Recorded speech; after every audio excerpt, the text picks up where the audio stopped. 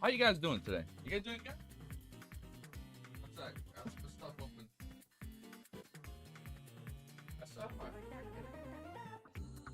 Oh. How you guys doing? You guys having a good day today or what? Wait, I still have audio coming out of my speakers. I'm sorry. Hold up. I just realized it's all looping. Hold up. Okay, now you guys shouldn't hear that music.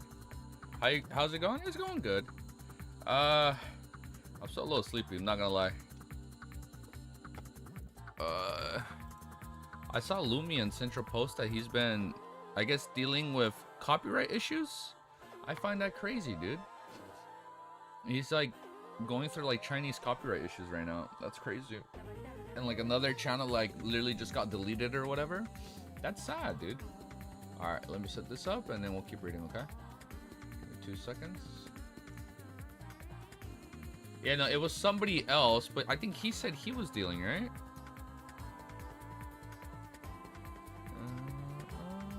But yeah, he said another channel was the one that got deleted, not his. I mean, it's still up, so he was able to post. He didn't get in trouble, but he's doing it just in case he does in the future. Yeah. Finally caught your ass. Really, yo, what's up, dude? Thank you for joining. I don't really know.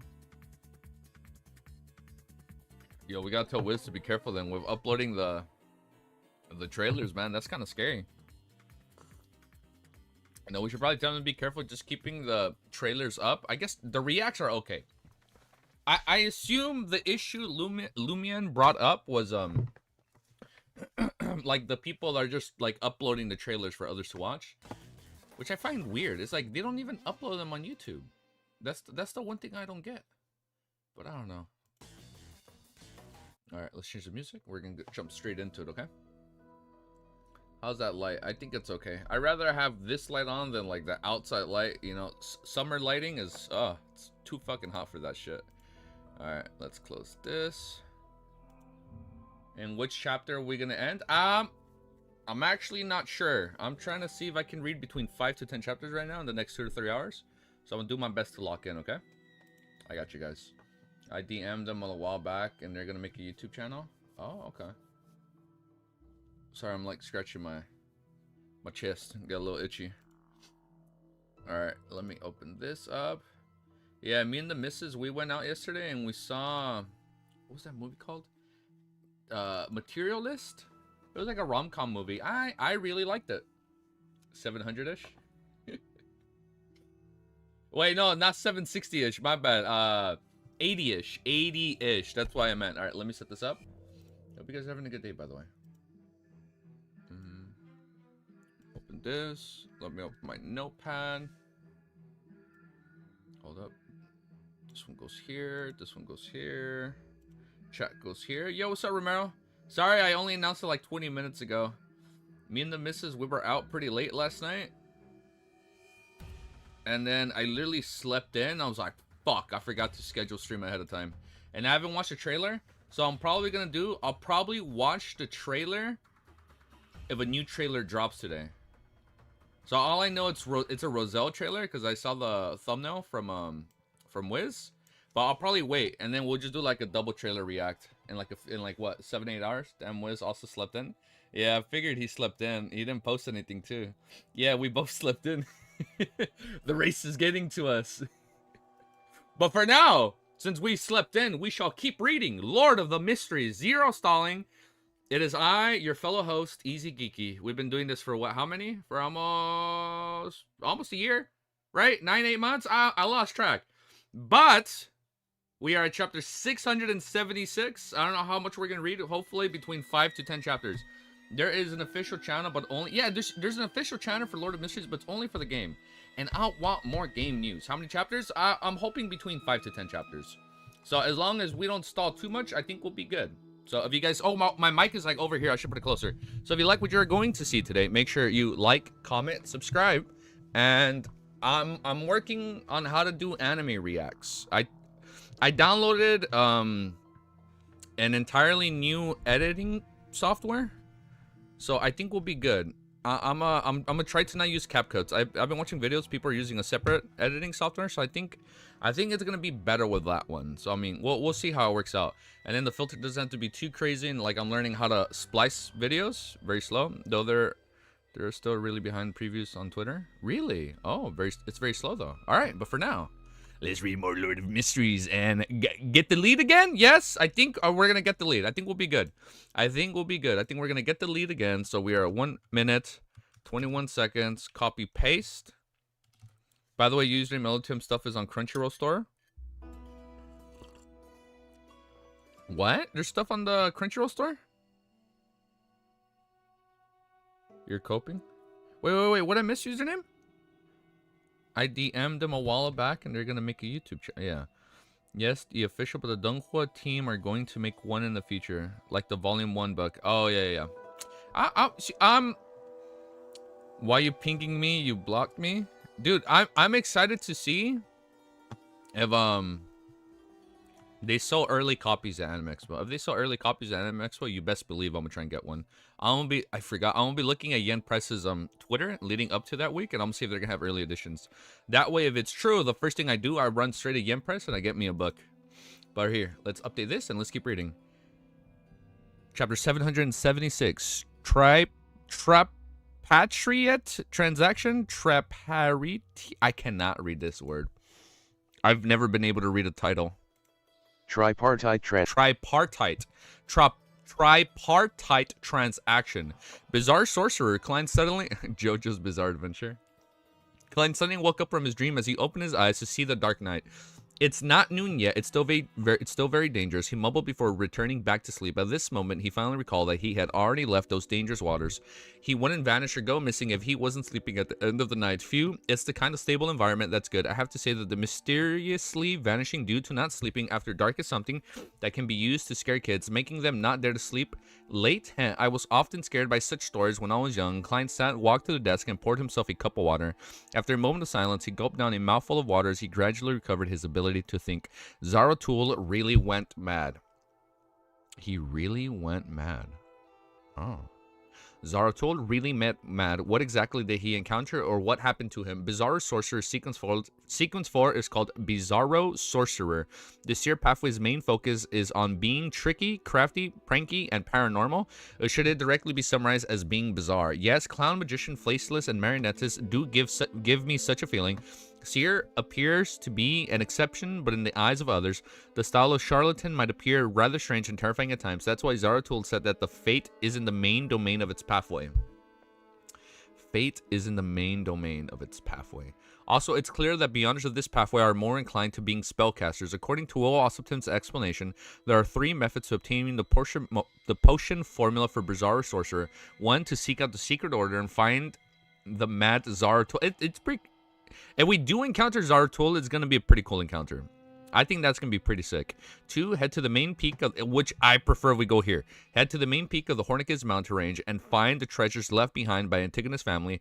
3, obtain it from the church. For example, the Antigonus family notebook might contain corresponding formulas. But each of these 3 options is more dangerous than the other. According to Emperor Roselle, the description that Zaratul was a Sequence 2 miracle invoker a long time ago, a true angel, later even had advanced to Sequence 1. He's equal to or slightly weaker than the King of Angels. That's crazy? No, him might have gone mad, but it's likely that he will be more difficult to deal with.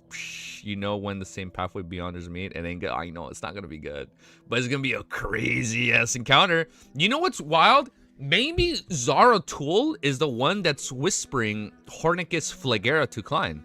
Like, maybe not only does he need to speak to Zaratul, but Zaratul is waiting for Klein at Hornicus Mountain Range. And, you know, it's all preordained, man. Like, you gotta think about it, bro. Think about it. Maybe that's what's going on. Like, maybe the mad ravings, or like the ravings he's hearing, it's actually coming from Zaratul himself, because he needs him for whatever reason. Unless I wait for Will Ossipton to be born, but if he were to involve himself in this matter, there's a small chance of him incurring the attention of the Angel of Fate, Ouroboros, so he's out of the picture. As for the treasure of the main peak of the Hornicus mountain range, the resounding ravings they set up the Antigonus family and the rumors of the nation of the Evernight buried in the depths of the mystery, they make me feel that it isn't a simple matter. I suspect that it's likely a trap. It's a trap. Zaratul is setting up a trap for Klein. Maybe he needs him to advance, even though he's a lower sequence. Like, maybe he knows of, like... Maybe, like, the uniqueness a seer needs is, the gray fog, right? And maybe he can, like, sense it. I don't even need to consider the Church of the Goddess, ignoring the fact that the Holy Cathedral has angels presiding over it, as well as a bunch of grade 0 sealed artifacts. Just Backland Diocese with the Antigonus family notebook had a terrifying demigod. Klein couldn't help but recall Mr. A, who had been erased like a pencil drawing, and the one that executed all of that was likely to be one of the upper echelons of the Church of the Evernight. A beautiful lady whose eyes lacked spirituality. She even smiled at me. Why? I have no idea what it means yet. Klein shook his head in resignation, believing that he has only one course of action that he had at present. That was to find a demigod from the Secret Order who was still considering normal. Compared to the Mad Zaratul, I can communicate with them at last, or even deal with them. Just Klein alone was impossible, but he could seek Mr. Zik's help or Queen Mystic Bernadette's help at a certain price. I can only consider this for now. Klein rapidly turned his thoughts back on how to help Anderson Hood rid of the bad luck curse. It's been more than 2 months. I wonder if fate counselor Ricciardo has left the Ravi Islands. He hasn't summoned my messenger all this time to inform me of the clues of the mystical item I seek. However, it's not a big problem. Bellman Carnet definitely hasn't left his post. I can contact Counselor Ricciardo through him. That's good too. The Life School of Thought hasn't completely requested up until now meanings that haven't been made their final payment. They can pay it off by changing Anderson's luck for the better. Then I can receive the payment for Anderson. When it comes to mystical item or sealed artifact which possesses immense offensive powers, isn't Anderson's sword one? According to the trade showcased by Reaper, I can ignore the item formed after he dies. If I'm not a greedy demon either, I'll definitely pay attention fees to the tide him over. Klein wiped away his mischievous thoughts and took out the paper crane from his wallet in a folding as he carefully erased the pencil marks on it. It's really about to tear. I can use it another 2 times at best, he muttered sadly. Then he folded the paper crane and returned to his bed to continue sleeping. After using the radio transceiver to contact a Rhodes, he planned on doing so after leaving this pirate's playground. After daybreak, Klein languidly got up and slowly washed up, believing that this was how life should be. Thump, thump, thump.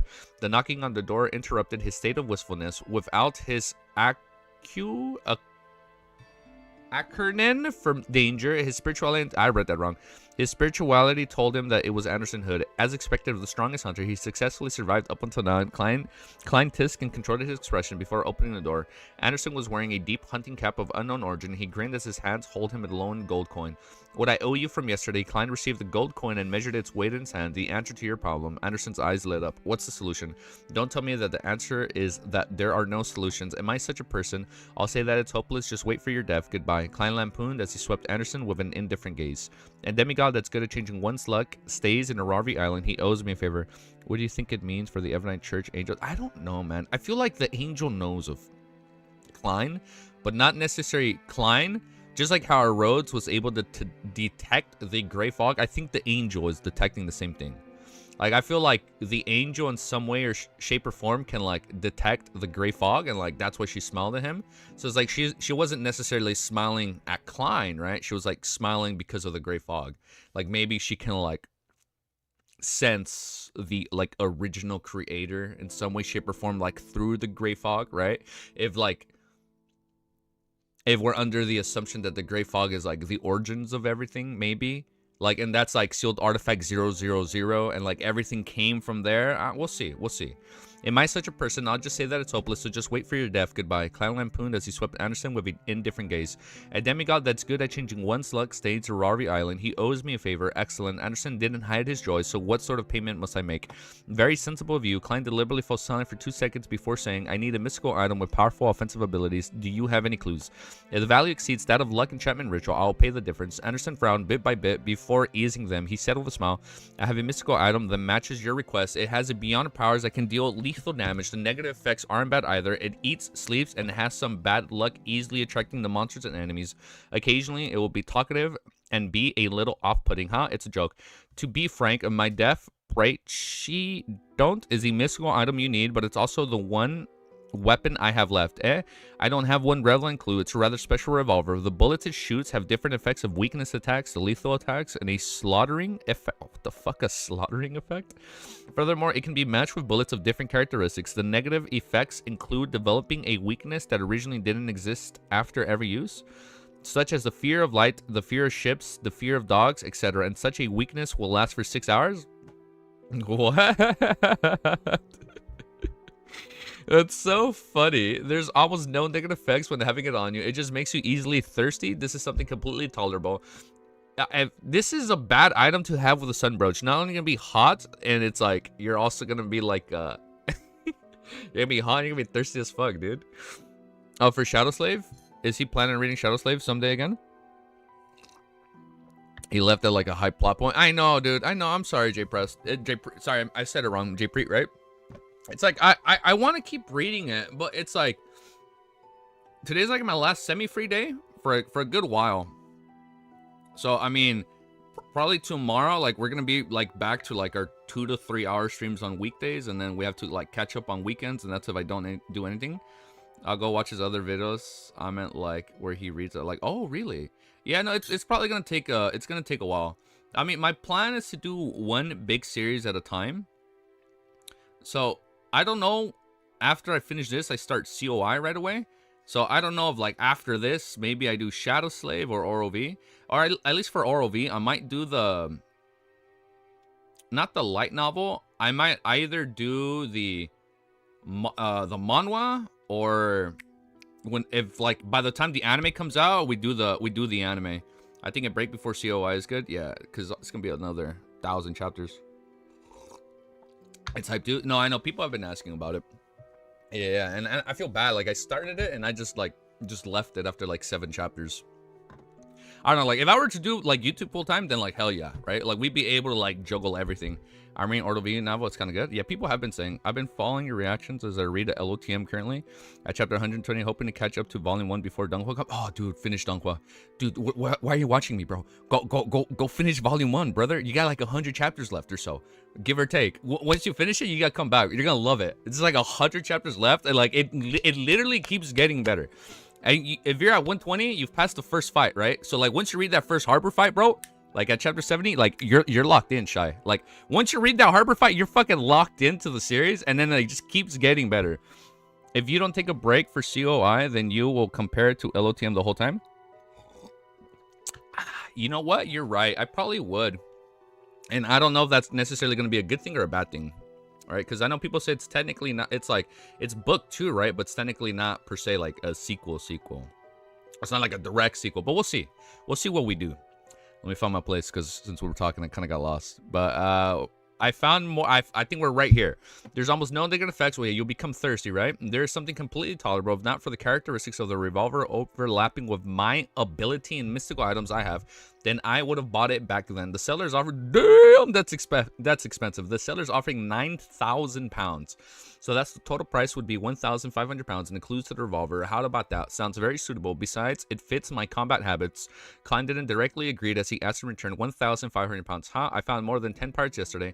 They were all very kind, contributing all their wallets to me. Otherwise, they would have lent me their characteristics and head. In just one night, I received 1,600 pounds. Seriously, I love this pirate's paradise. Anderson said with a beaming smile, I have to keep 100 pounds for myself for the ship tickets to return to the Foxy, so all I can do is pay you 1,500. Not bad. Earning 1,600 a night. Not only are there many pirates in Toscarter, but they are either worth a lot or have plenty of money. Klein suddenly had thoughts after seeing a few more nights in Port City.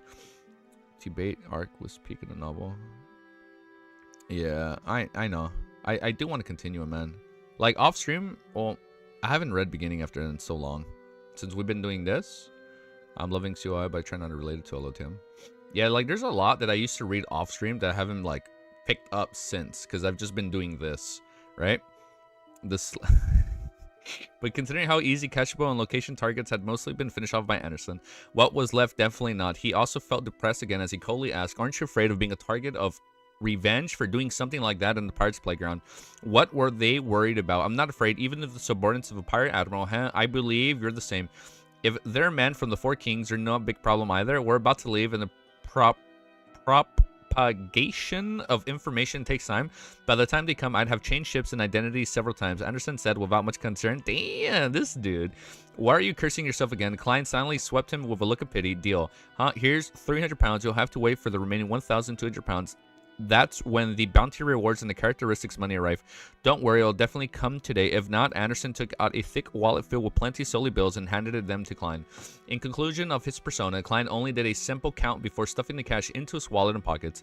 He said without emotion, buy 2 tickets to Rarvy Island. He didn't deliberately exhort Anderson to buy them with different identities, as he believed that the hunter across him was a mature and experienced. If he's lacking experience and strength with the way he does things, he would have long been buried in some sea.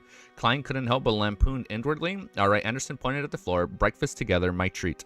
Klein nodded without refusing him. Once they arrived downstairs, the two sat out on a table near the window. Midway, a waiter brought white porcelain cups and teaspoons over. Just as they interacted, the weighted gazes suddenly turned adrift. He picked up the teaspoon and stabbed it in Anderson's throat without any warning. What the fuck? Although Anderson was surprised, his reaction was in no way slow. He immediately leaned back forward and dodged the sudden strike. Bang! Not far away, the hotel's boss suddenly shot at Anderson's dodging body. What am I doing? After the gunshot, the boss muttered with a look of alarm and blankness. Truly unlucky. Truly fucking unlucky. Alright, we're gonna update. We're going straight into the next chapter. He's gonna wait for today's preview and do... Yeah, we're gonna wait. You know, we don't live in a perfect world because RI will never get an ending. No, I haven't watched it, Richie. Yeah, I'm gonna wait till the new trailer comes out, and then we'll just do a double react. Because I'll be honest, I kind of liked how I did my thumbnail for To Be Hero X, where I kind of just put myself in the middle, and then had like 2 stills for the screenshots, so I can just do like Roselle on one, and then whatever drops today will be the other, and then like I'll put myself in the middle. I think I can make it work, because I kind of do like, I also kind of like that thumbnail format, but we'll see. I mean, I'm not saying I'm not saying I'm an expert at thumbnails, you know. I do it all through my phone, but I think it can work. I don't know. We'll see. 1328. 30 chapter stream today. I don't know, man. I don't think it's gonna happen today. Man, I don't think it's gonna happen today. We'll see. We'll see. If you guys can let me like do something off stream for like 30 minutes, I think we can keep going until I hang out with the missus later in the day. But I would end stream before the react, and then I'll come back like when the trailer drops. But next chapter. Sure. Chapter 677 is called Falling to the Ground. Amidst the gunshots, Anderson's body suddenly collapsed to the floor, using an amusing manner to dodge the bullet. As for Klein, who didn't fully understand the situation, he's like, what is going on? As for Klein, who didn't fully understand the situation, he jumped to the side and activated his spirit vision while pulling out his revolver. At that instant, his first reaction was that Anderson had gone overboard in his hunting last night and was now the target of revenge. He only wished to shout, I don't know him, it has nothing to do with me. He's like, oh, get me out of here, dude. As the table beside Anderson Hood stood, man dressed in shirt with rolled up sleeves threw the fork and knives. He suddenly drew an already loaded double-barrel hunting rifle, aimed at the ground, and pulled the trigger from the commanding height. The series of actions were nearly simultaneous with the hotel's boss, but they were simply one step slower due to the many steps involved. Bang. The scattershot sprayed out countless tiny shrapnel, riddling the ground with holes. Although Anderson had dodged in time and avoided most of the blast, he was still lucky by a portion of the shrapnel, as his slides were immediately left mangled. Just as Klein was about to kill the stout man with the double-barrel hunting rifle to help Anderson Hood get out of danger, he realized that the man suddenly turned blank. Just like the hotel's boss, he was still filled with alarm and horror, as though he had jolted out of his stupor. That's not right. They're not truly assailants. Klein rationally stopped attempting to pull the trigger. He quickly swept his gaze across the restaurant. Discovering nothing with his spirit vision, he tapped his left thumb on the first segment of his index finger twice, activating his spirit vision body threads vision. At this moment, all the ladies and gentlemen in the restaurant stood up in a fluster due to the sudden shout. All of them were rushing for the few exits. When passing by the tumbling Anderson, an elegantly dressed lady with pretty good looks suddenly paused. She released a dark-colored glass bottle she held in her hand and poured it at the strongest hunter, Sizzle. Anything that was splashed by the liquid rapidly turned black as it stuffed an intense corrosion. Anderson covered his face and leapt up, dodging this attack once again. Immediately following that, a gentle and cute lady, a gentleman with newspapers, a red-vested waiter, and a 5-year-old child whose hands were stained with sweets attacked. What the a child attacked? And a 5-year-old child whose hands were stained with sweets attacked Anderson Hood and all of its manners? What the fuck? Wait, hold up. Let me change the fucking music. Hold the fuck up. Let's fucking play some Tekken music. Hold up. This is fucking funny. How the fuck is a child fighting him? He's holding candy in his hand. He's like, that's so fucking funny. What the fuck? Oh shit. All right, let's keep reading. Anderson gonna be the fuck out of that child. Dude, Anderson is gonna fuck him up, dude. The kid's coming at him with sweets. Oh, bah! Oh shit, let's play some Tekken music, bro. It's time to fight. Oh shit, a 5-year-old child whose hands were stained with sweets attacked Anderson Hood in all kinds of matters. Floor lit matchsticks, fruit knives, boiling coffee, and concentrated alcohol beverages inebriated him, and almost everyone in the hotel restaurant seemed to have one goal. What the fuck? Everybody? They all seem to have one goal. Oh shit, wait, I'm playing the wrong music. I don't know if that one's safe to play. Okay, hold up. On desktop, you can put the ad, then it can autocomplete. Oh, on mobile, you can tap name. I didn't even know you can do that on mobile. What the fuck? You guys know more than me. All right, so all of them have one goal: kill Anderson. And this abnormally, I updated it, right? Yeah. In this abnormally dangerous situation, without any beyond powers involved, Anderson, who had been surrounded with no way to escape, employed an array of actions, leaping up, sending tables flying, igniting them ahead of time, barely managing to avoid suffering damage to any vital spots, and didn't suffer any serious damage. Meanwhile, Klein also noticed something abnormal. You know what? I'm noticing something abnormal. Maybe this is like a high sequencier, or somebody that's past marionettist, and he's the one controlling everybody, right? Maybe that's what, and then Beyonders of characteristics convergence, right? Like maybe Klein and this other high sequencer all got drawn to each other, and that's why this marionettist or like alleged sequence 4, 3, 2, 1, bro, I still can't do that. We'll see what happens. I lost my place. Discovering nothing with his spirit vision, he tended left on the first segment and fingered twice, activating his spirit body vision. Well, wait. Meanwhile, Klein also noticed something abnormal. In the corner of the restaurant, which was blocked by a decorative cabinet, there was clearly thin and illusory black spirit body threads extending from it, but it was also silent over there. In this chaotic and panic-streaked restaurant, it appeared especially abnormal. The true assailant who planned the passer-by murder case is still sitting over there. From the confusion, puzzlement, horror, and fluster with the hotel's boss, waiters, and guests exhibited after attacking Anderson, they didn't become marionettes. Ooh! This is... Oh, wait. Oh, they're not marionettes. This is another kind of control, an illusion, an emotional seed of the Desire Apostle.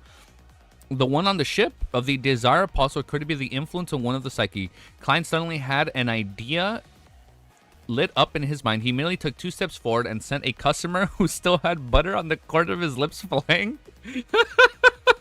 What the fuck? Opening up a pathway for Anderson Hood. The strongest hunter immediately somersaulted on... Dude, this is a good duo. The strongest hunter immediately somersaulted out of the encirclement via the path that was opened up, and he ran up to the hotel's second floor. Then, with his back to the wall on the corners of the staircase, he gasped for air.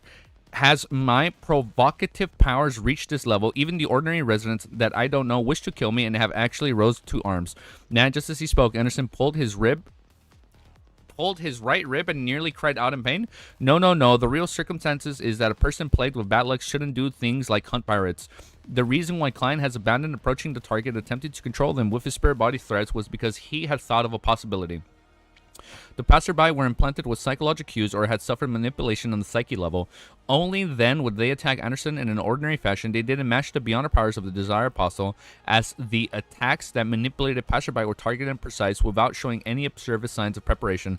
And Klein had formerly heard of the name of the potion formula, sequence 4 manipulator? Klein X Hunter pathway equals best team ups for reals. Literally, dude. Sequence 4 manipulator. Now, I think what is going to be the best team up is when he's teamed up with a high sequence marauder or apprentice, because Roselle mentioned like, oh, I should have picked those. Maybe those are interchangeable. You have heard of? I don't remember manipulator.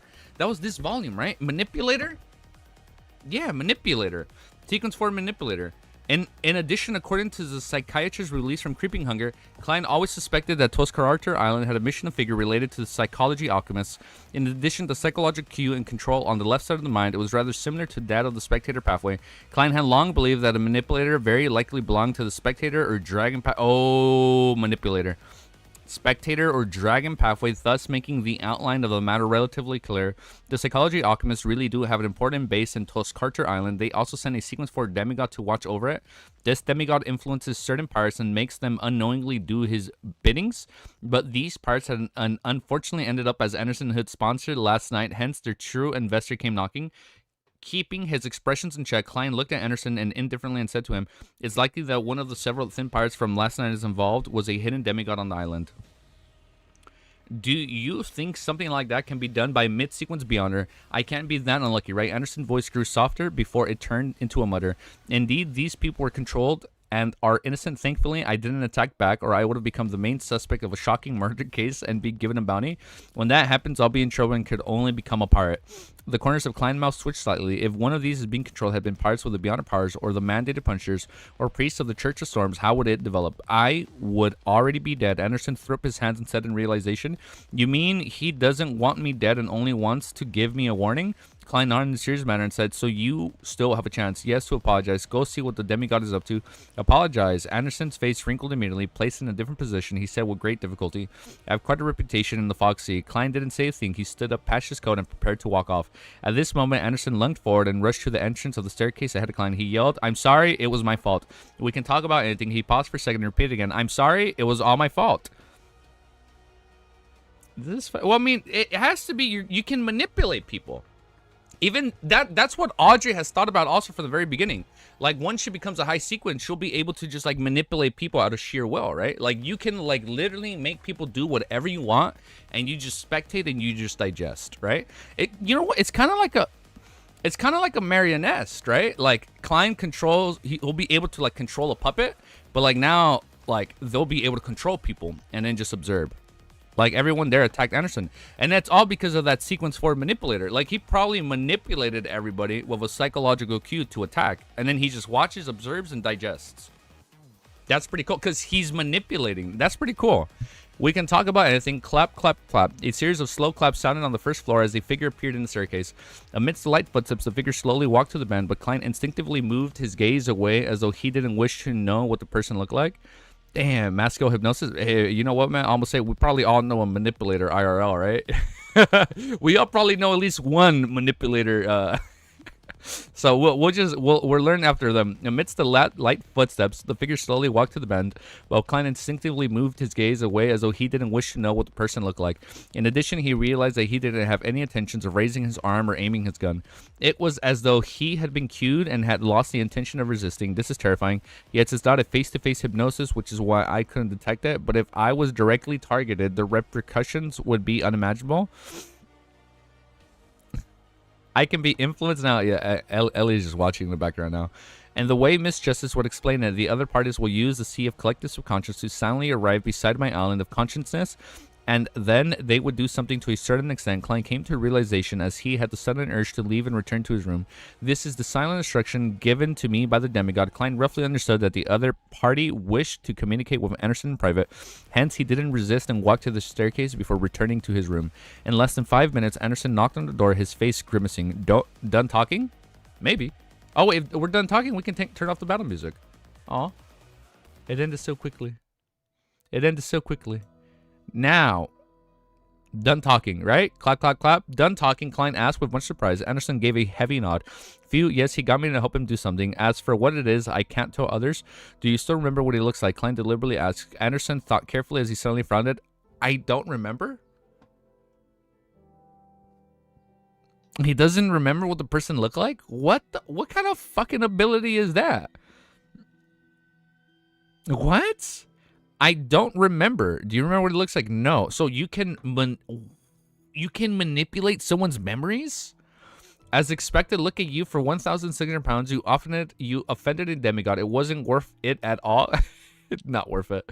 Klein silently sighed and said, "Then can we leave tomorrow?" "Yes, there's no rush for the matter. Let's resolve the problem with my bad luck first." Anderson didn't hesitate to answer. Klein didn't speak any further as he pointed at the floor, still having breakfast. Anderson was first taken aback before revealing its smell. Of course, no type of frustration can influence eating and sleeping. The two went down on the first floor and discovered that the waiter was silently clearing up the shattering items. The boss and the customers had all forgotten what had happened. After breakfast, Anderson continued going out, busy obtaining his bounty rewards and beyond our characteristics money. He also did some preparations while Klein stayed in his hotel room, converging the spirituality that overflowed from his advancement and using worms to test the marionette's beyond powers. At 2:30 in the afternoon, he went above the gray fog ahead of time and began participating for an upcoming tarot gathering. After all, Mr. Fool would very casually and lightly punish the hermit Kalia. Sitting in the chair belonging to the Fool, Klein began playing out the 3 punishment plans, but he had decided over the past few days 2 of the plans needed him to borrow some of the powers of this space, and 2 of them needed to use props. Hence, he needed to decide on the entire process ahead of time. He would then familiarize himself with it, and he couldn't reveal his lack of fluency and the critical moment. After an unknown period of time, Clan exhaled and confirmed his plans. Then he conjured the world without an item, and he saw the countless dense black threads that emanated from his body. Items conjured using the powers of the mysterious space above the great fog possess a certain amount of spirituality, yes. So they come equipped with spirit body threads, and in the real world, items without life do not have any. Client, so it has to be living things. I think we've known that. It has to be living. Client familiarly control the black threads and quickly completed control. Oh my, and completely control the world. Dude, thank you for subscribing. Dude, we're almost at 2,700. That's crazy. Thank you guys.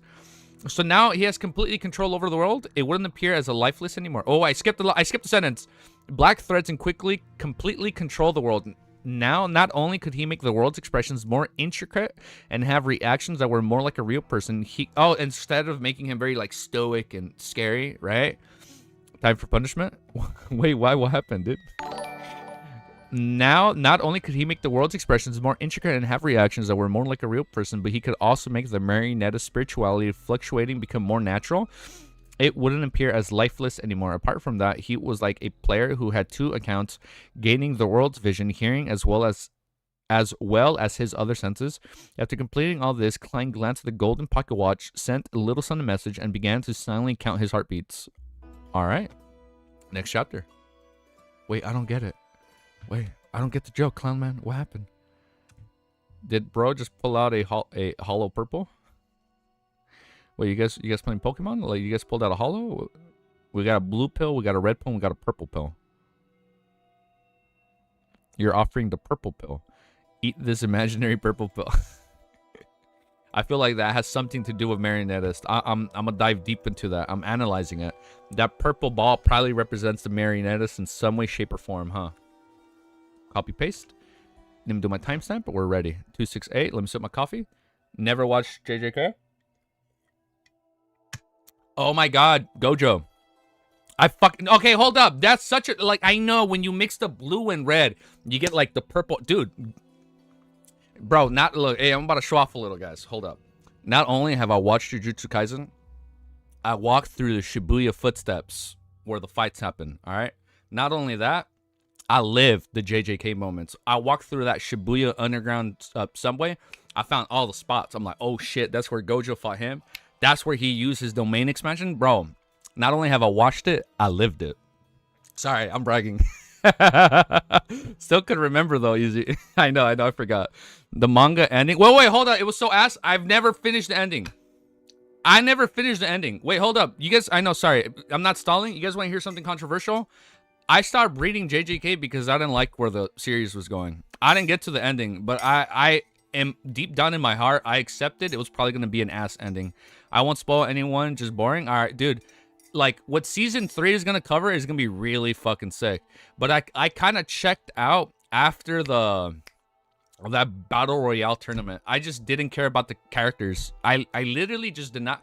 And I don't know if that's controversial. A lot of people say it's bad. So, I don't know. I feel like I'm not a big enough YouTuber where people are going to give me shit for saying that. But everything was peak up until, like, the final battle started. I'm like, bro, this shit is bullshit. I also didn't read the last 2 chapters. Really? Okay, look. I'm only speculating.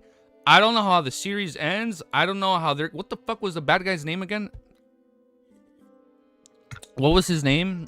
Was it Akuma? Wait, fucking think of Tekken and fucking Street Fighter. What was the bad guy's name? The Shina... The spirit. I gave up. Sukano.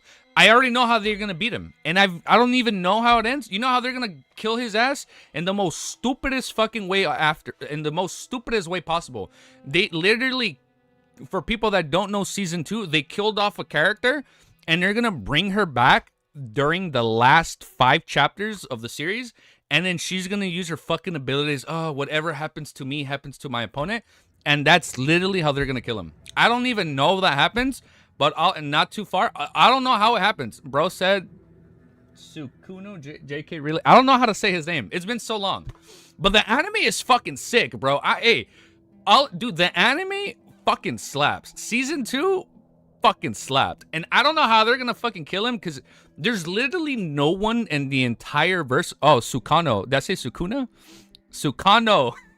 There's no one in the entire JJK verse left. If you know, you know. Like, there's no one left in the entire verse that can kill him. It's so fucking bullshit. Like, the power creeping is so fucking strong that they literally have to bring... What the fuck is her name? They have to bring back Nobara. Even though she was killed and she was put in like a sleep stasis at the end of Volume 2. Like, they're gonna bring her back towards the very end. And then with her blood technique, that's how they kill him. Like, that's the only way they kill her.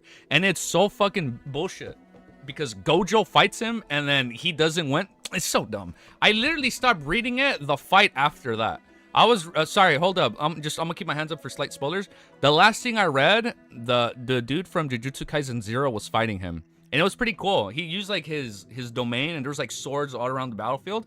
That was the last chapter I read. I checked out. I was like, I'm not reading this because I know they're gonna bring back Nobara just to like finish him off or whatever. But I did find that plot twist kind of crazy. With remember how in season 1 he made a deal like, hey, I'll bring you back bootlicking unlimited blade work. Bootleg unlimited. You know what's funny? You remember? When I was reading it, I was playing the Unlimited Blade Works theme song. I was listening to the theme song during that fight because I'm like, this is funny. Like, this is the Unlimited Blade Works. Yeah, I thought about that too. It just, oh man, I stopped reading it. I was so frustrated, man. But I did find that plot twist kind of crazy. How in season 1, Sukano told the main character like, hey, I'll bring you back on one condition. Like, you let me speak for like 3 seconds max and I won't hurt anybody. I won't do anything, blah, blah, blah. But he's like, all right, that sounds pretty safe. That was the worst decision he could have never made. He's never getting that name right. I know I'm saying it wrong. I know, it's been a while. Not Sukano, it's Sukuna. Really? After Kanjaku? I don't know what's Kanjaku. But yeah, why am I searching this? Oh, dude, that fight was so good. Oh, man, that team up when it's the brother, the blood brother. Remember when it's the blood brother and the American woman and they fight against him? That fight was fucking sick. I remember when I was reading the translations, this guy had to break down the woman's power abilities, and I was reading him like, I was like, this doesn't make sense. This is so complicated. Like there's like all these different parallels, triangles, and like, oh my, it was so crazy. Eat this hollow purple, dude. I'm sorry, that guy was Kenjaku. Yo, I like the one that possessed him. Yeah, the dad, his mom, dude. That was so gross. You guys remember that American woman? I forgot her name, but she was American. She was a hot ass, sexy American woman. Even the main character, like, what's your kind of woman? She's my kind of woman. Yo, she was American woman. Okay, last thing. This is the last thing I'm gonna mention, and then we're gonna keep reading All for the Plan. Dude, do you guys remember sorry, this is season 3 spoilers, so my hand's gonna be up. Mute me for like 5 seconds until I put my hands down for people that don't want spoilers. Remember how do you remember who his mom was? The main character's mom? That was fucking gross, man. Oh man, that shit was nasty.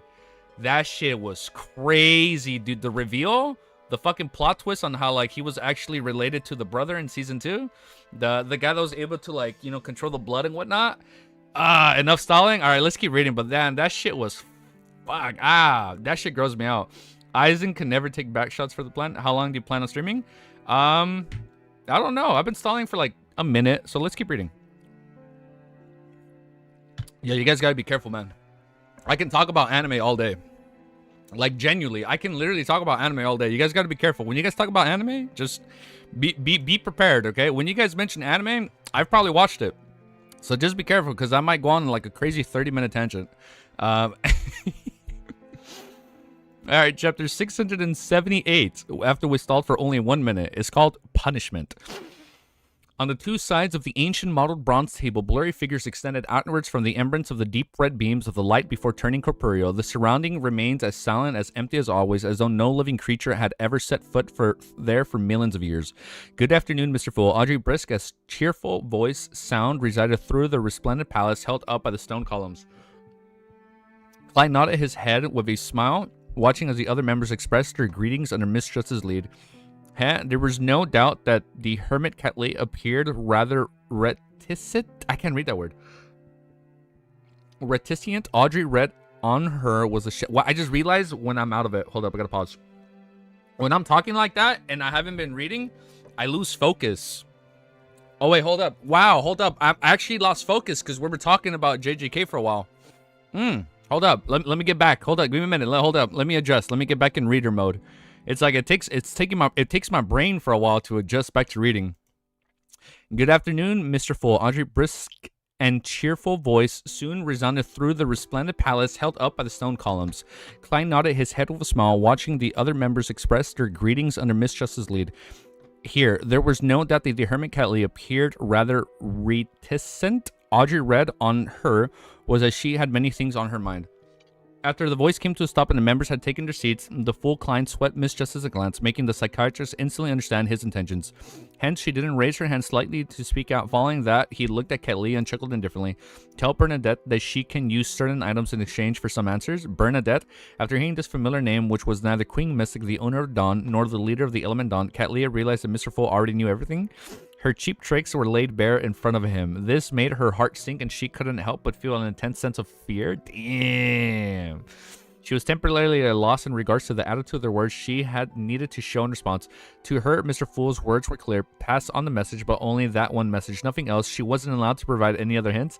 Cattleya believed she knew what he meant between the lines. No, really, like, just tell her. It's not that deep. It's not that deep.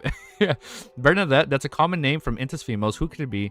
What is the answer she wishes to exchange for? What relationship does she have with Madame Hermit? Madame Hermit has privately made a request, and Mr. Fool's answered is yes. No, that's not it. Definitely not. It's a private and reasonable request. Madame Hermit wouldn't have mentioned it specifically in front of us. He would have directly replied to her prayers. He is giving a warning. Damn! Audrey forgot to observe the other members as a series of questions flashed through her mind. Following that, with her acumen from the spectator pathway, she grasped Mr. Fool's true intentions. His true intentions. Following that, she had a particular theory. Madame Hermit had privately hinted about the Terror Club to Madame Bernadette because she hopes to acquire some answers. Mr. Fool was very displeased regarding this matter, so he pointed it out directly and gave the first-time offender a warning. Damn, oh, you only get one warning. Seriously, why would you divulge matters of the gathering to others? I haven't even told Sissy. Really? Oh, yeah, she hasn't even told her. This would bring danger to everyone. Thankfully, Mr. Fool is around. Audrey nearly puffed up her cheeks, forgetting her image inadequate. For the first time, she realized that not every Terror Club member has a sense of belonging like she did, showing such reverence and faith in Mr. Fool. The Hanged Man, Augur, the Magician Fours, and the Moon Emlyn had similar questions theories, but their focus wasn't the same. As Augur anticipated what Mr. Fool would do, he began to wonder who this Bernadette, a commonly seen female Intis name, represented. He was curious as to why the reserved hermit would risk divulging some information to the Terror Club. While Forrest was worried if the existence of the Terror Club would expose, she also had instantly imagined a spy and double spy story. A double spy story, which means they're on the same side. Emlyn watched in Emlyn watched in what? Emlyn watched in Schadenfreude. Emlyn watched it. Is this English? Emlyn watched in Schadenfreude, believing the hermit to be truly foolish. Schadenfreude? I'm sorry. I need to put this word in the chat. How do you guys pronounce this? I'm sorry. How do you pronounce this? Schadenfreude? What the fuck? What kind of old ass English word is that? I've never said that word in my life. What the fuck is it? I have never seen that word in my entire life. I have never seen that word in my entire life. Bro, Cuttlefish pulled out the old English book, bro. He literally pulled out the old English book. He didn't pull out the English book. He like old English. I'm talking like, oh, he shehude, you know, like or like he pulled out the old English book. Yeah. Like, heary, I come to you before Schadenfreude? No, Schadenfreude. Schadenfreude. Oui. Pleasure derived by someone from another person's misfortune. Oh. Why didn't he just say misfortune? That is such a hard word. I genuinely lost my place. One sec. Wait, I actually lost my fucking place. Where the fuck was that word? Dude, I'm feeling French, bro. Like Dunn Smith, I'm feeling French, bro. I'm feeling like a French connoisseur right now. I lost my fucking place. Holy shit. Where the fuck was that word? Shande Fredelele? He was curious to resolve her club. Right here. I found the place. I've never seen that word in my life, man. Believe it, that's a cool word. I'm learning English for this series. Believing the hermit to be truly foolish, huh? Even Arsene Gwyn's ancestor treats Mr. Fool equally and had sent me on an envoy to be nurtured. You aren't even a demigod, but you attempted to try pulling off cheap tricks under Mr. Fool's watch. Do you have a death wish indeed? I can understand the thoughts of short-lived creatures. Emperor Roselle once said that bugs can only live in summer, have no way of turningly knowing what snow looks like. Emlyn sat back in a relaxed manner, and he didn't hide the shaking of his head. Just like the last stream, are you losing control because of word? Just a little bit, but we teamed it. We're back. We're good. The son Derek didn't have many thoughts on this matter, as he felt was the mood wasn't right. Out of curiosity and puzzlement, he asked Mr. Fool, who's Bernadette? Well, we'll ask. I thought Miss Justice would be the one asking. Yes, she seems a little angry, which is why she doesn't wish to speak. Klein suddenly commanded him as he casually answered, Roselle's eldest daughter. Owner of the Dawn, the leader of the element Dawn. Damn, he knows everything. He mentioned all of Bernadette's identities, making her appear without any secrets before all the Terror Club members. And the reason why he had used the Owner of the Dawn in place of Queen Mystic was that Klein didn't believe that the Fool should address Bernadette as a queen. Ooh. Yeah, like she ain't no queen, dude. The Owner of the Dawn, Queen Mystic, she actually Emperor Roselle's eldest daughter. Huh? The Hermit, I can confirm that you are the Admiral Star's Catlia. So the rumors of having a falling out with Queen Mystic are fake. Olger, oh, so it was fake. That would make sense. Yeah, so the rumors of having a falling out with Queen Mystic are fate. Olger felt excited. He felt that the restriction and the pressure he had endured for the past 3 months had vanished at once. This made his staid self-mock the Hermit inwardly. Yeah, he's like, now he's making fun of her. Yo, what's up, dude? I'm not sure how much we're going to read today, Milosh, but we're going to keep going. Emperor Zell once said that those who had plenty with fire will ultimately burn themselves, and you, Admiral Stars, dared to challenge a god's clairvoyance. Damn, look at that. Perfect clairvoyance. At that moment, Olger was rather thankful that although he had attempted to pull off some cheap tricks and attempted to figure out Mr. Fool's identity, goals, and present state, he hadn't involved any outsiders, he had divulged any information, so he hadn't surfaced any punishment. As he had introduced the 4 kings and the 7 pirate admirals, Audrey and company just needed to recall in order to confirm that Bernadette was Queen Mystic, a demigod that reigned supreme over the 5 seas. They were also surprised that Emperor Roselle's eldest daughter would still be alive and had become an important figure that was known throughout the world. The answers that Queen Mystic wished to obtain are hidden inside Roselle's diary. Combining everything that had happened in the words that were said, Audrey vaguely guessed that Bernadette's goal believed that the Emperor's daughter wished to figure out the truth behind her father's assassination. At this moment, Catlia, the music is really low, I'm going to raise it just a smidge. At this moment, Catlia had already regained her ability to think. She turned her body to the face of the end of the long bronze table and said without any hopes that she could be let off, yes, I committed some mistakes. I will not defend myself. It was indeed wrong. Mr. Fool, no matter how much you punish me or even kill me, I'll accept it. Hypocrite? Hypocrite. If Mr. Fool really wishes to punish you, do you think you would have any means of resistance? Mr. Hangman scoffed at the opposite side of the table. Yeah, now he's acting all confident. He could identify the problem with such a simple sentence. Ma'am, Hermit is still a little afraid. Audrey could notice the hidden fear from the minute actions and words Catlia had used. To her, people who deliberately emphasized their willingness to be executed were often afraid of dying right there and there. Force found her pence from the Fool's calm attitude, believing that there weren't any leaks about the Terror Club, or that the leaks weren't anything important. Hence, like Emlyn, she waited curiously and expectantly for the punishment Mr. Fool would meet on. Derek remained clueless about what had happened, uncertain why Ma'am Hermit would suddenly request to be punished. At that moment, seeing Mr. Fool's brief moments of silence, Catlia resisted her sense and lifted her head slightly, observing the existence behind the thick gray fog without a trace, in an attempt to figure out his true intentions so as to give a better response. She didn't wish to make another mistake again and provoke him, making the situation irredeemable. Nah, it's cool. She's chill. The dark purple hue in her black eyes produced a sense of mystery as her eyes penetrated through the gray fog and saw the Fool.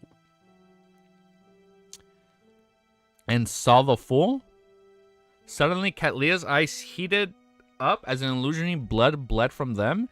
A sinister, terrifying, and depraved language and an indescribable roar sounded in her ears.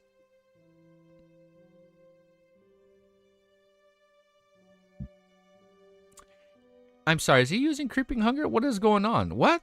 Wait, no. He's using something. Wait. What's the fuck? The Tinder or Tender has the corruption of the true creator now, right? Is that what he's using? It instantly filled her senses with extreme pain as her body began to convulse and tremble uncontrollably. Her face, hands, and the areas that weren't concealed by her clothes had quickly cracked open, revealing her flesh and blood. What the fuck? Inside, the black worms and white mouse squirmed before forming all kinds of indescribable eyes. Catleya cries and painful grunts resounded above the gray fog, causing Olger, Emlyn, Force, and company to exchange looks. I'm sorry, what the fuck are we doing her? What are we doing to her? And company to exchange looks as though they could sense the pain she was suffering.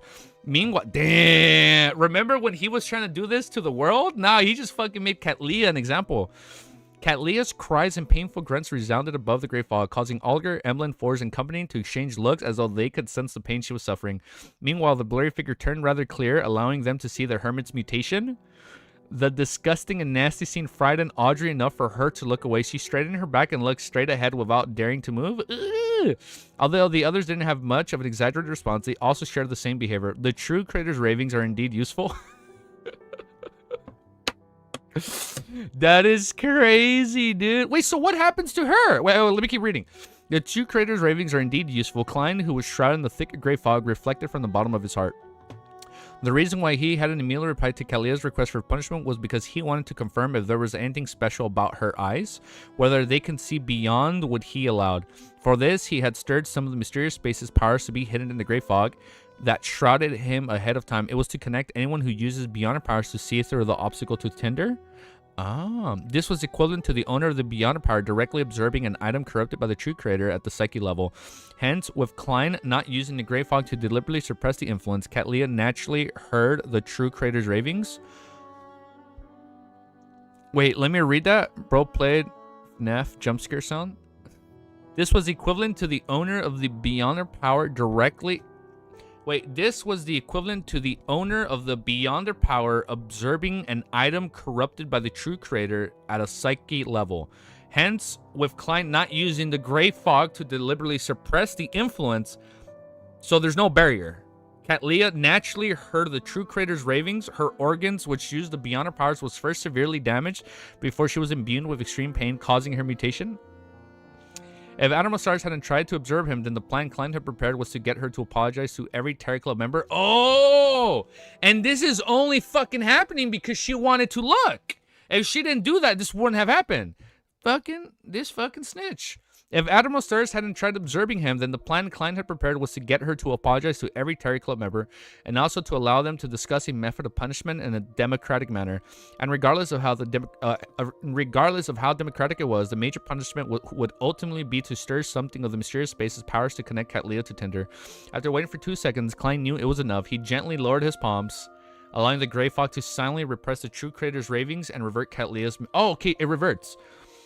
Accident. I don't think that was an... Actually, yes, that was a accidental oral farming moment. And revert Catleya's mutation, so it goes back to normal. Admiral Stars trembled as she calmed down at a discernible pace. The cracks in her skin gradually closed as her thoughts returned to hers, allowing her to take in her surroundings once again. At this moment, Algish is like, that's what you fucking get. Is that what he's gonna say? At this moment, Algish in a deep voice as though he was warning himself. Oh, do not pry into the mystery of a god. Alright, I thought he was gonna be like, yeah, that's what you get, bitch.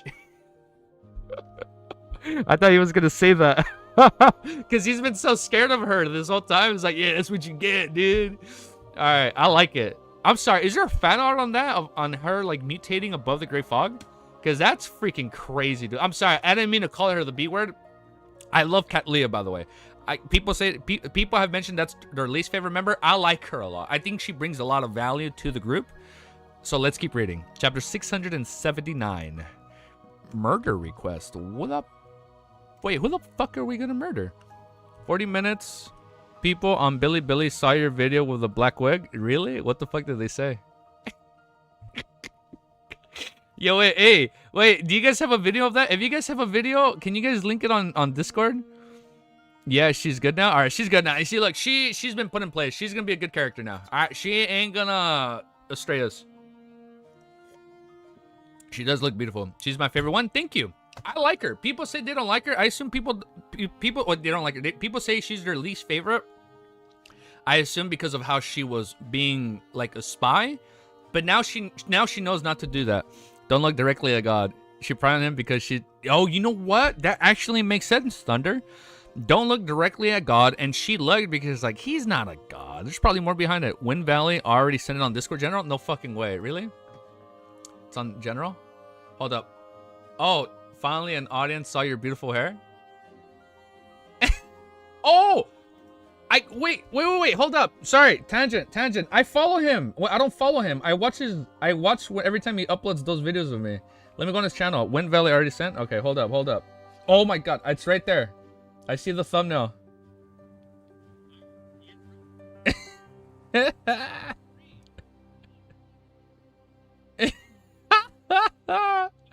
Why the fuck did I do that? Hey, if this has a single dislike, I'm gonna be mad. 17 comments. I'm seeing a person crying. I don't know what they say. I don't know what they're saying, but I'm seeing a person. Bro, Thunder, stop lying, bro. She's a good girl. She's a good person. I don't know what they're saying.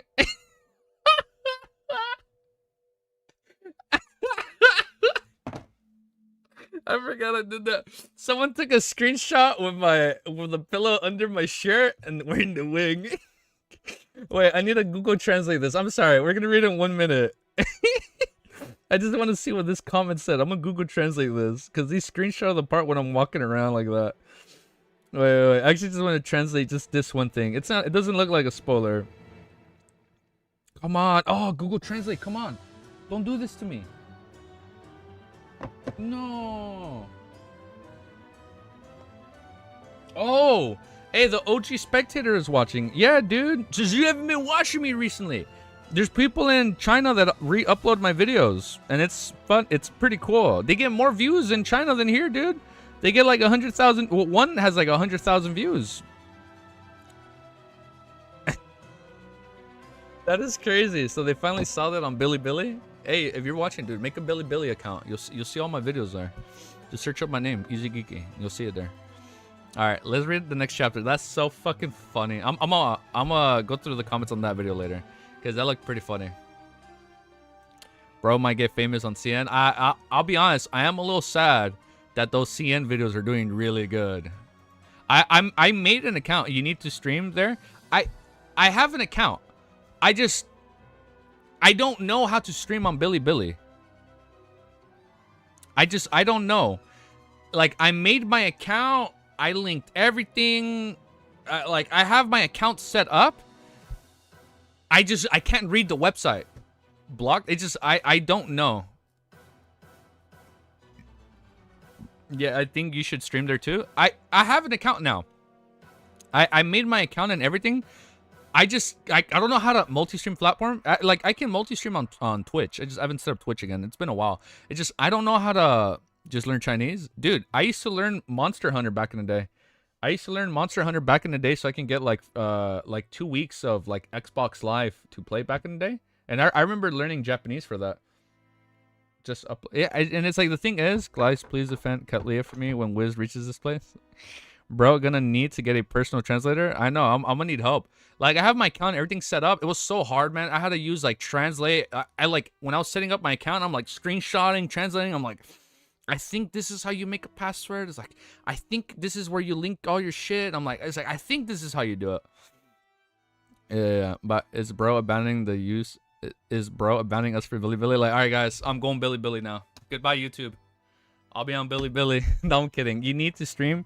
Should learn Chinese or Duolingo. You know what? I think I am. Bro learned a whole language. I made sure to at least learn the alphabet. So whenever I had my codes in Japanese, I was able to translate that to so I can redeem it, because the codes would be in Japanese with the letters and everything. Like, fuck, I couldn't translate it. It was hard. But I learned. Now I'm gonna move to Bilibili too if you move there. Yeah, I'm gonna see. I have my account set up. I don't know how to use it. I have to watch videos on how to stream on Bilibili. I saw a part where it says like how to upload videos, but it kept asking me to put a phone number to log in. I'm like, what? Like, can I just log in with like an email and password or like a user code? I don't know. I'm gonna double check. I'm gonna double check it later. But let's keep reading. 679. Next chapter. Next chapter, brothers and sisters. There we go. 679. No, Chinese stuff loves using phone numbers. Yeah, that's the only thing. I felt kind of weird. I'm like, I don't know if I want to put in my like phone number for like info. That's the only thing I was like, hey, hold up. Like, I'll do emails and passwords and all that, but I don't know about a phone. Because the thing is, since I don't know how to use the website, I really don't know how to navigate it. That's just me, right? It's like it's a language barrier. Side note, my WeChat was blocked recently, so that's annoying. Oh, really? Oh, okay. You don't need a CN number? No, I think I can put my number, right? Like, I think you're able to put like an American phone number. Yeah. Because it had like all the different countries and numbers that you can list. I'll look at it then. Because I'm logged in on my phone. When I was trying to log in on my computer, it kept asking for the number. But I'll double check. I'm going to see how to stream on it. I'll see how to do it. Waiting for a damn minute. Are we still stalling for a whole damn 10 minutes now? I know. Well, sorry. We're learning Billy. Just put in a random phone number? Really? All right, we'll see then. All right, well, let's do the next chapter for now. Before we stall too long, chapter 679, and we will look into Billy after then. Murder request. All right, this is getting spicy. Don't pry into the mystery of God. Alger's whispers soon disappeared, but it continued resounding in everyone's ears, making them realize a reality. Although Mr. Fool often didn't put on any airs and seldom spoke, nearly answering every request they had, making them find him warm. He was ultimately a god whose mysteries shouldn't be pried into. He was a god that transcended reality. Audrey, Emily, and the other Terror Club members instinctively accepted Mr. Hangman's altered saying, penetrating that they had forgotten the original wordings to be, do not look directly at God, because they had looked at Mr. Fool from time to time, asking him questions or seeking advice, and with regards to that, Mr. Fool didn't seem to mind. Of course, we weren't looking at him directly due to the thick gray fog's obstruction. For Madame Hermit's outcome, Mr. Fool had done so out of our own good. Audrey slowly exhaled. Ah. At this moment, the Fool Klein was thinking, Mr. Hangman is working very well in concert. I was prepared to control the world, to say something similar to complete the final steps of the punishment. He originally felt that getting the fake world to say something like do not lie to God or do not pry into the mystery of God would make it somewhat embarrassing. In the future, if people were to learn that the so-called blessed or the called world was actually a smurf of Mr. Fool, he would be too embarrassed to face anyone. But later, on second thought, he thought the world had done similar deeds in the past, so he wasn't short of one more. Besides, all he needed to do was to not let anyone know, right? Having overcome his mental barrier, Klein had planned on acting according to his rehearsals, but to his surprise, reality went better than he had expected. The hangman seemed to be shocked to the bone as a result of the hermit's punishment. As such, he helped him say the sentence, do not pry into the mystery of God, making the effects even more natural and perfect. Look at that. Yes, the problem of Madame Hermit leak of information regarding to the club was only briefly tapped on by the Fool.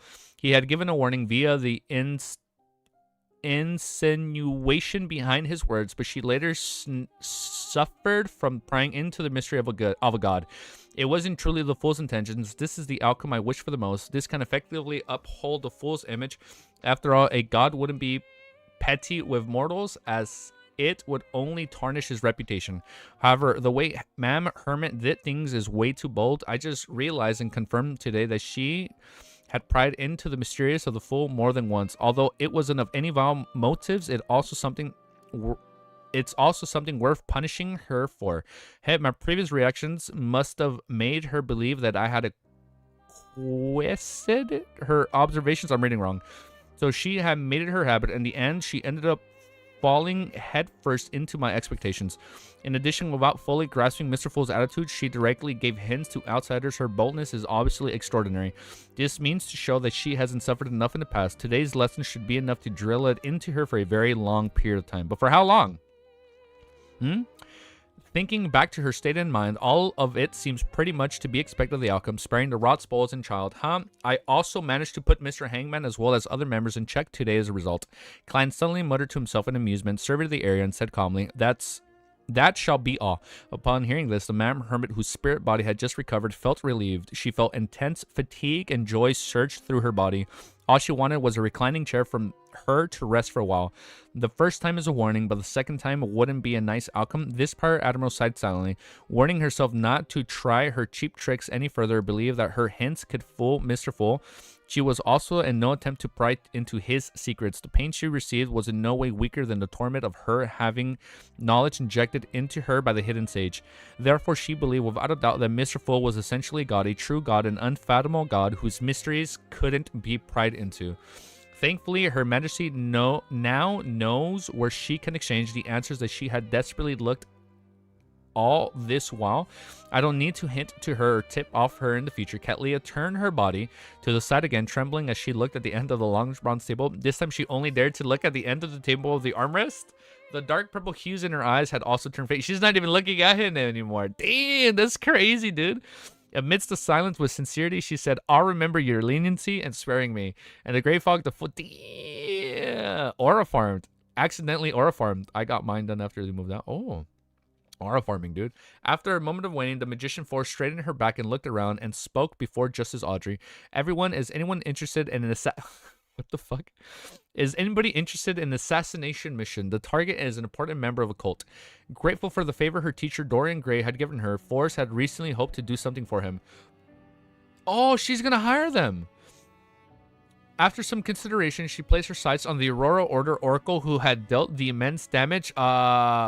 Traveler Botis, right? Botis, the one of the 5 cents. After some consideration, she placed her sights on the Aurora oh wait, no, this was the second oracle that was mentioned.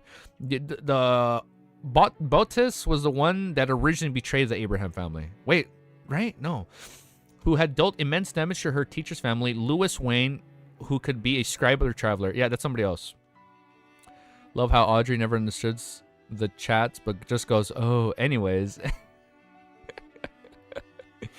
Don't know why I said Audrey. Wait, oh, me? Oh, you mean me? Like, anyways, let's keep reading.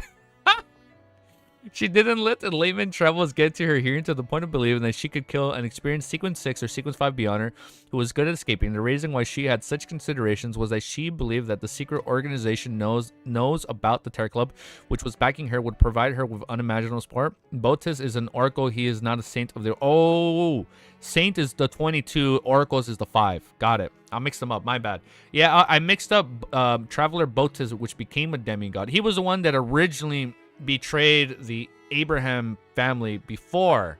Got it. And then this is Lewis. What was it? Lewis Wayne? He's the new guy. Yeah, he's the one recently, right? Madam Herman and Mr. Full both appear to have the means to fight Lewis Wayne. With any of them taking action and with me using layman's travels to help, it's not impossible for us to succeed. Forrest began formulating the most ideal situation. No? Did I say it backwards? 5 saints, 22. 5 saints, 22 oracles. I said it before I read it. 5 saints, 22 oracles, and the only one we know is the Oracle of Mystery, Botis. Yes, got it. We got it. Forrest, I almost forgot. Forrest began formulating the most ideal situation. Of course, she knew that her current savings were enough to kill a powerful beyonder like Lewis Wayne. After all, with her 830 pounds, she probably couldn't even buy a single hand of his. She knew very well that back then Miss Hall... Saints of Mystery. Oh shit, my bad. Saint of Mystery. I apologize. Don't worry. I'm sorry. That was engagement. Saint of Secrets sounds better. It does. Miss Audrey Hall had spent more than 10,000 pounds to kill an innocent bastard, a sequence conspirer. The cost of assassinating Lewis Wayne, who was a familiar sequencer, even higher, was obvious. Forrest planned on agreeing to a series of requests that the executioner of this mission would have, helping the executioner complete matters they found inconvenient to do themselves in order to pay off the cost of the mission. She believed that after attaining layman's travels, she was equipped with the abilities to complete certain difficult tasks. About hearing Miss Magician's request, the Hermit Cat Leah, the Hangman Aldrin, just as Castor gazes onto the world, they believed that this gentleman, one who had a unique... Oh, so now Klein has to do it? One who had a unique penchant for hunting beyonders possessed the necessary strength. I'm not in Backland, however, I can't respond in that way. Otherwise, it would expose the ability that Mr. Foe only has 2 to 3 blessed to Mr. Hangman and Mam Hermit. Klein controlled the world, overcoming his emotions, and said, where? Which cult? What's his sequence? What unique powers does he have? Mr. World is a little different from before. I can't Ooh! Aji is already realizing, like, oh, he's so much more livelier. Mr. World is a little different from before. I can't explain it clearly, but it feels like he's suddenly in a better mood. It's like he's always been in such a mad mood. Perhaps he has encountered something worthy of being happy about. It's like Mr. World is finally happy. Audrey suddenly noticed the difference as she excitedly imagined what could he recently happen to Mr. World. Do you know why? No. Yes. I mean, because he's a marionettist now. Because Klein's a marionettist, he has better control. So now he's more like He's more expressive. Force happily replied, he's an oracle from the Aurora Order. He's in backline, formerly Sequence 6, but he might be a Sequence 5 now, but I can't be sure. Klein can do it. He can record the Beyonder powers that others have used and can use them once. He's good at escaping any form of entrapment, and it's difficult to surround him. Perhaps he might be able to travel through the spirit world. The target is an oracle from the Aurora Order, a Sequence 6 or 5. Klein can take him on. With power seemingly from the apprentice pathway, indeed, Miss Justice doesn't appear as simple as an ordinary as she seems. My original judgment was right. Katlia quickly returned to her usual state. She wasn't surprised that the magician would actually dare conspire against a particular gentleman from the Aurora Order. As for which oracle he was, she wasn't sure because she only knew Mr. Z and Mam D. That's a new member. We've known of Mr. Z. Wow. Mr. Z was mentioned in Volume 1, my guys. In Volume 1, we learned of Mr. A, Mr. Z. And now we're learning of Mam D. Okay. All right. That's the third one. Meanwhile, Klein, Mam D. I'm excited to meet her. Meanwhile, Klein also quickly evaluated the situation. An oracle from the Aurora Order that makes it impossible for him to be innocent, rather has a madman who destroys lives. Klein, that sounds a good option for creeping hunger.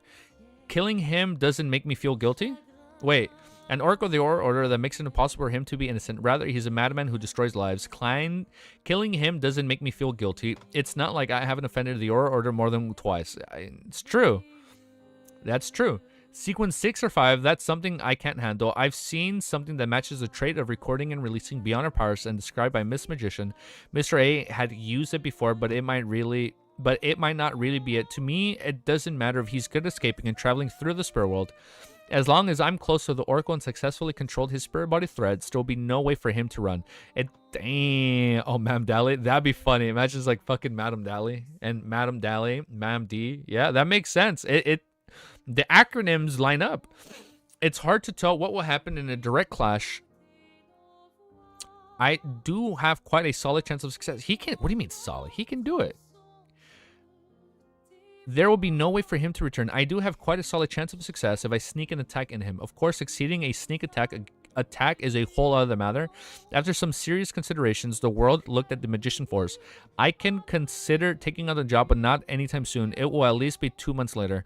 He wasn't sure what the other accidents he would encounter at sea, so he had rather relaxed on the time period. 2 months later, Forrest repeated the time, appeared to be in a deep dilemma. It was too long. Besides, she wasn't sure how long Louis Wayne would stay in Backland. At this moment, Oliver, who had been watching from the side, deliberately and interjected, Miss Magician, do you need to kill the Aurora Order personally? No, as you can see, I'm considering requesting Mr. World for help. Forrest replied with a smile. Oliver nodded as though in thought. The premise of killing someone is to be able to find the Oracle. Can you find him? He might just run away immediately. Maybe. Knowing how many people have run away in this series, I can see that happening. No, but I'll investigate. Forrest answered frankly. Why don't you get the world to do it after your investigations bear fruit? The Hangman pressed. Yes, but I haven't decided. Forrest was somewhat confused, unaware of the reason as to why Mr. Hangman was asking her all these questions. Because he's probably going to do it. Oliver sneered. If you can confirm the location of the Aurora Order's location, then why spend large amounts of money to hire someone to kill him? Wouldn't reporting him directly to the churches be enough? After the Great Smog, no church is willing to let any related clues. He wasn't trying to make the world lose any business. He wasn't trying to make the world lose any business. Instead, he had clearly read the dilemma inside her, believing that there were higher possibilities of her not going through with that request. After all, too many incidents might happen in 2 months. Therefore, he gave some suggestions to ensure that this matter reached some preliminary agreement. He reported him to the churches. That sounds familiar. Klein was surprised, never expected Mr. Hangman to say something like that. Hey, while everyone is being infected by Mr. Hangman, he has been influenced by us. Klein and Millie felt relieved and rather pleased. Aw, he's learning to be like us. Report, Forrest was momentarily stunned. After a few seconds, she whispered, that's possible. The hanged man smiled upon hearing that. You can do it that way. First, investigate your target and seek out the whereabouts. If you obtain anything in 2 months, then you can have the matter over the church. If the matter exceeds 2 months and while Mr. World is free, then he can provide you with the help needed. What do you think? Forrest seriously considered it and said, okay, when the time comes, I'll discuss the price with Mr. World. All right, let's keep reading. Fuck, my coffee. I think my coffee went. Oh, shit. That we're definitely not 6,780. Hold on. Let me do my timestamp. Dude, man. If you guys like watching rom-coms, go watch Materialist. It might not be. It's definitely no Lord of Mysteries. I'll tell you that much. But it was a good rom-com with Chris Evans and Pedro Pascal. It was pretty good. I liked it. I had a fun time. Yeah, finished Volume 3. Oh! Ooh, we finishing today? Yeah, finishing. Oh, wait, fucking Thunder. Of course he's gonna finish it today. We're finishing book 3 today. All right, guys. I have, what, 50 chapters? Now watch... Dude, Brooklyn 99 is fucking funny. I've only watched half of it. I watched until season 4. I think there's 8 seasons or 6 seasons. I watched until season 4. I love that show, man. Netflix didn't have everything, at least for like here in Americas. But I think they just recently added season 5, so I might be able to watch it. I have to go back. But that show is fucking funny. Get to at least 700. All right, man. You guys better clear up. I have to do so much shit today. But I love you guys. And also, I'm too petty to let Wiz catch up. Because look, I'm gonna be honest. After today, I think Wiz is gonna get a pretty strong lead ahead of us. I'm not gonna lie. I'm putting up the white flag. I'm not stalling. We're making the announcement here. After today, Wiz is gonna pass us, and he's probably gonna be 100 chapters ahead of us in like 2 weeks. That is a sad reality. Wiz is 6 still. I know. Hey, yo, you guys better make him stall so long every day. You guys better get my back, okay? The demoness of affliction got Wiz. I'm a message in a later. It's like, I heard a demoness of affliction got to you, brother. And then I'm gonna send him a picture of Demoness Roselle. I heard a demoness got to you, bro.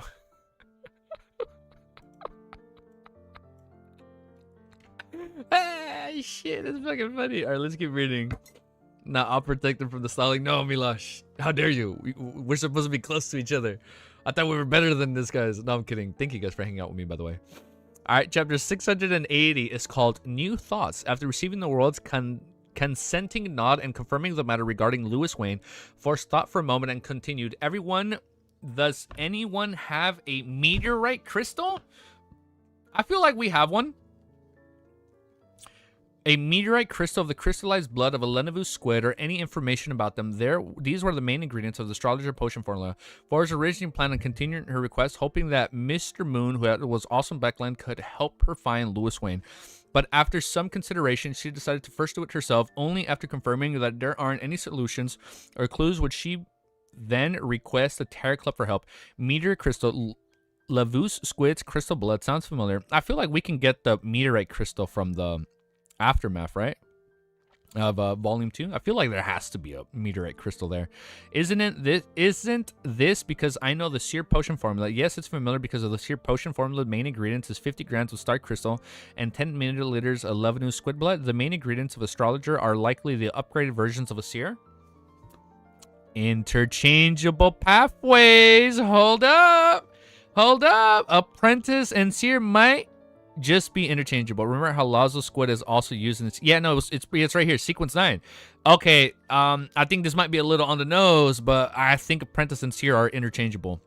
Ain't no shot. They have similar ingredients and they aren't interchangeable. The main ingredients of astrologer are likely an upgraded version of a seer. Indeed, the apprentice and seer pathway can be interchangeable in the future. Okay.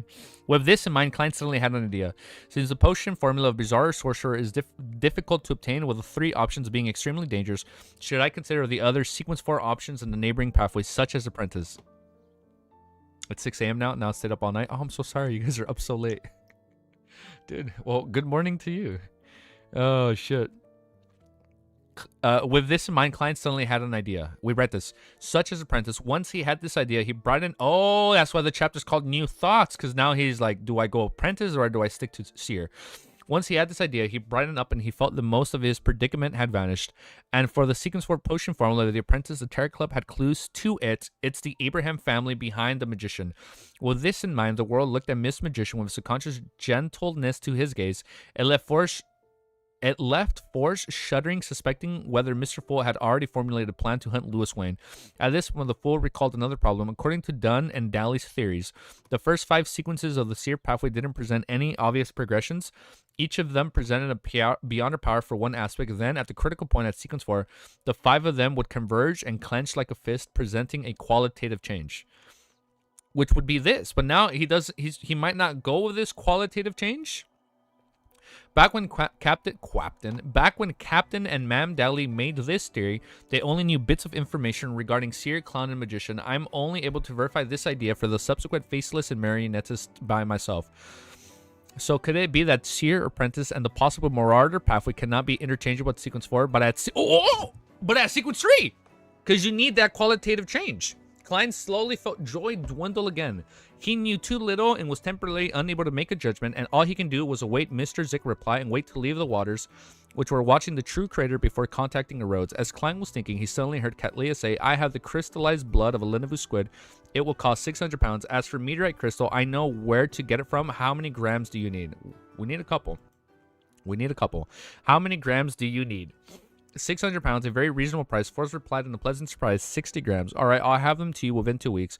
It will also cost 600 pounds, Katlia said clearly and succinctly. It's resolved just like that. Today, Ma'am Hermit is really like, now she's cooperating. Yeah, now she's cooperating. It's resolved just like that. Today, Man Hermit is really proactive with a desire to participate.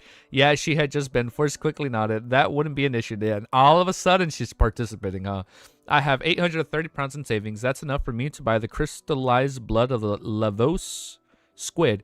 But in 2 weeks, I still need to save up nearly 400 pounds. The royalties after the new year will be paid soon. It's about 150 pounds, making it lack the 220 pounds. I have to think of a way to earn more money. Force quickly calculated her financial situation, seeing how Miss Magician took only a minute to gather the main ingredients for her potion. Just as Audrey couldn't hold back either, she raised her hand slightly and said, I wish to obtain the complete pituitary gland of an adolescent mind dragon. Adolescent mind dragon, but if that's not possible, 60 milliliters of black hunting giant lizard spinal fluid and 1 fruit of the illusionary chime tree. This was the main ingredient of the hypnotist potion. If she obtained the complete pituitary gland and the adolescent mind dragon, then there was no need for any other corresponding ingredients. Just as Audrey said that, she heard Ma'am Hermit's reply. Since the 5th epoch, mind dragons have nearly gone extinct and are hard to find. I have the means of attaining the spinal fluid of a black hunting giant lizard, but it will also take 2 to 3 weeks. The price ranges from 1,500 to 2,000 pounds, as I'm not the one who decides it.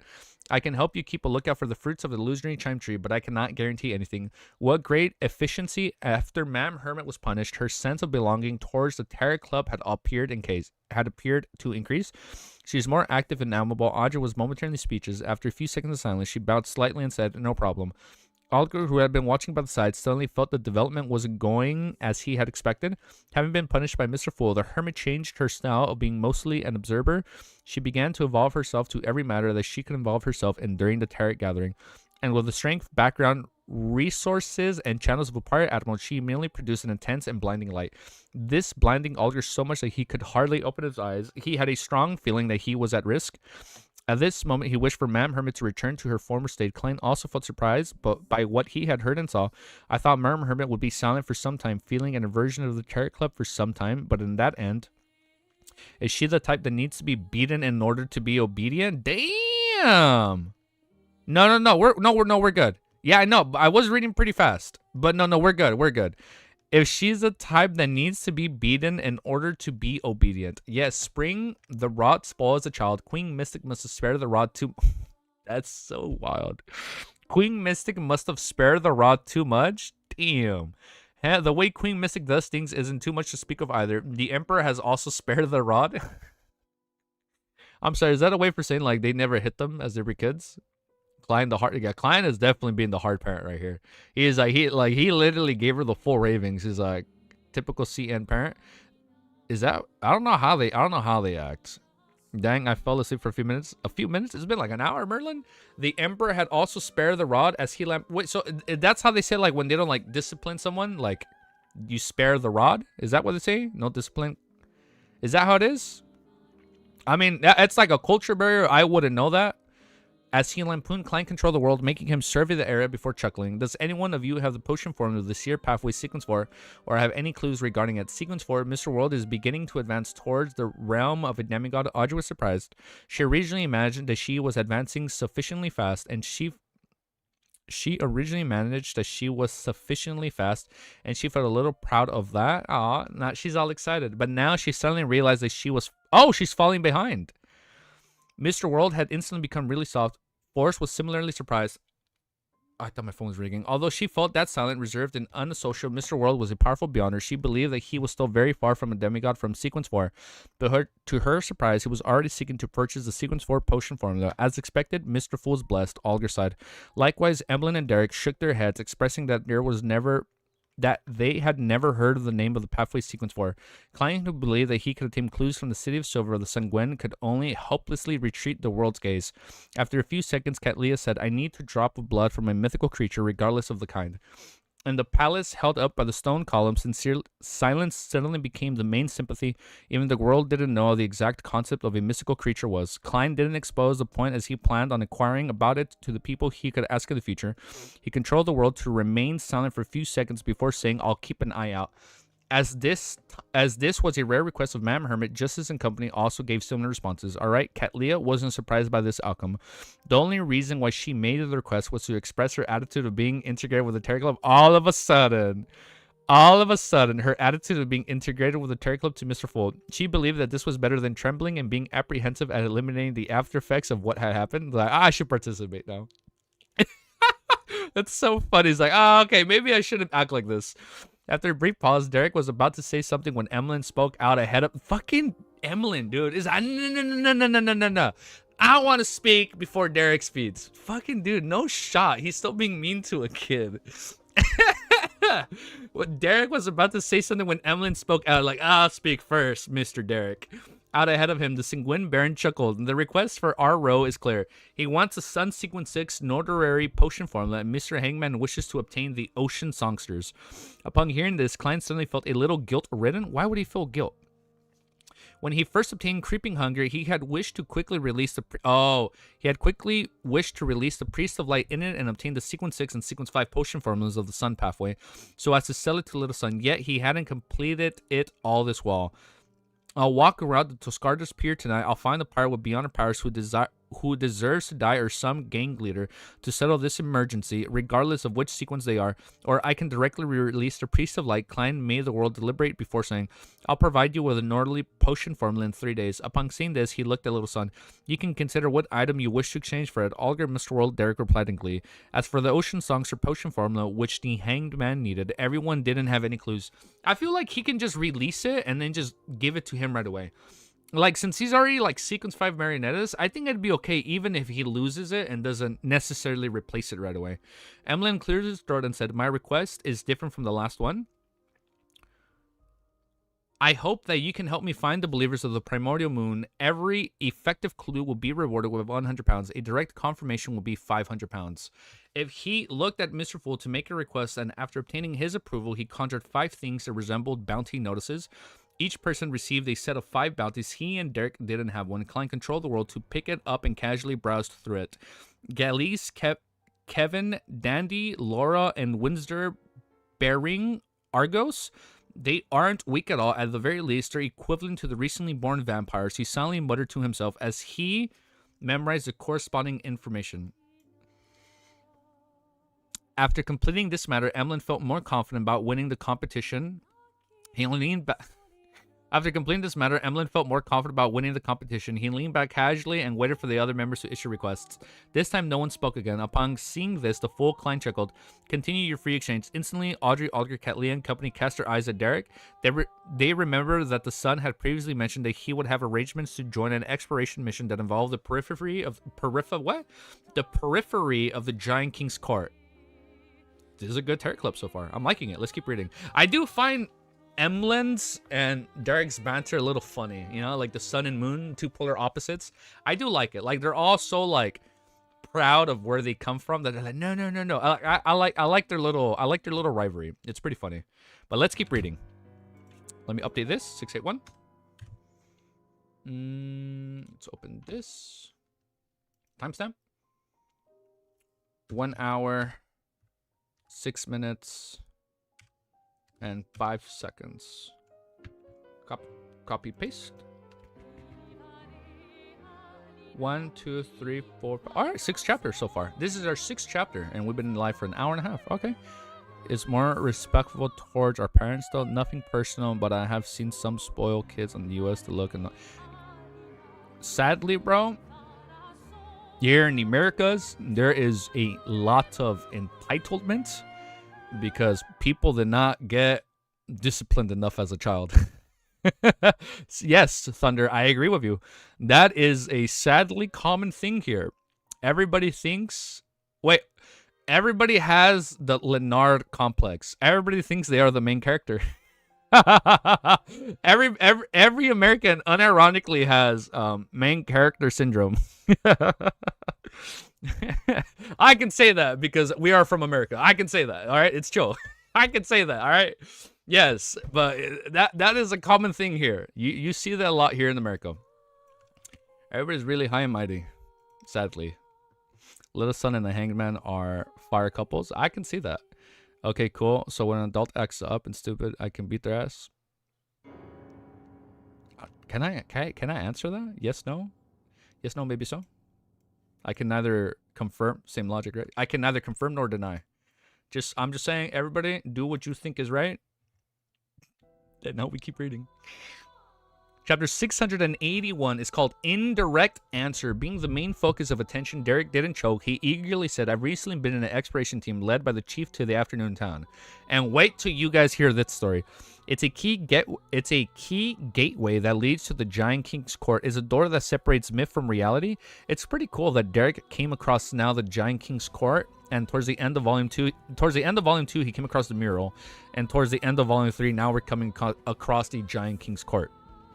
I do like this. And then it's like the Aurora Orders also being brought back into play, just like the ending of volume 1, volume 2, now volume 3. I'm liking this. It's cool. It's very symbolic. I like it. It's a key gateway that leads to the Giant King's Court. It's a door that separates myth from reality. His opening perfectly garnered the interest of all the Turret Club members as they awaited the rest of his account in different postures. Derek skipped the unimportant experience that they had during their journey, and he directly stared at his story from the afternoon town. He first described the dead silence and darkness before how his 3-member team discovered an underground altar. He then described how he identified the names Ouroboros, Medici, and Sasrir, and entered another side of the town without realizing it. There he saw the titles such as Dark Angel and the words Rose Redemption. Having said that, he thanked Mr. Full once again and asked for his help for the predicament. Then Derek simply introduced the monsters that transformed from their shadows before emphasizing the... Oh my god, the word came back. I need to lower the volume on my end. And I'm gonna lower the volume on your guys' end. That fucking word came back. This is the word I was choking on so badly yesterday.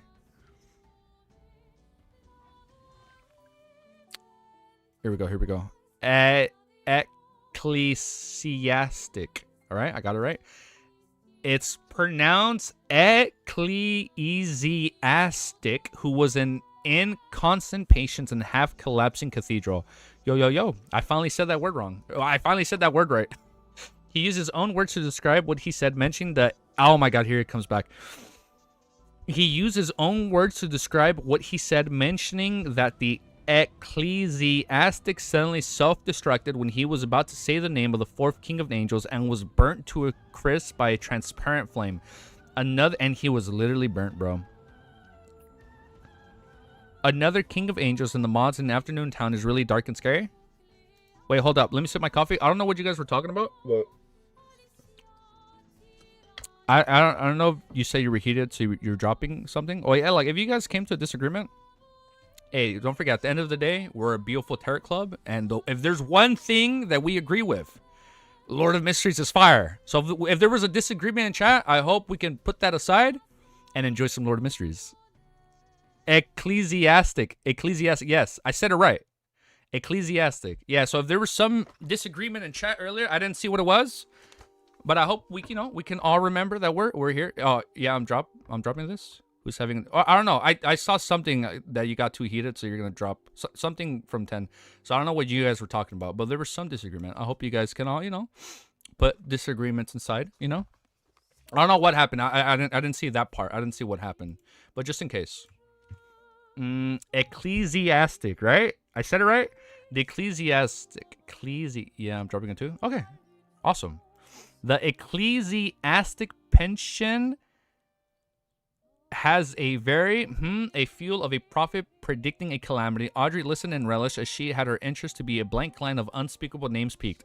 At this moment, Derek suddenly turned his body and looked at the end of the bronze table, sincerely asking, Mr. Fu, who was it that tempted Dark Angel Caesar? What does the fourth name refer to? Why can't it be said? Here it comes. Behind the gray fog, Klein smiled at froze. The reason that he and hurriedly sent a little son back to the real world was that he was afraid of facing such a question. Back then, he was worried that little son would inquire the Dark Angel Caesar, and now he was facing a question he didn't know how to answer. Thankfully, a magician never performs unprepared. After that day, Klein undoubtedly began to seriously consider how to answer such questions. Now, with great confidence, he landed his right palm on the armrest and said with deep, meaningful glint in his eyes, "It's because it's concealed." Now, why is it concealed? He used his eyes and body language to hint at the Terror Club members that concealment wasn't to be taken at face level, and it has a deeper, more substantial meaning. As for what it was, they had to figure it out themselves. Deities have a deep reasons to conceal certain matters. After finishing the series of actions, Klein couldn't help but feel penitence. He felt that his charlatan vibes were increasing. Meanwhile, he felt regret that the hermit prying into his hearts was a result of his temptations. This is because Mr. Full would use his eyes and body language to provide additional hints. Therefore, all the members would constantly observe his attitude. That's because I have no solutions. Without doing this, how am I supposed to continue the act? It's not like I'm a real evil god, Klein sighed silently. Hold on, it's a little on the nose. We're still on 670, 670. This is a little on the nose. It's not like I'm a real evil god. Not yet, okay? Maybe he goes mad at the end of the series. Like, we don't know that. Klein sighed silently. Secret. The name itself is a secret. The content which Mr. Full wishes to point out is here. Which names is concealed? True gods at sequence 0. Olger instantly thought of many things as he came up with a theory of combining many of the matters with Little Sun had previously mentioned. When a name itself becomes concealed, it means that the matter involves a true god. Furthermore, it's very likely to have the Evernight gods. Why do you come up to that decision? It's very likely. It's very. Your hat has a hole in it. We'll fill it up. We'll get some. What's the thing you use in construction? Like we'll use not concealer. That's makeup. We'll use that plaster. Furthermore, it's more likely to have. How do you find out that? Like, how do you know it's the Evernight goddesses involved? It's because she is a mother of concealment. It's because she's a mother of concealment. The extreme danger of the darkness and the forsaken lands of gods indirectly proves this point. Evernight goddess, Evernight, concealment, darkness, I guess. Katlia came up with an unconfirmed theory based on the knowledge she had in Mr. Full. Mother of concealment. Oh. Yeah, we're going to cock it up. There you go. Cocking, right? Meanwhile, she was almost certain that the calamity of the ecclesiastic... I learned a new word, bro. Thank you. Thank you. I'm going to start using this word in everyday life. The very ecclesiastic. And like, what does that mean? A priest? Wait, a priest or member of the clergy? Oh. I'm not going to be able to use that word every day. Calamity of the ecclesiastic was referring to was a cataclysm that ended the third epoch?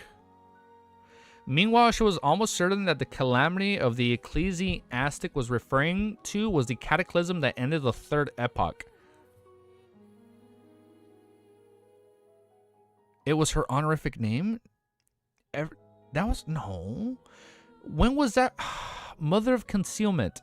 Was that recently? I'm not going to say I didn't remember that. No, I won't say that, Thunder.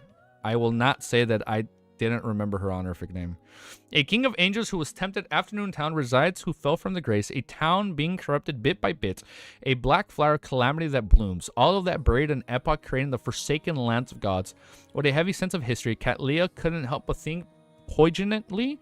While the Terror Club members were in contemplation, Klein also began to analyze the reason for the empty name and the reason why it couldn't be said. Could it be that the true name of deity, a true god, had tempted Dark Angel Caesar, and the fourth name representing the King of Angels also became a true god later? But it's not like I haven't said the true name of a deity before. Primordial Demoness Cheek is understood by many to be on the same level of the 7 deities. It's not like anything happened in the end. Perhaps it has something to do with the language used? The Evernight goddess stands at the higher than the cosmonded, more eternal than eternity. Whoa. Let me read this again.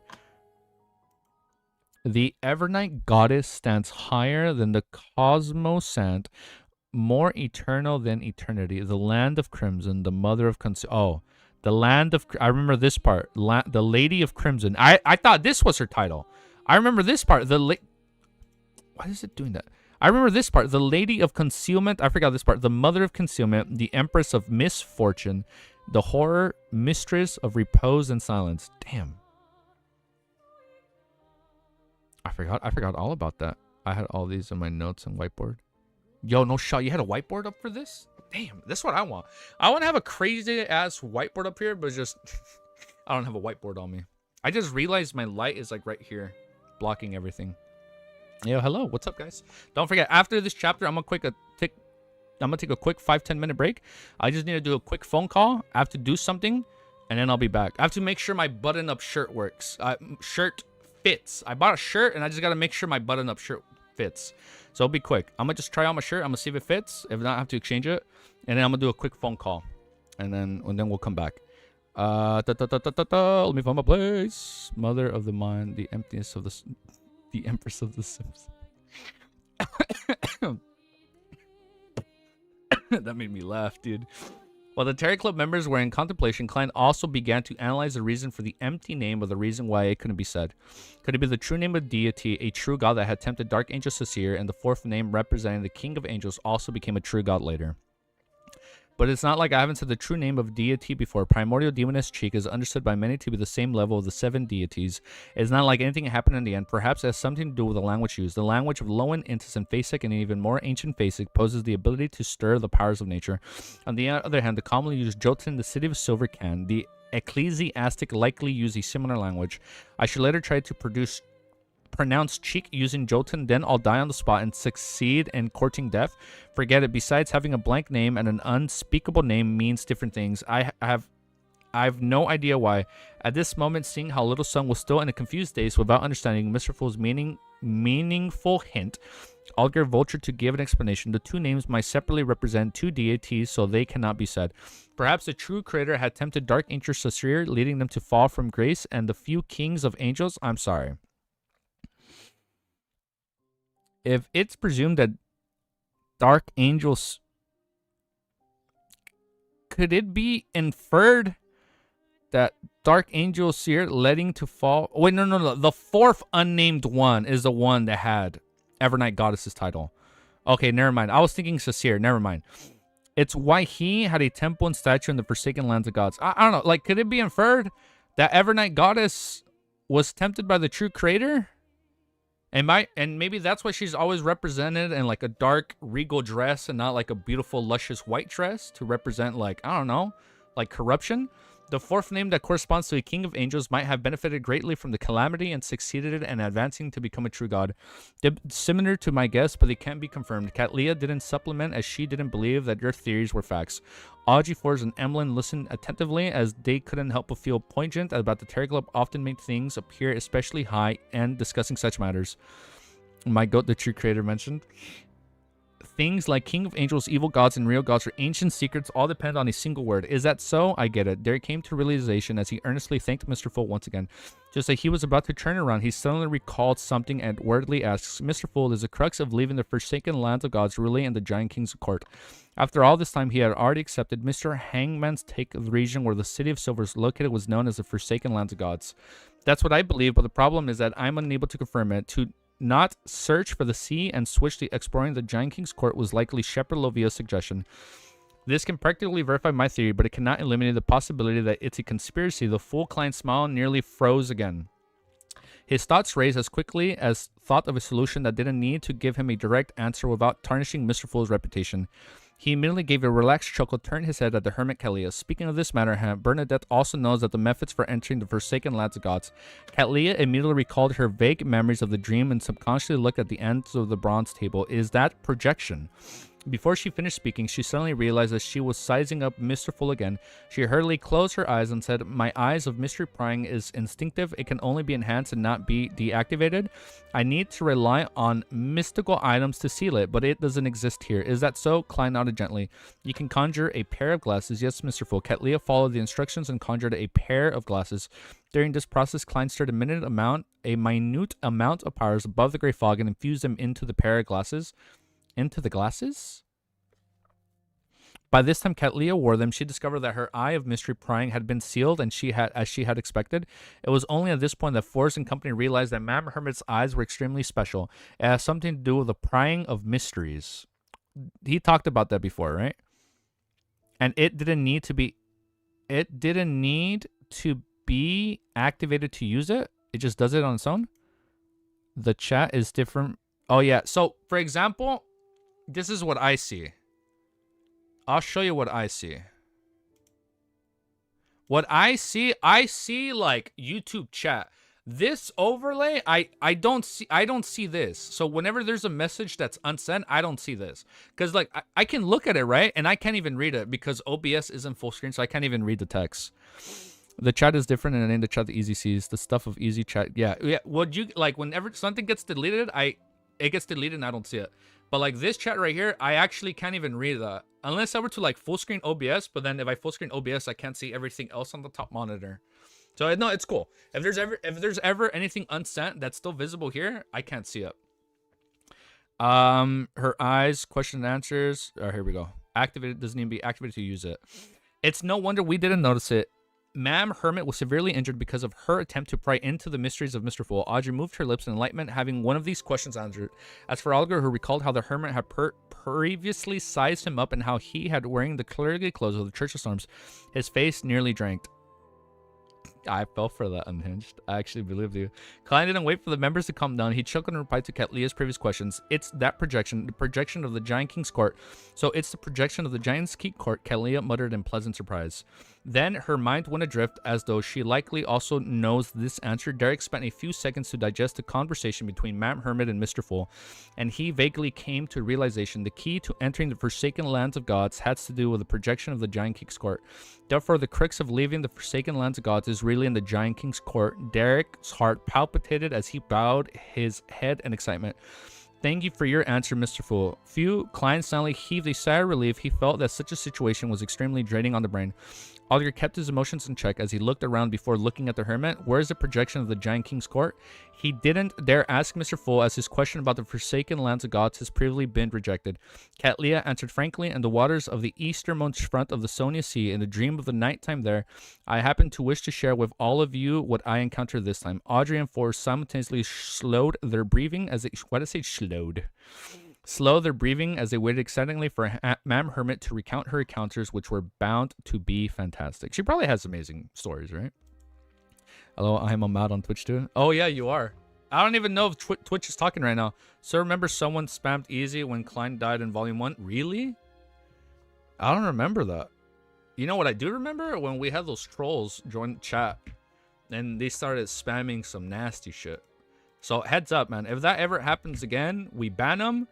We don't give the trolls attention, and we just keep reading.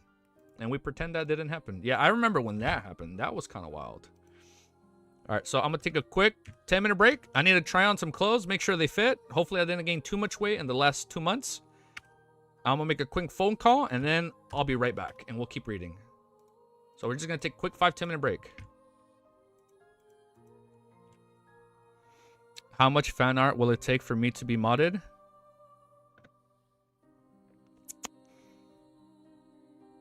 I don't know. Oh, only one way to find out, Unhinged.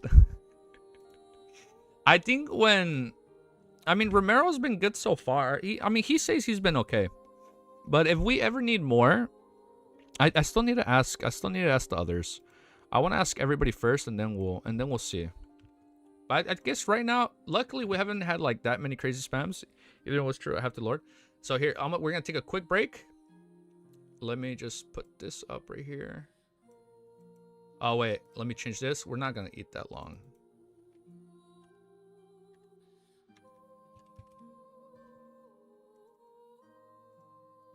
Hold up.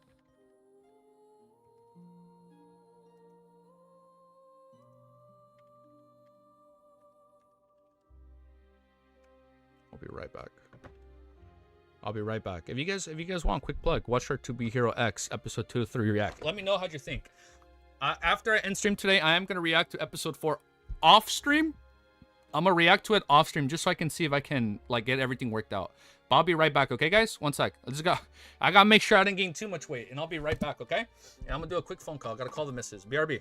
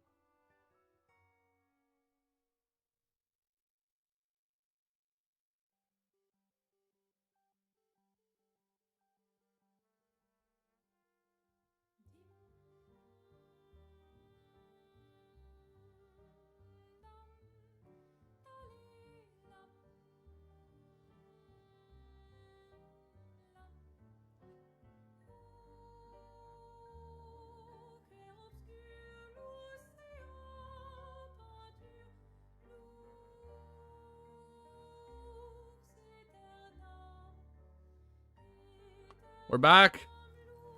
We're back, brothers and sisters. When people uploading on try to upload almost everything from JP, KR, CN. Okay. Good news. The clothes still fits me. Holy shit, we didn't get that much weight. We're good. Clothes still fits. I'm so happy. Let me turn off this part. I thought comes from English dub. Hey, why am I going? Hey, I think what we're gonna do though for those for Lord of Mysteries Dunkhud reacts, I don't know if we're gonna react to the Chinese version, just because people mentioned for people that were reacting to Tubiro Hex and Chinese dub, those were getting taken down. So I think if we do the Japanese one or like English, we'll be safe. I don't know. I'm not sure yet. That's very likely would be a rip-off sentence directly from the novel. Hey, is you okay if I stream now? Hmm? Hi. Hi. How are you? I love you too, Ellie. About subs? You guys haven't seen Ellie in the wall, huh? Hi. I'm gonna keep reading. We're gonna read chapter 682. Seeking what? Seeking food? Nah, you're hungry. Yeah, you want food, huh? We've been giving her watermelon more frequently now on the sides because it's been getting kind of hot. She loves it. She fucking loves watermelon. All right, seeking food. New chapter 682. Katlia controlled herself without looking at the world German. She said in a deep and slow voice, northeast from the Gargulus archipelago. Sorry if you guys can hear licking. There's a safe sea route that allows one to enter those dangerous waters. She began... Needs to be British. She began her description with a deep abyss which separated the seas, the sun chariot, which couldn't be viewed directly that night, which required sleeping the terrifying ravings that filled the entire sea, and the shadow of the giant king's court, which stood on the opposite mountain peak in the dream. During this process, she didn't mention Gerben Sparrow at all, deliberately avoiding any mention of him. As for the abnormalities that happened en route, she described them simply, such as the remnant aura of the Earth Mother, which caused hair to grow rapidly. Towards the end, she placed her focus on the rune with a sleeping corpse and the adventure sailboat, which had the world written in blood, Fountain of Unaging. This might mean that the Fountain of Aging is that rune and the corpse that produced such loud breathing as the keeper. Katlia mentioned the common theories of the future, but it didn't mean that it was hers. Hi, Ellie. You resting a little bit? Fountain of Aging, one of the 6 major treasures at sea. Oh, it was one of the 6 major treasures. Yeah, that was mentioned in the beginning of Volume 3. One of the 6 major treasures at sea. Alger was tempted, and then one of the other ones is like the One Piece, right? Alger was tempted by which he heard as he considered the possibilities of exploring those ruins after reaching Sequence 5. Audrey finished listening attentively as she shook her head slightly. I don't believe that she decided that the decisive meaning behind those words in blood that means the Fountain of Aging is in those ruins. After a second pause, she attempted to analyze the deceased state of mind. A person who's about... Ellie, you're blocking the text. You're blocking my monitor. I can't read. A person who's about to die after being attacked by monsters wouldn't point out matters regarding the treasure. If he wishes to warn companions or relatives who come looking for him, then he should have written in dangers here. Or, ooh, Ellie's angry. She wants to be put down. I have to let her down. Uh-oh. Hey, why are you mad at me? You wanted to come here and now you want to go out? Well, let me let Ellie out.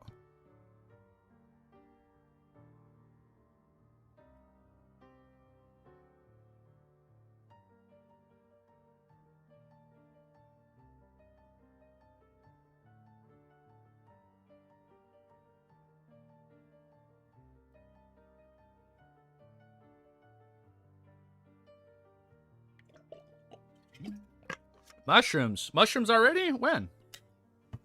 Alright, let's keep reading.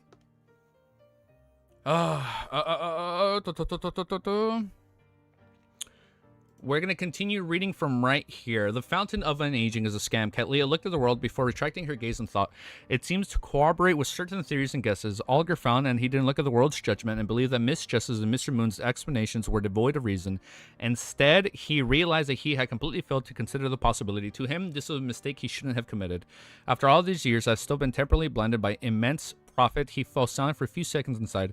After exchanging what everyone had seen and had heard recently, everyone began to teach little son ancient Hermes, and they learned some mysticism from each other. Time quickly passed as the full Klein surveyed the area after everyone came to a stop. Let's end it here for today. By your will, Audrey stood up immediately and courteous with her illusionary dress. The rest of the members said the same almost at the same time. That's cool. Now they're all in sync. She got more than slapped, Cammy. She definitely heard the ravings. That was pretty wild. I genuinely thought she was going to be killed. As he watched the blurry figures vanish before his eyes, Klein wasn't in a rush to leave. He conjured a goat skin and fountain pen and wrote down the divination statement. The hope for an advancement to sequence 4. Putting down the fountain pen, Klein held the goat skin and leaned back. As he closed his eyes, he entered cognition state and began silently reciting the divination statement. After chanting it 7 times, he quickly fell asleep, entered the dream world. The gray, blurry sky cracked open and saw a towering mountain tear through the clouds. At the mountaintop, there was a collapsed palace whose walls were covered with weeds, moss, and they showed obvious wolves. I'm sorry, is this...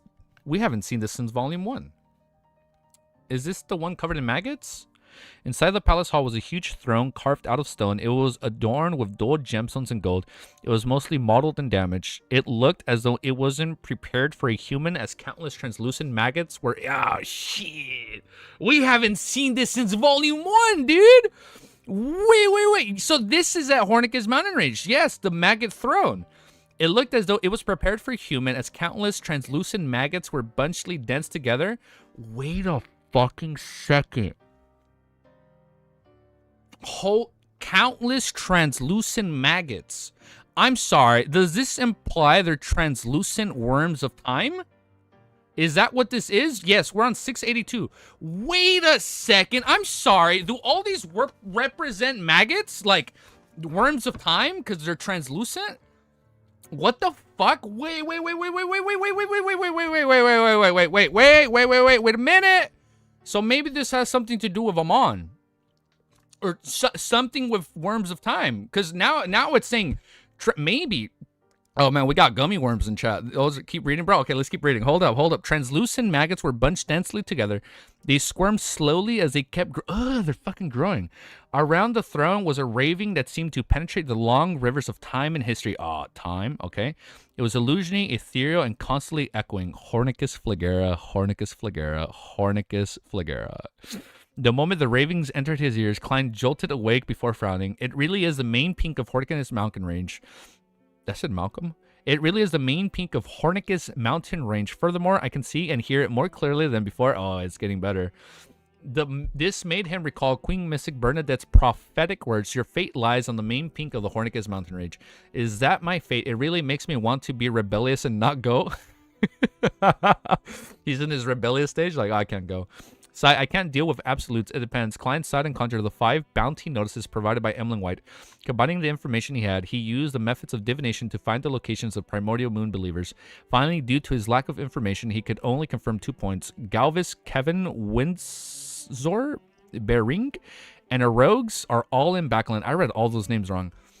Dandy and Laura at the Edmund Harbor and Pritz Harbor, respectively. This is as good as nothing. Klein shook his head and returned to the real world. Recalling how he had already agreed to provide Little Son with a notary potion formula within 3 days, he wore his coat and top hat and separated to his head out to find a target. When he opened the door and came to the stairwell, he saw Anderson Hood. He saw Anderson Hood waking up, twirling his deer hunting cap with his hand while humming a folk song. This fellow is really good at recovering from setbacks. He was just taught a lesson by a demigod in the morning and was forced to apologize and agree to a request, but I don't see any signs of trauma from him anymore. It's no wonder he became a Sequence 5 powerhouse. Just this state of mind alone makes it difficult for him to lose control. Klein looked at him, nodding slightly as a greeting.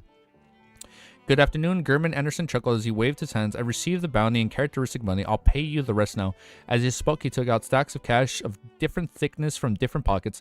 It happened pretty smoothly, I see. Klein commented without much emotions involved.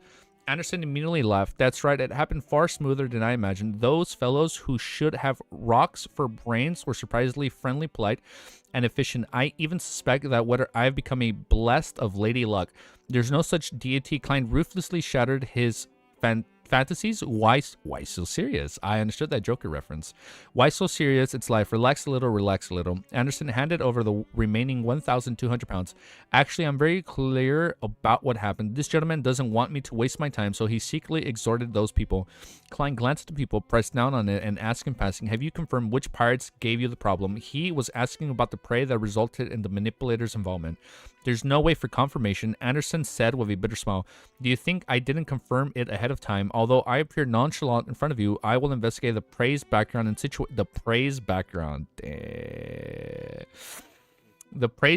situation ahead of time. Avoid provoking someone I can't afford to. Who knows, Sai? I can only blame it on my bad luck.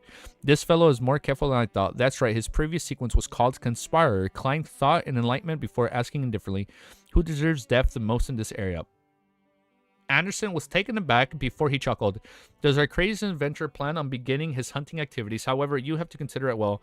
I do not wish for you to be my partner when completing with the demigod's missions. Don't worry, we're different. I'm a seer. I have all kinds of means to hide my tracks. I will not allow someone to come knocking at my door. Besides, that's a demigod of the spectator pathway. He's not good at divination or prophecies. Klein maintained his cold attitude that was unique to Gurman and said, you don't have to bother. Anderson immediately gave a thumbs up. Your craziness is worthy of praise. He thought for a moment and added, the person who deserves death the most is Moldsona from the Lowen's new party. He's one of the pirates' best friends. He has in his control some kind of planter. He has in his control some kind of plant that's similar to cannabis, which is highly addictive. This helps him control many people in the Tuscarter government and in the police department. He's one of the most powerful mob bosses over there. Oh, we're having another gang fight? Oh, it's going to be sick. He has committed many crimes, killing plenty of people, and basically did all with the help of pirates. On surface, there's no apparent problem. He isn't a beyonder, but the difficulty in killing him is how troublesome it is. Yes, troublesome. He has 3 to 5... there you go. We're going to get 3 to 5... Okay, he has 3 to 5 beyonders from different pirate crews, providing him with protection on the rooftops outside of the building, beneath the windows. Everyone there belongs to him. To finish him off, the only way is to forcefully storm in and kill a large number of people. That is the best way. Just storm in. I have the means to do it, but it's too troublesome. There's also a certain level of danger. You'll become a wanted criminal after that. So I didn't deal with him and only dealt with his safe at home. Safe to talk about banditry at such in such a fresh way. Yes, I previously heard that Tuscarter's main industries are its plantations, economy, and pirates. Black market traditions. It also has a flourishing bar, brothel, and gambling industries. I never expected that it includes new age drugs. Mosana is an ordinary person, not a beyonder. Perfect. Creeping hunger happens to lack food. Klein nodded and indicated for Anderson to go deeper into detail. Evening in the Oak Tree Bar, a boxing match was about to unfold in the boxing ring, many alcoholics surrounding its mugs and hands. They were like sharks who had caught the scent of blood. As they placed their bets, they loudly yelled the word such, kill him. This was business of the head of the Lowen's new party, Mozana. The unique thing about the boxing matches held here was the death that was permitted. Death was permitted? Mozana greatly enjoyed matches that resembled ancient wrestling competitions. He often came to watch a few matches. At that moment, he was seated on the second story overlooking the ring. Around him were several bodyguards. They were watching every direction. Among them were no lack of beyonders that sent the pirates he worked with, as well as experienced adventurers he hired with large sums of money. These people either had their backs or sides facing Mozana as they surrounded him, and they prevented anyone from approaching him. Revolvers, rifles, and hunting rifles. They were all aimed outside to leave the masses intimidated. After confirming the situation, Klein pressed down on his top hat, entered the bar, and saw Mozava sucking on a cigar. This mob boss has a very discernible face, be it his brandy nose or thin brows. They were all very unique. Klein retracted his gaze at first, went to the bar to get a cup of local malt beer worth pence. Then he made his way to the railing beneath the second floor. Although he wasn't directly under Moslana and it was heavily guarded, he was already not very far from him. I'm within 5 meters. Klein silently muttered to himself, raised his cup of beer, and looked at the boxing ring. Now, you know, it'd be cool if Klein enters this boxing spars. That's what I want to see. He's been to so many bars where they're like people like boxing or fighting, right?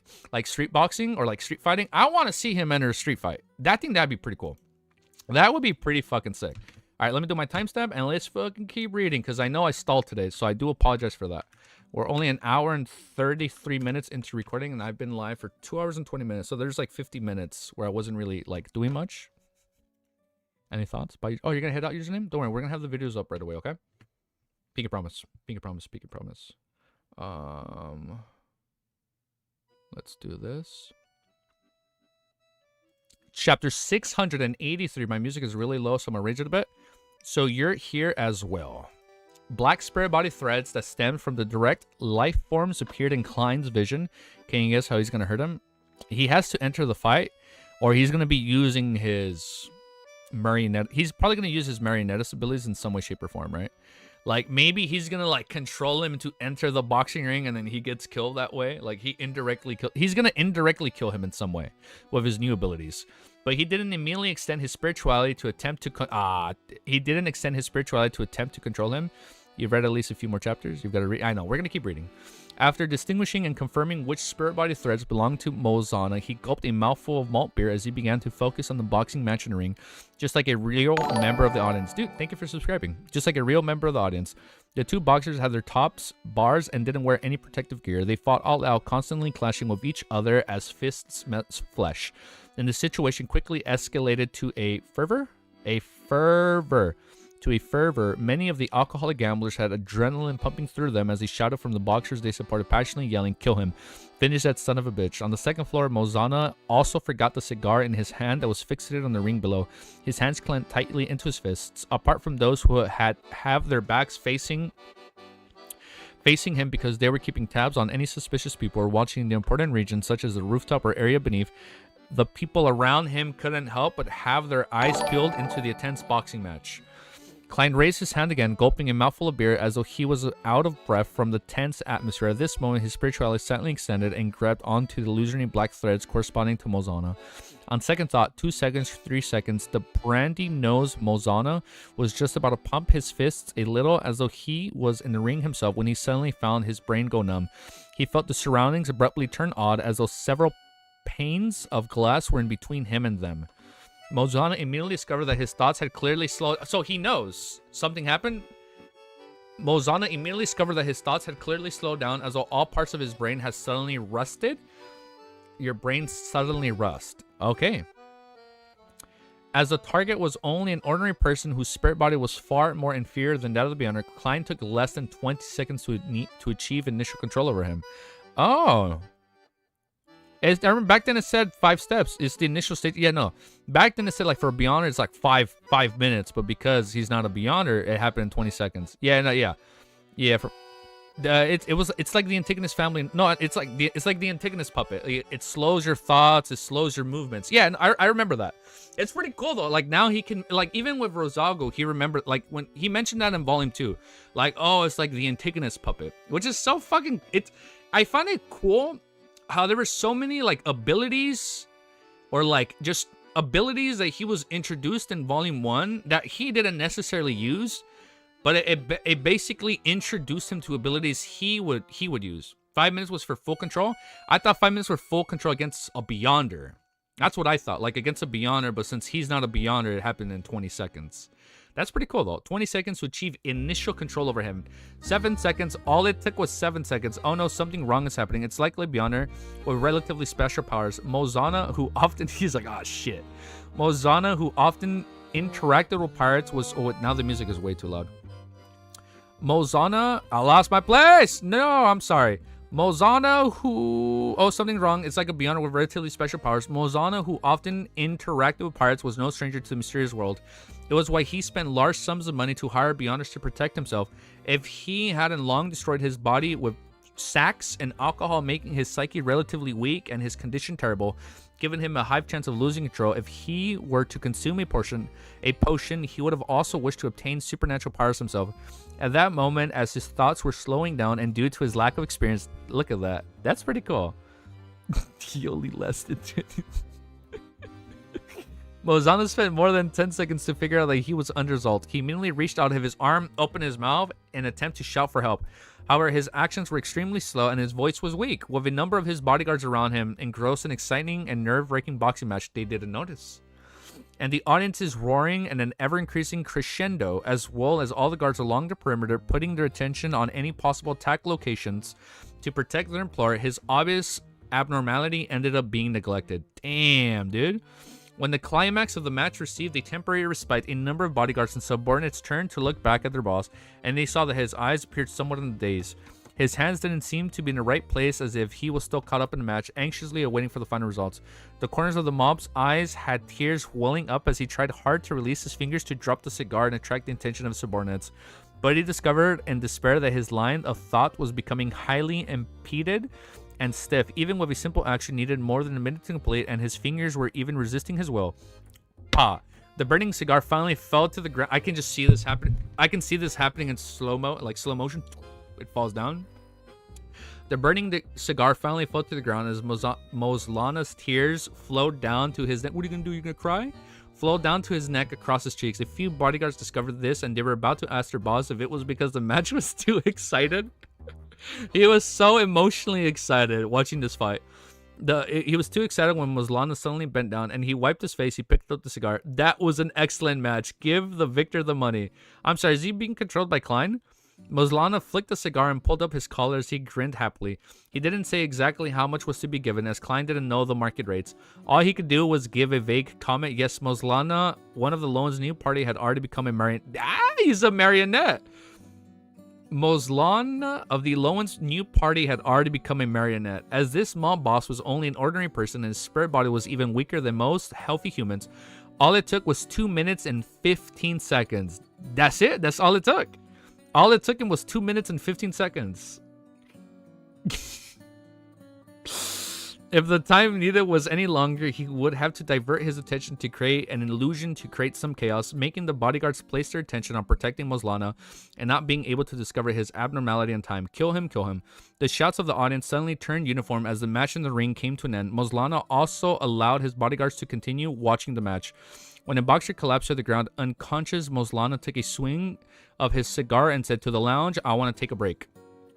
Yes, boss. His bodyguards and subordinates immediately surrounding him escorted him to the corner of the second floor and helped him open the door to the lounge. After instructing his guards to guard different critical spots and to not disrupt him, Moslana paced around and opened a safe. He found documents involving all kinds of new drugs and selected the most important ones. Following that, he placed the documents and an address he cut from the newspapers, as well as a total of 758 pounds in cash, into a briefcase. With a creak, he opened the door and called for a subordinate. Throw this bag under the 3rd Street lamp and around the alley. Yes, boss. The subordinate did inquire why. Was it Romero was saying, put the fries in the bag? That's exactly what's happening right here. Put the fries in the bag. This was a rule. After closing the door again, Moslana found 3 candles and items with spirituality and used a pen and paper to carefully draw the corresponding symbol of the fool, a half-pupilless eye which represented the concealment, and the contorted lines which represented change. Did you not record the reaction of yesterday? I missed the live stream. Oh, no, I'm going to do it today, Moon. Yeah, I missed it. I was at the theaters with the missus. Yeah, we went out. We had a little date night. So tonight, I'm going to react to 2 trailers. We'll do Roselle's and whatever one happens. Yeah, so we're going to do 2 tonight. Yeah, we'll do 2 tonight. Then the Bob who represented... Oh my god, I lost my place. Then this mob boss who had become a marionette lit the candles, used cologne to represent essential oils and extracts, and solemnly held a bestowment ritual. He softly chanted the fool's honorific name, and he used ancient hermitage, which he originally didn't know, to recite the corresponding incantation. Following that, the music is too loud. Following that, he picked up the item with spirituality to let it fuse into the wind, constructing an illusionary door with a transformed candlelight. If he couldn't find an item with spirituality, Klein had planned on using Moslana's blood, a human's blood, with an item with spirituality to begin with. In the washroom on the 1st floor, Klein took this opportunity by taking 4 steps counterclockwise and going above the gray fog. He didn't use the Black Emperor card. If it did drop, we'd watch it. He didn't use the Black Emperor card. Instead, he directly stirred some of the powers of the mysterious space, combining it with a paper figurine, brewing through it through the bestowment ritual. The pitch blackness immediately transformed into an angel with 12 pairs of wings. It flew through the illusionary mysterious door, passing through the pitch black depths of the void and arriving where Moslana was. This was to disrupt any subsequent investigations via divination, prophecy, or the beyond powers. Right on the heels of that, Klein picked up Creeping Hunger and threw it into the ritual bestowment. Creeping Hunger arrived in the real world thanks to the bestowment ritual, and it arrived in front of Moslana. Having not eaten for a long time, it immediately became restless. Damn, it fucking eats him like that. At this moment, Klein, who had returned to the washroom, controlled the frozen Moslana from a distance of dozens of meters away to immediately close his mouth and pick up the glove on the altar. A crack opened in the middle of the gloves as 2 rows of illusionary white and eerie teeth were revealed. Their senses of the marionette he obtained quickly weakened as he decisively severed his connection. The slight backlash made his mind spin, but it didn't take long for him to recover. He's like, oh shit. You guys are joking. I know he's joking. There is no link. Don't think they would show for us, and motherfucker. He fucking got us. I have Discord open, so I'm like loading it. I was trying to check to see if it was real, and I was like, I see no link. Son of a bitch. All right, let's keep reading. He got me. He didn't use the Black Emperor card, and instead he directly stirred some of the powers of the mysterious space, combining it with a paper figurine before throwing it through the bestowment ritual. The pitch blackness immediately transformed into an angel with 12 pairs of wings. It flew through the illusionary mysterious door, passing through the pitch black depths of the void and arriving where Moslana was. This was to disrupt any subsequent investigations via divination, prophecy, or other beyond powers. Right on the heels of that, Klein picked up Creeping Hunger and threw it into the ritual door. Creeping Hunger arrived in the real world thanks to the bestowment ritual, and it arrived in front of Moslana.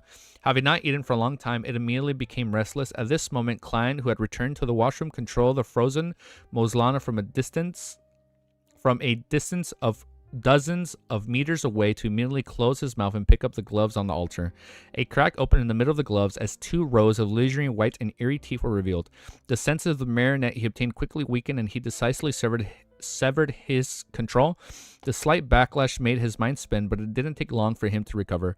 Then, as nothing had happened, he left the washroom, returned to the bar counter, and continued drinking the malt beer he didn't finish earlier.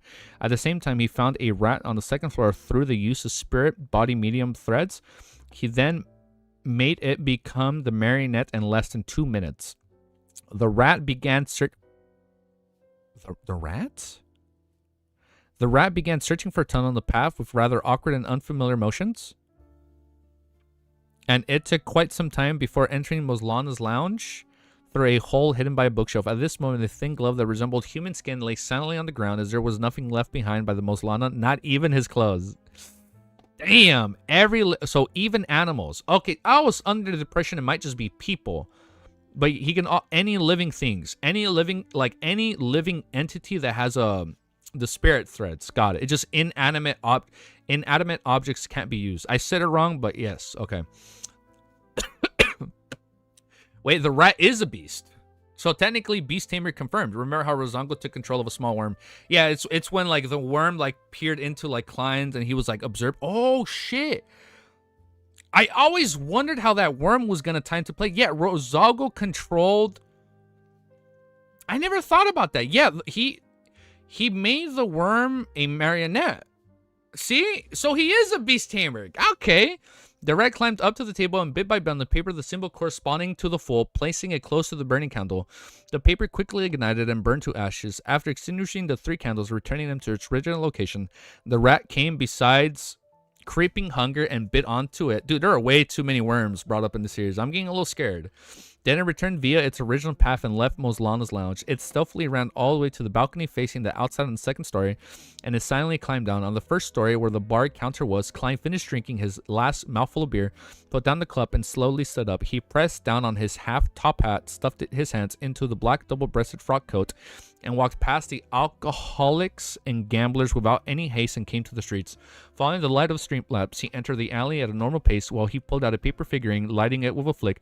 He picked up a briefcase thrown under the third street lamp. At this moment, a gray rat came with a thin human skin glove in its mouth and out of the shadows. Klein bent his back with a deadpan expression once again and picked up Creeping Hunger. Then the gray rat left left on its own, climbing into a rubbish chute and lying there until it lost its breath. With night about to fall, the street lamps illuminate Klein as he stood there, spreading his fingers in an unhurried manner while creeping hunger on his left hand. After stretching his finger joints and getting used to the glove, he carried the briefcase and followed the still vibrant and lively oak tree bar before vanishing at his crossroads. He took out the address slip and stamped from the briefcase, and he left only with important documents, passing them onto it. Then he placed it in a mailbox on the corner of the street. Finally, Klein changed back into German Sparrow, took a rental carriage, and headed for another bar around the pier. It was a bar provided by Anderson that had relatively more pirates. Upon entering the bar, Klein swept his gaze and took in the interior. Suddenly, he saw a familiar figure. The figure had a medium-sized build, and his lips, the member of the guild? No, not the guild, but like the hunter organization or the adventure organization. His brown eyes lit up an intense maleficence that left one afraid. He was none other than He was none other than the second mate of the King of Immortality, Agalito, Slaughterer Kerchis, with a bounty. What a coincidence we ran into here. With a bounty of 9,500 pounds. Clearly, after escaping via the exit of the dangerous waters, the deaf announcer had arrived in nearby Toscarter Island in search of replenishments. So you are healed as well. The coroner's climb mouths curled up slightly, discovering in a chance to encounter the devil who couldn't be more suitable for hunting. No shot, dude. Just as he generated that ill intent, Kerchis sensed him and turned his head to the entrance of the bar. Klein didn't hesitate to grab a beer on the table beside him, threw it over. Right on the heels of that, he just goes all out. He drew his revolver and coldly aimed. Bang! Oh shit! Okay, this is so sick. Battle encounter. I'm gonna shut the fuck up. We're gonna keep reading. After I read your message, sent. Hold the fuck up. No fucking shot. It literally happens just like that. No fucking shot. It's that easy. This has to be a coincidental encounter. This is German Sparrow. I'm gonna miss German Sparrow, man. I'm gonna be so mad when we lose German Sparrow. Bro wants all that smoke. I'm gonna be so mad when we lose German Sparrow forever. Alright, hold up. Let me see. I don't know if it's gonna fit. Let's see. No. Wait. No, the night song does not fit. Hold the fuck up. Actually, Twisted Forces? Does this fit the fight? Hear it. Does this song fit?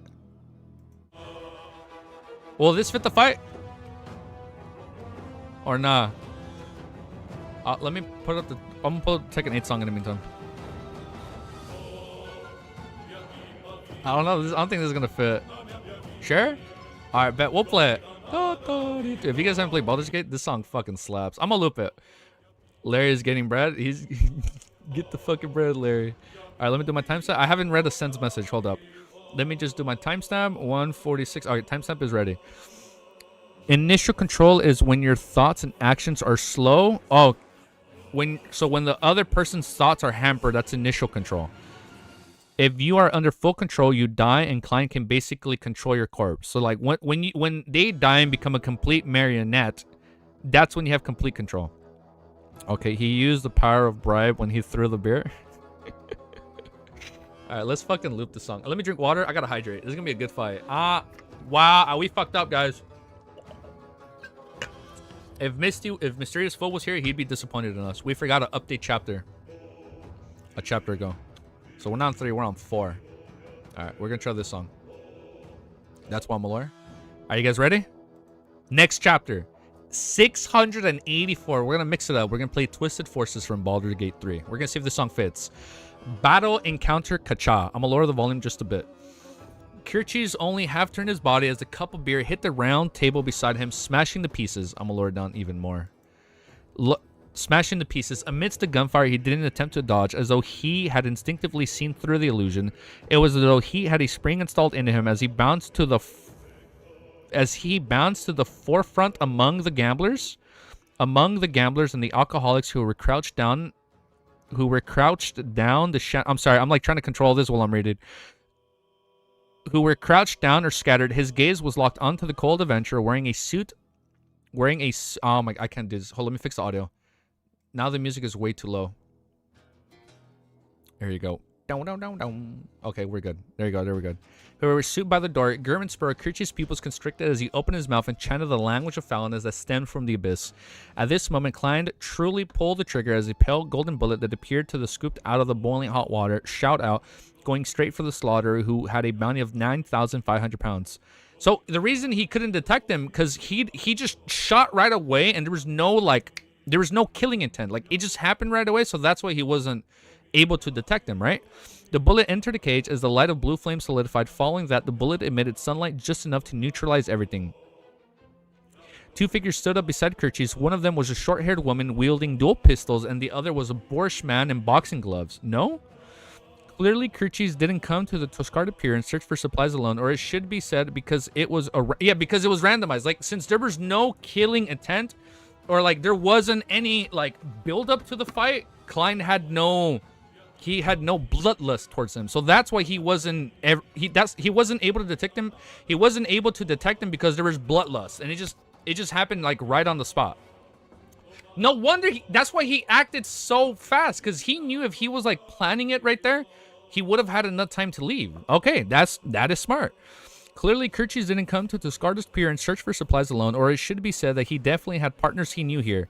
Klein just saw him and attacked. Yeah. But he detected him like that moment, but it was already too late. Yeah, he detected him at that moment, but because it happened like right away, that's okay. I get it. No, the moment when Klein recognized him, he already but because he attacked the second he detected him, he didn't have enough time to like prepare. Got it. 3 Beyonders Kirchis might even be a sequence 5. At that moment, Klein nearly blurted out something along the lines of, "Sorry, my bad." He's like, wait, there's too many people here. My bad. One couldn't make any preparations when attacking the devil, relying on complete chance. There you go. Relying on complete chance. A very coincidental chance encounter. Furthermore, there couldn't be any hesitation. Otherwise, the devil would immediately detect the ill intent and danger. You just jump right into it. However, under such conditions, it was truly hard to tell who held the advantage in such a situation. Klein didn't hesitate to turn around while holding his revolver. Then he agilely dashed for the staircase leading to the bar's second story amidst the crowd and avoiding the crouching alcoholics. Just as he dashed in, a light blue fireball smashed into the side of the staircase before instantly exploding. Boom. It's such a cool fucking fight, dude. Such a crazy-ass random encounter. A tiny part of the bottom of the staircase collapsed as the bar began to tremble. The strong smell of sulfur spread. Kirchis and his 2 companions didn't delay as they jumped across the first few steps of the staircase in a fervent pursuit of Gurman Sparrow. Tap, tap, tap. Klein ran for the second story, and midway he quickly began his examination of the corresponding spur body threads. Oh, to control him. This allowed him to easily find an empty room without any humans. He turned around. Oh, to detect them. He turned around, took a step, and was about to enter the door before jumping out of the window to escape the bar. At that moment, Kirchis and his 2 companions chased up to the second story, and upon seeing the scene, they tactically split up. The former continued the pursuit, while the latter entered the rooms of the same side in a bid to head down to intercept Gurman. So they're trying to flank him. And Klein was waiting precisely for the opportunity. He suddenly half-turned his body, and he left black-gloved hanged... Wait, he suddenly turned his body, and his left black glove had turned... hand grabbed at the air. The woman with the dual pistols and the man in the boxing. This is cool. So he's gonna spar someone with boxing gloves. And man in boxing gloves continued their actions without any detecting and abnormalities. They rushed into the other rooms and jumped out of the window and went far away without returning. Their goal and actions of separate and intercept had allowed Klein to use the Baron of Corruption's distortion to change it to separate and take action alone. This wouldn't last very long, but it was enough time for Klein to fight Kirchis one-on-one for a brief moment. Boom. Having completed distortion, he felt the ground rolling inside the building and avoided the light blue fireballs where Kirchis kept shooting out. Amidst the incessant bonding, the buildings where the bar originally was wavered as though it had experienced an earthquake. Right on the heels of that, Kirchis rapidly lunged forward, entering the rather vast room. Seeing Gurman Sparrow adequately somersaulting and jumping without fighting him head-on, while also controlling his emotions very well, Slaughter immediately opened his mouth and used a unique language of foulness to say the word slow. The entire room and all the objects inside seemed to calm down. Klein's somersaulted actions slowed down significantly and weren't as smooth as before. Kirchis didn't hesitate to lock onto the target as he followed with another word of the devil language, die. This is so sick. What the fuck? Klein's figure instantly froze as he stood rooted on the spot and gradually turned faint and thin, becoming it's a paper figurine. Becoming a paper figurine filled with spotted red dust. At the same time, Oh, he would have used the paper figurine when he broke eyesight with them when he ran up to the second floor. At the same time, he surfaced by the side of the door wearing a half-top hat and black double-breasted frock coat. He reached out of his black glove, oh wait, it's his left hand. Out of his black gloved hand, grabbed the handle and shut the door to the collapsing room with a pull. Creak. The din outside vanished as the room seemed to stand out alone, becoming a firm cage. Upon seeing this, Kirchi's body swelled up as his clothes tore. He instantly... How is he transforming? Like, is he going double trigger? Like, what's going on? He instantly transformed into a behemoth at nearly 9 feet tall. He instantly transformed into a behemoth nearly 9 feet tall. His skin appeared dark, but it was dark, black, and sinister. Goat. Oh my god, that's so gross. This is devil form, right? Okay, so his devil form is more like a 9-foot behemoth with devil horns. Dark, goat horns fill the countless mysterious patterns grew out of his head as pairs of bat wings on his back spread open. Swirling around him were light blue flames that emitted strong smell of sulfur. So. Light blue fireballs shout out in unison, belittling the region around the door. This is such a cool fight, dude. At the same time, the redness in Kirchi's eyes bloomed as he said with extremely corruptive words of devil. Corruption. This was also an area of effect attack. So he has an AoE. The light blue eyes in his eyes filled up as Klein clenched his left hand, which wore a sinister and noble glove, and he quickly did a half twist. The fireballs immediately lost their trajectory. Did he control that? Because it has... spirit threats? The fireballs immediately lost their trajectories and acted chaotically as though in random motion. They smashed into the ceiling door. Did he move? Or flew backwards at Kirchi's? Immediately the booming sounds in the room undiluted. The shield created by the power of distortion suffered an intense blow as it trembled, but it didn't show any signs of damage. The light blue flames soared into the sky as they smelled the sulfur spread. Klein's body suddenly bent down as his body was covered in layers of clearly sticky black liquid. Bang. His figure exploded, turning into torn pieces of paper and corrupted the black log. Distortion of Baron of Corruption. Oh! He used the creeping hunger ability. The distortion. Got it. I forgot about that. His figure exploded, turning into torrents of... Sometimes I forget what creeping hunger... I forget it off the top of my head. The seal created by the power of distortion. That's the creeping hunger ability. The power of distortion suffered an intense blow as it trembled, but it didn't show any signs of damage. The light blue flame soared into the sky and the smell of sulfur spread. Klein's body suddenly bent down and his body was covered in a layer of clearly sticky black liquid. Bang. Ew. His figure exploded, turning into torn pieces of paper and corrupted black fog.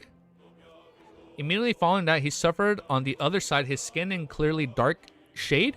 His clothes were torn from the explosive force when the flames from the abyss. Corruption, which had splash damage, was useful against his paper figurines. Substitutes to a certain extent inflicted the damage to a certain degree with an unavoidable influence. In the aftermath of the explosion wasn't within Klein's control. Similarly, it dealt damage to him. However, upon their first encounter, Klein had given Kirchi's a cup of beer, completely the bribe. Therefore, the attacks and control effects directed at him were greatly negotiated. Kirchi's clearly didn't expect the minor influence of the corruption had dealt to Germansparrow. Just as he pulled out a long blade and formally entered of flames and began, he controlled to unleash his speed and strength in a fervent attack. He saw his opponent's left hand and glove transform as though it was made of glove. The two blinding streaks of lightning tore out of Klein's eyes, psyche-piercing. Kirchi's instantly let out a tragic cry, and he felt as though 100 bottles of holy water had been infused into his hand. He was rich in actual combat experience, and knowing that having been struck by a psyche attack, knew that he would subsequently suffer a series of relentless attacks. Hence, he instinctively transformed into a pitch black liquid. Oh, like the Demon Apostle in Volume 2, when he would transform into a pitch black liquid and began spreading across the floor. That's such a sinister ability, dude. The liquid appeared to be the coalescence of the darkest and evilest desires of a person's heart. As the liquid spread across the room towards Germansparrow as though it would corrupt everything. This state is truly perfect. In the battle encounter, either party would suffer the problems of not being sufficiently prepared. Thankfully, I've always remembered the suspected desire apostle I encountered, and I've completely held back all the desires and emotions. Klein didn't dodge as the glove on his left hand rapidly bloomed with pure and clear sunlight. He spread out his arms, allowing a pile of holy light that had golden flames swirling around its descent from the sky It illuminated every corner of every shadow of the room. The column of light struck the richest part of the pitch black liquid as it radiated outwards in a ripping manner. Amidst the bright and holy light, the pitch black liquid quickly evaporated and mostly vanished. So, okay, so he almost got him. Kirchis hurriedly materialized his body and reformed near the window. He still maintained his state as a 3-meter tall devil. He was as calm as always, but he could hardly hold back his intense bloodlust and desire to kill. This is so sick, dude. This is so it's a little too convenient. It's a little too coincidental, right? The present to him was already rather weak. He didn't dare to circle around German Sparrow as he waited for him to show any emotion so as to conceal his desires. He ignited the... This is such a cool fight. Like, he has to be, like, cool and, like, in control. Otherwise, he would have the upper hand. He ignited the 2 mysterious goat horn... The present him was already rather weak. He didn't dare to circle around German Sparrow as he waited for him to show any emotion so as to control his desires. He ignited the 2 mysterious goat horns on his head in an attempt to forcefully attack his enemy psyche, inducing emotions to a certain degree in an unavoidable manner. Once he had any desires or emotions, the situation would be in this. This is like the Desire Apostle. Like, the fact that you can control one's emotions is kind of crazy. Like, you literally... This is such a bad counterpart for a seer, right? Like, you must always be a prepared magician. Like, you always have to be prepared. But against a Desire Apostle, you have to go like completely opposite. Like, you can't be prepared. Like, you can't plan anything. Otherwise, he senses all this. At that moment, Kirchi's head suddenly turned numb, causing him to nearly lose the thoughts he previously had. Is he controlling him? After both parties entered a range of 5 meters, the reason why Klein remained in a passive state using paper figuring, substitutes, and a burn of corruption's distortions powers to barely put up a fight and stall for time was to deviate attention in order to control Kirchi's spirit body threads. Oh. Clown are adept at controlling their emotions too. Well, I thought you can only control your facial expressions. Right? So also their emotions. Sorry, I forget about that part. It's not just like your facial expressions. Like, it's also your inner thoughts. Got it. In order to control Kirchi's spirit body thread, with the strength of a Sequence 5 spirit's body, it wasn't easy to obtain initial control over Slaughterer to begin with. However, with a cup of the beer bribe, it reduced Kirchi's defense at resisting. After all that, this Desire Apostle suffered a psychic piercing and was thoroughly purified once by the light of purification. As a result, he had become rather weak. Therefore, even though Klein was using his other powers, he still took 15 seconds to obtain initial control over Kirchi's. It's only your outer appearance, right? Thought they were better being... Such a cool fight. The intense battle in the room instantly turned quiet. Although Kirchi's thoughts had turned slow, he still had the ability to complete certain actions. He could still forcefully resist the control that stemmed from the depths of his spirit body. The bloodshot colors in his eyes converged as his eyes reflected German Sparrow figure. The curled goat horns... Oh, they're curled. I thought they were straight. The curled goat horns on his head began to burn intensely as hatred, greed, lust, wrath, and other emotions of the desire began to spread outwards in corporeal manner. Klein entered a half-cognition state as he calmly focused on deepening his soul, hoping to quickly make Kirchi's lose all means of resistance. Shit, dude. Chapter 685. Oh my god. Hold up. Clowns can't control their emotions. They can control how they show. They control how they show their emotions. But okay, so it's still a bad matchup for a Desire Apostle, because okay. Wow, dude, my ears are starting to ring, dude. Holy shit. I'm gonna keep my headphones off. I'm noticing when I'm reading out loud for so long, my ears start going numb because of the echo in this room. It's weird. I don't know how to explain it. You always understood as a clown is really good at, they're really good at concealing their emotions, right? And expressing they might not actually feel. Okay. This is our timestamp, and let's keep reading. 2 hours, 1 minute, 08 seconds. Copy, paste. Next chapter, chapter 685, called From a Delay to Disconnection. In the room that had been reduced to shambles, Klein, whose top hat had fallen to the side and clothes had become tattered, was about 4 meters away from Kirchis, who was a behemoth with bat wings. The situation was so quiet and thought that the puppet show was being delayed. In fact, Klein still had the means to do something else. Back when Marionettis Rosango forcibly controlled both him and Sharon, he could resist the wraiths who... I realize my thing is kind of crooked. He could resist the wraith and possess the flames using flame controlling to summon a flame to destroy the shadow pulled in by Sharon. If he hadn't made a series of mistakes by targeting the Sequence 5 Wraith, Rosago could have... Wait, let me read this. In fact, Klein still had the means to do something else. Back when Marionettis forcibly controlled both him and Sharon, he could resist the Wraith's possession and use flame controlling to summon a flame to destroy the shadow pulled in by Sharon. If he hadn't... Oh... He's calling Rosago dumb. If he hadn't made a serious mistake by targeting the Sequence 5 Wraith, Rosago could have diverted his attention to killing Klein, snuffed out any chance of him using the language of Fountain's Charm. Now, although Klein was definitely inferior to him, there was also only one enemy. Of course, there wasn't really much he could do under the premise of not losing control over Kirchis. He could move, but he couldn't do it too hastily or quickly. He could use the Beyonder powers, which didn't expend too much of his spirituality, but he could have diverted his attention to power the mystical items he carried, or to use the actions that required too much movement, like drawing a gun.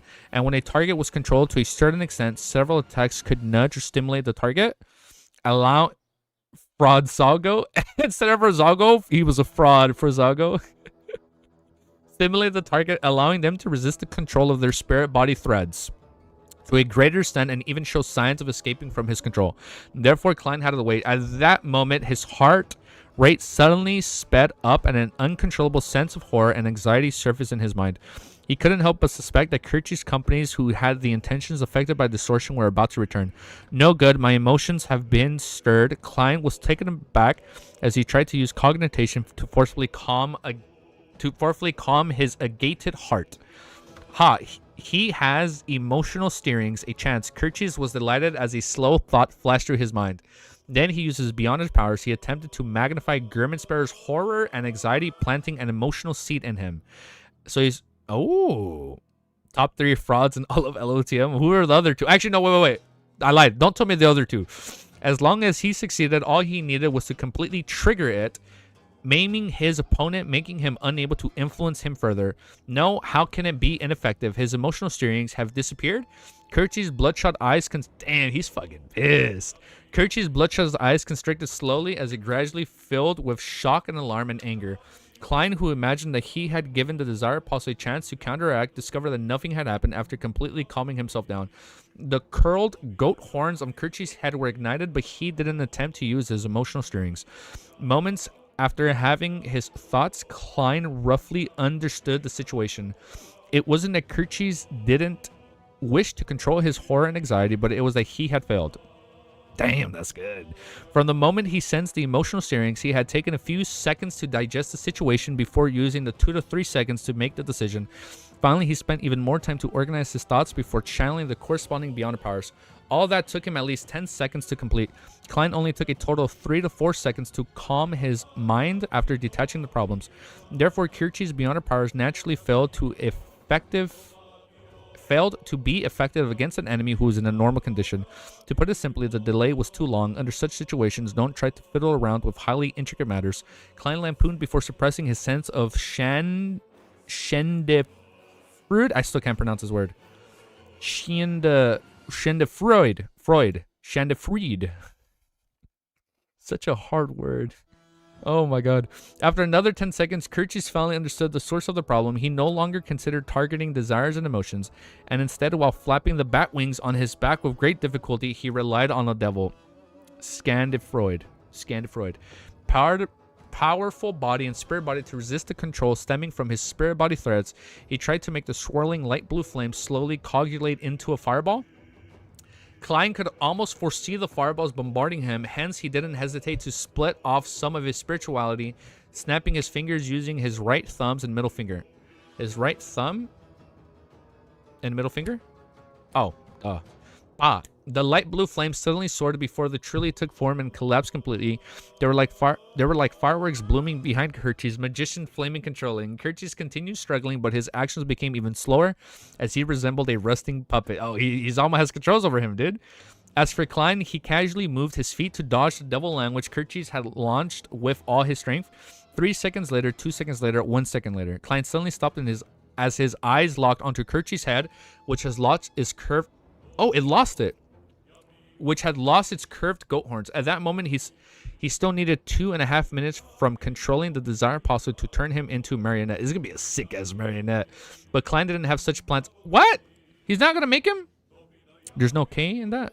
Oh, okay. Let me try pronouncing it one more time. Schadenfreude means feeling pleasure, satisfaction from another person's pain. Please look at the art section and it's too peak to miss. If there's any fan art on this fight, bro, please send it. If there's any fight on this Desire Apostle form, I want to see it. Let me just open it and then we'll look at it later.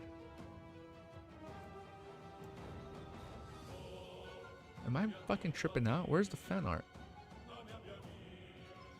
Where is it on Discord? Oh, I see it. Artwork. We'll look at it later. But I got it open. I just can't find it. Yeah, we went. Okay, got it. He lost the goat horns, right? Okay, I found my place. At that moment, he still needed 2.5 minutes from controlling the desired pulse to turn him into a marionette, but Klein didn't have such plans. He never had such plans in the first place. It took too much time, allowing Kirchie's companions to... Oh, okay. So he's doing all this before they even catch up, dude. And I got the art channel open, so we'll look at him right now.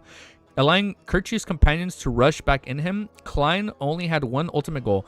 It was to control Kirchie's to a certain extent so as the attacks within a certain limit wouldn't help him escape his predicament. The bloodshot eyes, grimacing expression, and sharp teeth with drooling saliva reflected in Klein's eyes. He opened his mouth and said the word bang. Air bullet of a sequence 5. He has air cannons now, bro. He has an air... This was an air bullet. This was already comparable to a bullet shot from a steam rifle. Bang! The air bullet accurately hit Kirchie's forehead, causing him to throw up his head, yanking the spare body threads, and between his body, a bloody hole that wasn't too deep had appeared. It wasn't a mortal blow to a devil desire apostle. Their bodies seemed to be cloaked with thick and hard armor. Their blood and flesh had extreme elastic and defensive strengths. Bam, bam, bam. Klein kept creating air bullets while making gunshot sounds, striking Kirchie's forehead again and again, slowly leaving its contiguous mess. At the same time, he stably controlled the spare body threads to prevent him from using his feedback to weaken the influence. Kirchie's let out an angry... Now he's angry, dude. Now he can't control his emotions.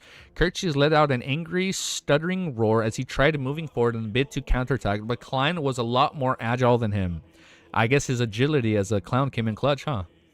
His agility and nimble right balance. And his plans to liquefy undoubtedly failed because of the control of the spare body threads. So now he can't go into his black goo form. Bang! Another air bullet struck Kirchie's, completely shattering his forehead, penetrating his brain. Bang! Bang, bang.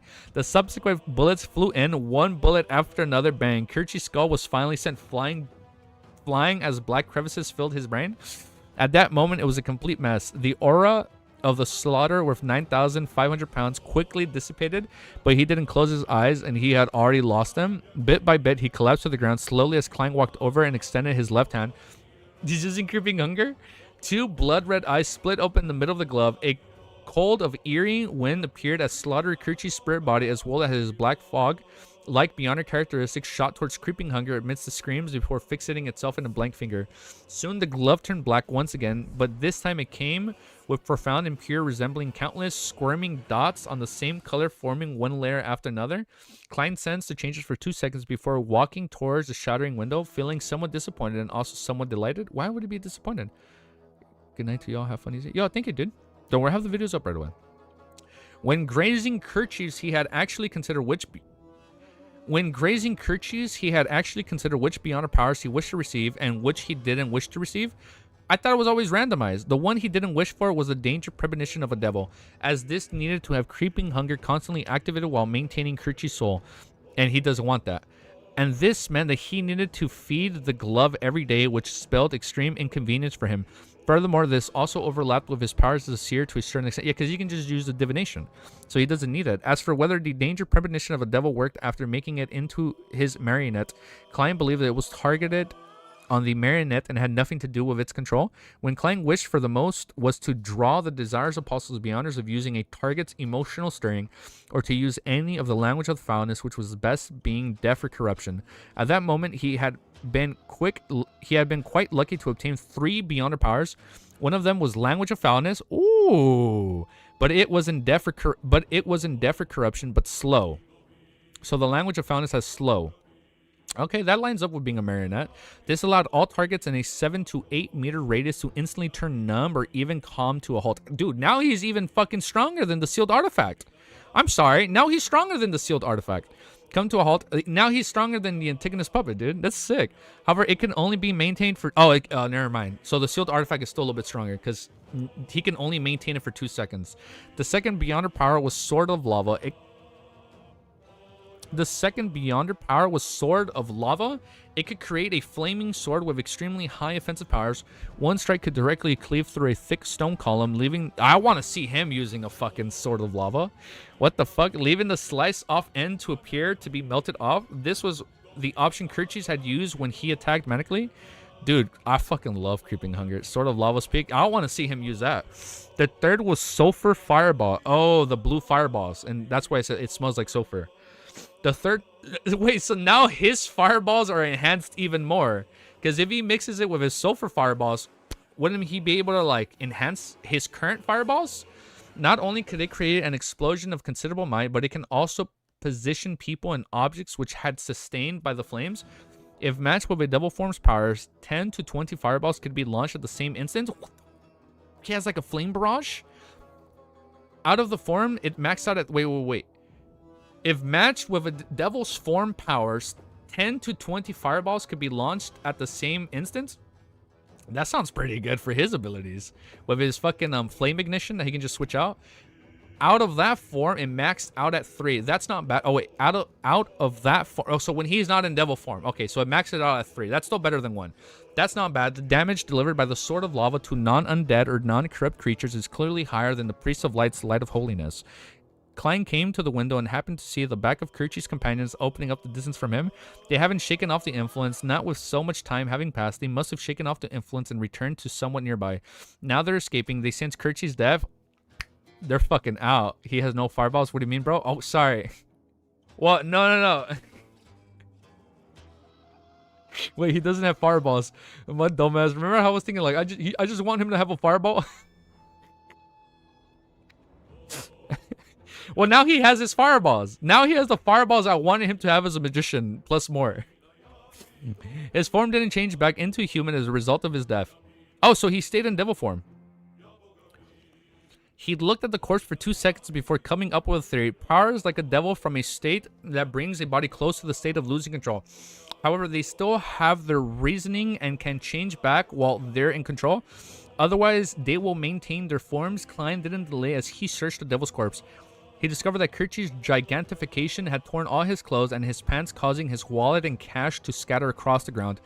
Later, they were all destroyed due to the blanketing attack from the fireballs and sulfuring flames. Just as Klein looked away, he suddenly discovered something twinkling in the giant devil's chest. It was a thing in long crystal form, purely of blood. A faint smell of sulfur emitted around it. What's that? Is that his characteristic? What's that? Klein frowned, unable to figure out in an instant. Kirchi's Beyonder characteristic has clearly entered Creeping Hunger. Why was his corpse produce something strange? So this isn't his characteristic? The money? A question flashed across Klein's mind. Furthermore... Wait, what do you mean the money? Why are you guys talking about the money? Yeah, for a second I thought Klein had a pyromancer ability. My bad, I know. That's what I originally wanted him to have when he hit Magician. Like, just, if he shoots a fireball, I'm chill. But no, he got more. The money got burnt. Wait, no, he didn't.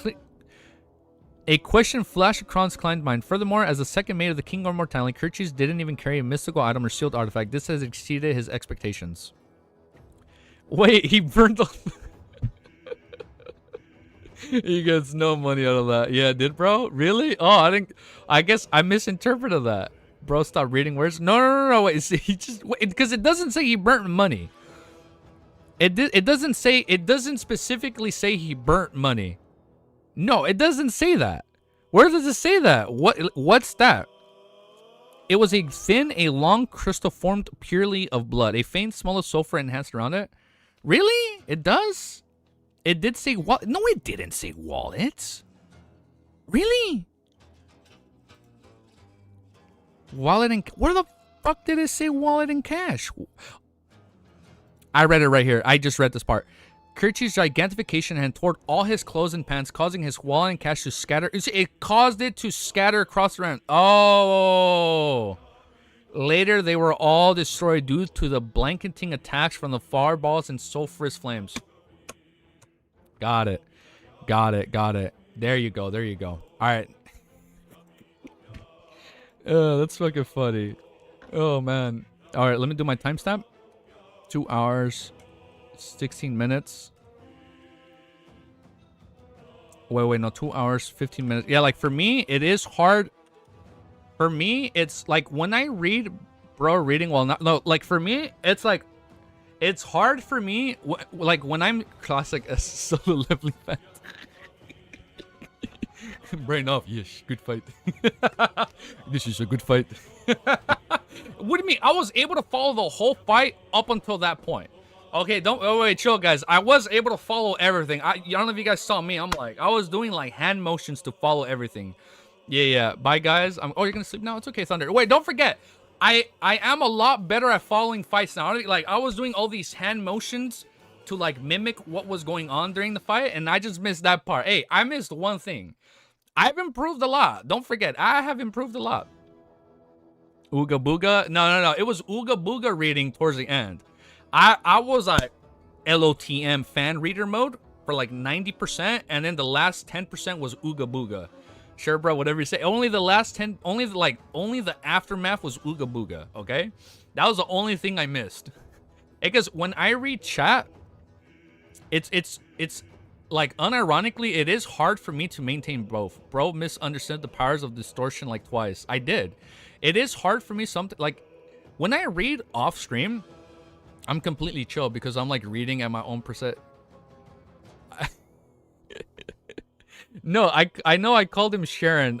No, I didn't. Did I? I know they mentioned Sharon. Like, oh, like that's when it was talking about the Rosalgo fight with Sharon and him, like he could have won if he did that, right? If I did say that, that's actually kind of funny. Yeah, it's hard for me sometimes when I'm streaming. It's like it's hard for me to keep focus on one. Client Sharon on my fight, Tola Beyonder. Still Beyonder. Like it's hard for me to like read chat and then still like maintain like reading comprehension when I'm reading a fight. Right? I guess it's different, right? Like, I guess when I'm reading it in front of people, it's still hard for me, you know? Like, I'm not that good at it. I'm not gonna lie. I'm not gonna lie and say, like, I'm a pro at it. But usually when I read by myself, I read, like, to my head and, like, into my own thoughts. And I'm usually not, like reading chat or I'm live. I don't know, man. I don't know if it's, like, a mix of, like, reading in front of people and then, like, reading chat. Like, it's hard for me to juggle it. Just a little bit. Not a lot, but I feel like I've improved a little bit. Not lie to yourself. Be confident. I am confident. What do you mean? I'm only lying. Unhinged as Brenda's already fried. Stop. No, that's okay. We'll stop. Artwork. All right, let's look. Let's look. These were sent 40 minutes ago. That is so fucking badass, dude. Holy shit. Let me see if I can turn this on. Oh, do I have to update it? Oh, it's right here. What the fuck? Let me make it a little bit smaller. Yeah, right here. That is sick. That's so badass, dude. What the fuck? This is such a good fight. Yeah, look at this badass. This is 9 form behemoth form.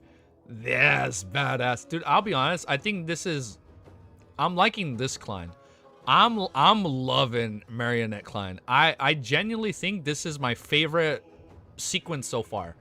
I think this one is badass. I genuinely think this is my favorite one. Like, this is so sick. Like, this is him controlling everybody. Like, just... You know what this reminds me of? I don't know if you guys have read Hunter x Hunter. Or have watched Hunter x Hunter.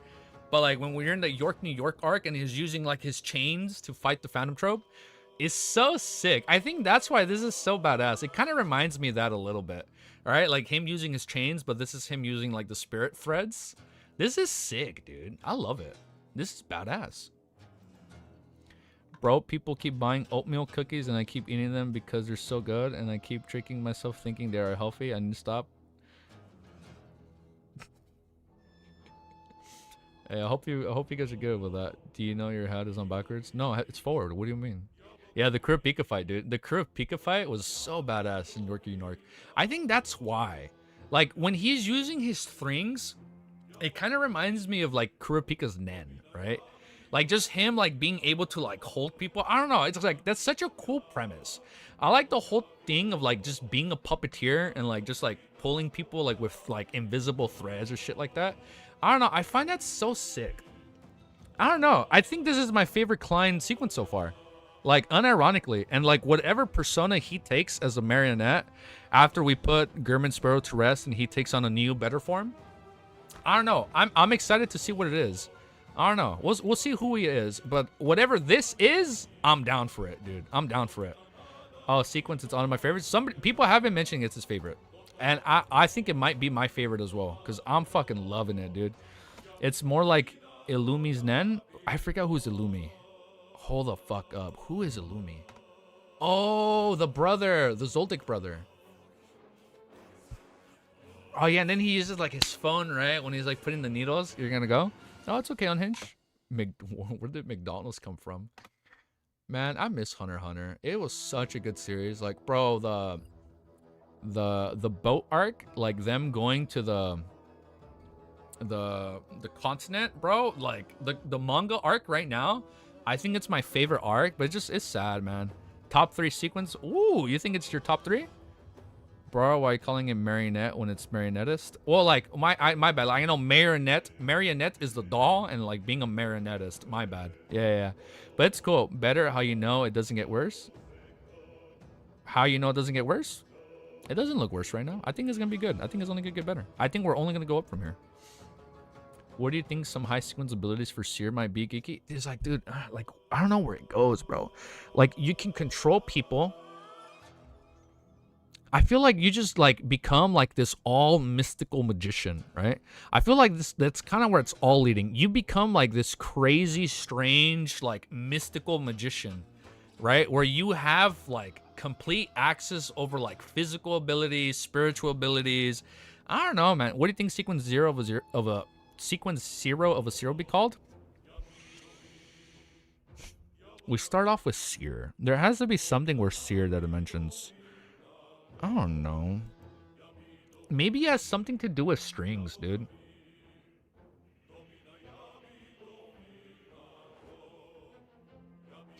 Let me see. Games involving strings and a circus.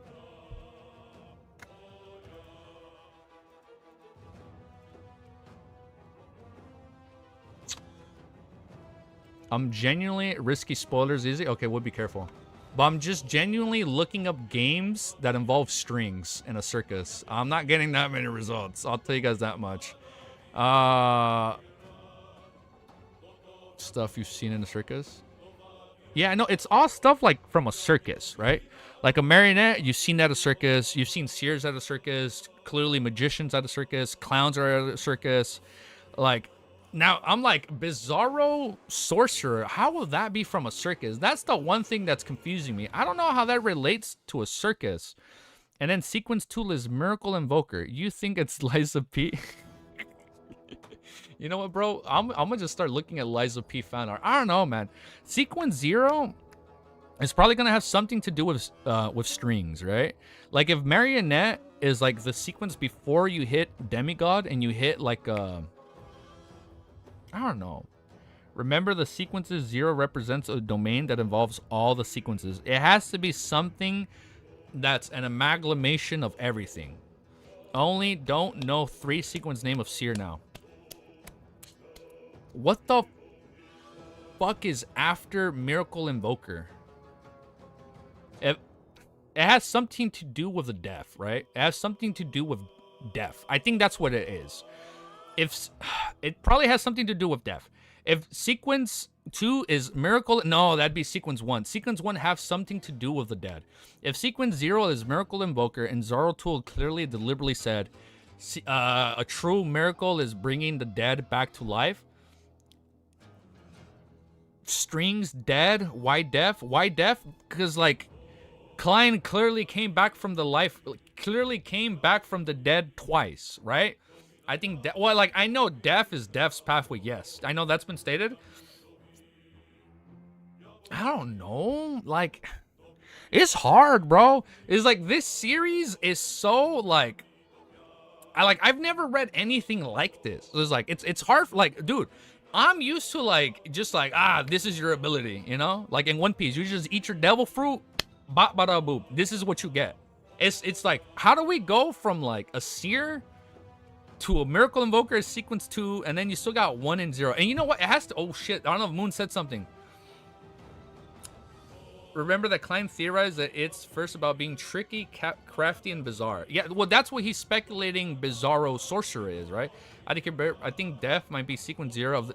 I know Death is sequence 0 of the Death pathway, but we know that Fate is only part of it. That's why this is peaking the... Well, I'm not gonna say other series are trash. I'm not gonna say that. But like, I know this is peak. It's just, I don't know, man. I feel like Seer is going to encompass many traits of different pathways in some way, right? There's strings. Now you can like control the dead, like and turn them into a marionette. Zaratul hinted that a true miracle is bringing the dead back to life.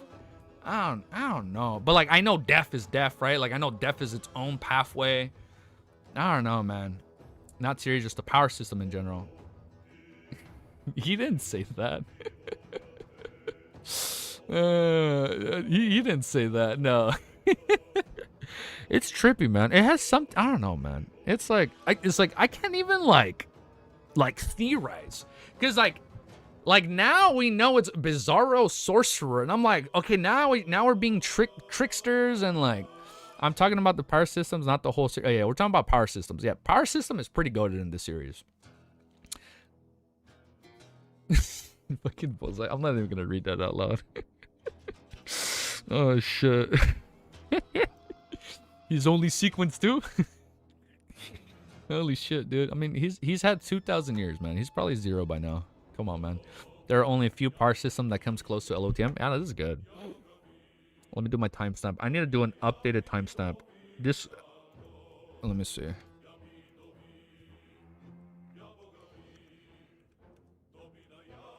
What's next? Let me just do a new timestamp. Fan art / what's next. Now we'll do a new timestamp. I guess that's why I like this series, man. But like I'm telling you, it is hard for me to follow because I'm not used to reading shit like this. So it's a little funky for me. The final boss. You're tunnel visioning on coming back to life thing, not focusing on the whole miracle thing. Yes, I am tunneling vision. Thank you for pointing it out. There are only... It is. I think I am. Was this... No, we're going to keep reading. We're going to keep reading. No, it's not the last chapter. We're going to keep going. We're going to keep reading.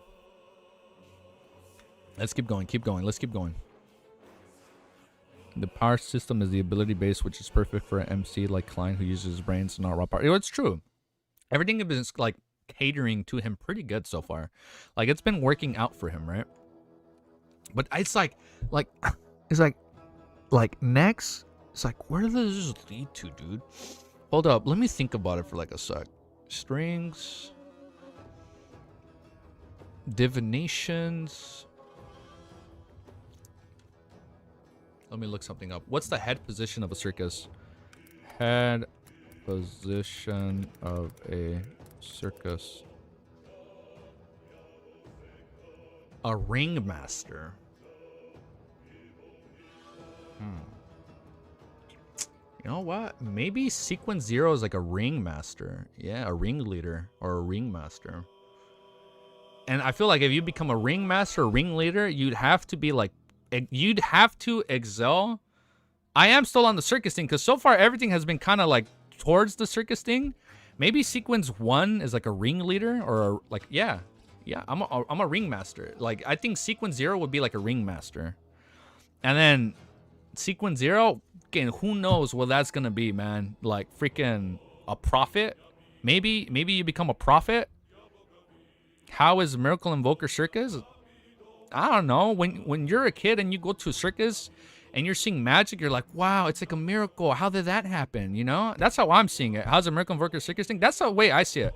Like when I saw like a circus as a child, I'm like, holy shit, like this dude just made a miracle. Like how the hell did like a dove fly out of his hand? Like it was a miracle. Or Faceless or Bizarre. Like it's like, I feel like it's all related in some way. But we'll see. Because I feel like the whole circus thing is a little on the nose, right? The beginning of the series, he comes across a circus, and then season 1 ends with him being at a circus. And it's like, I don't know. I feel like it's all going to come back. True easy. I feel like it's all going to come back in some way, shape, or form. I don't know. We'll see. We'll see what happens. But next chapter. 686. A hard to complete ritual. Wait, hold up. I lied. You know what's probably going to be... You know what's another thing you see at carnivals? Like, cause since we're talking about Faceless is face painter, you see at a circus. I feel like there's going to be one where, like, Klein becomes... Unironically, he becomes a painter. Maybe, like, sequence 3 is painter? Or sequence 1 is painter? I don't know. Just an interesting subject for thought. Maybe you become a painter. Maybe that's one of them, right? Because I feel like people will like, there are painters at circuses where like they draw people, right? And I've been playing a lot of Expedition 33. So I feel like it'd be pretty cool if like sequence 3 or 1 is like a painter. So like not only you can now like manifest your drawings, not your drawings, but like, I don't know. Expedition, yeah, that is a deep Expedition 33 reference. And wouldn't that just be Faceless? No, because it's like Faceless, you're changing your appearance, right? Maybe that's like more in a magical... Dude, I'm doing like the John Cena thing right now. Holy shit, you can't see me, dude. Maybe... Oh, you can't see me? Maybe there's some invisibility. Like, I don't know. I'm just fucking rambling at this point, dude. I just... Sierra is so confusing. It's like... And the... Cuttlefish has been very deliberate, and all the characters have been very deliberate in explaining how like the next sequence like has no connection to the previous one, but like once you hit sequence 4 and up, then you're gonna have a very qualitative change, and then it'll make sense. It's like Sierra is just so confusing. It doesn't fucking make sense, which is a good thing. I'm not saying it's a bad thing when I say it doesn't make sense. It's a good thing when because it doesn't make sense, and like you don't get that qualitative change until sequence 4. But it's still bizarre sorcerer, and like I still don't get it, you know? Point is, sequence 3 or 1 is gonna be a painter. That's all I'm gonna say. And then maybe strings come back into play. You know what? A daredevil. I feel like you have to come across a point where you, like in a circus, there's some really... Let's be quiet. Okay, hold on. I'm getting close to something. Maybe, sequence 1, 3, or 0 is like a daredevil. Because now that you've done all the very... team abilities in the circus or the team roles in the circus, now you have to get to the very crazy things. Like now you have to be a daredevil or like a stunt devil. I'm excited for the next volumes. Shit. Hey yo, bro, just tell me the volume 7, 8. Just tell me the name of the final volume just to hype me up. No, I'm kidding. Don't tell me. Don't tell me. Don't tell me. All right, next chapter 686. After we've been rambling for who knows how long, right? Like 5 minutes, is a hard to complete ritual. Let me update my timestamps, because we talked a lot more. 2 hours and 25 minutes. Dude, I'm not even gonna lie. My heart is racing because I'm getting excited speculating. Volume 8 is Beast Tamer. That is not fucking... It is not Beast Tamer. Volume 7 is Rozelle's Demon in His Dream. Hey, that's a pretty good volume, brothers. Hey, it ain't that bad. It's gonna be a fucking good volume. That's gonna be a freaky ass volume. Thinking about hard sequences, we must use our broader sense of view. You know what? There's gonna be a Daredevil one. Or like a... Yeah. There has to be one. Easy, it was right. Sequence 0 is Beast Tamer. Oh, thank you guys. Damn. Thank you guys for backing me up there. Alright. Thank you guys. Thank you guys for confirming that. Yeah, Beast Tamer, Volume 8. Hell yeah. Or what was it? Roselle's is chapter 600. I haven't even updated this shit, man.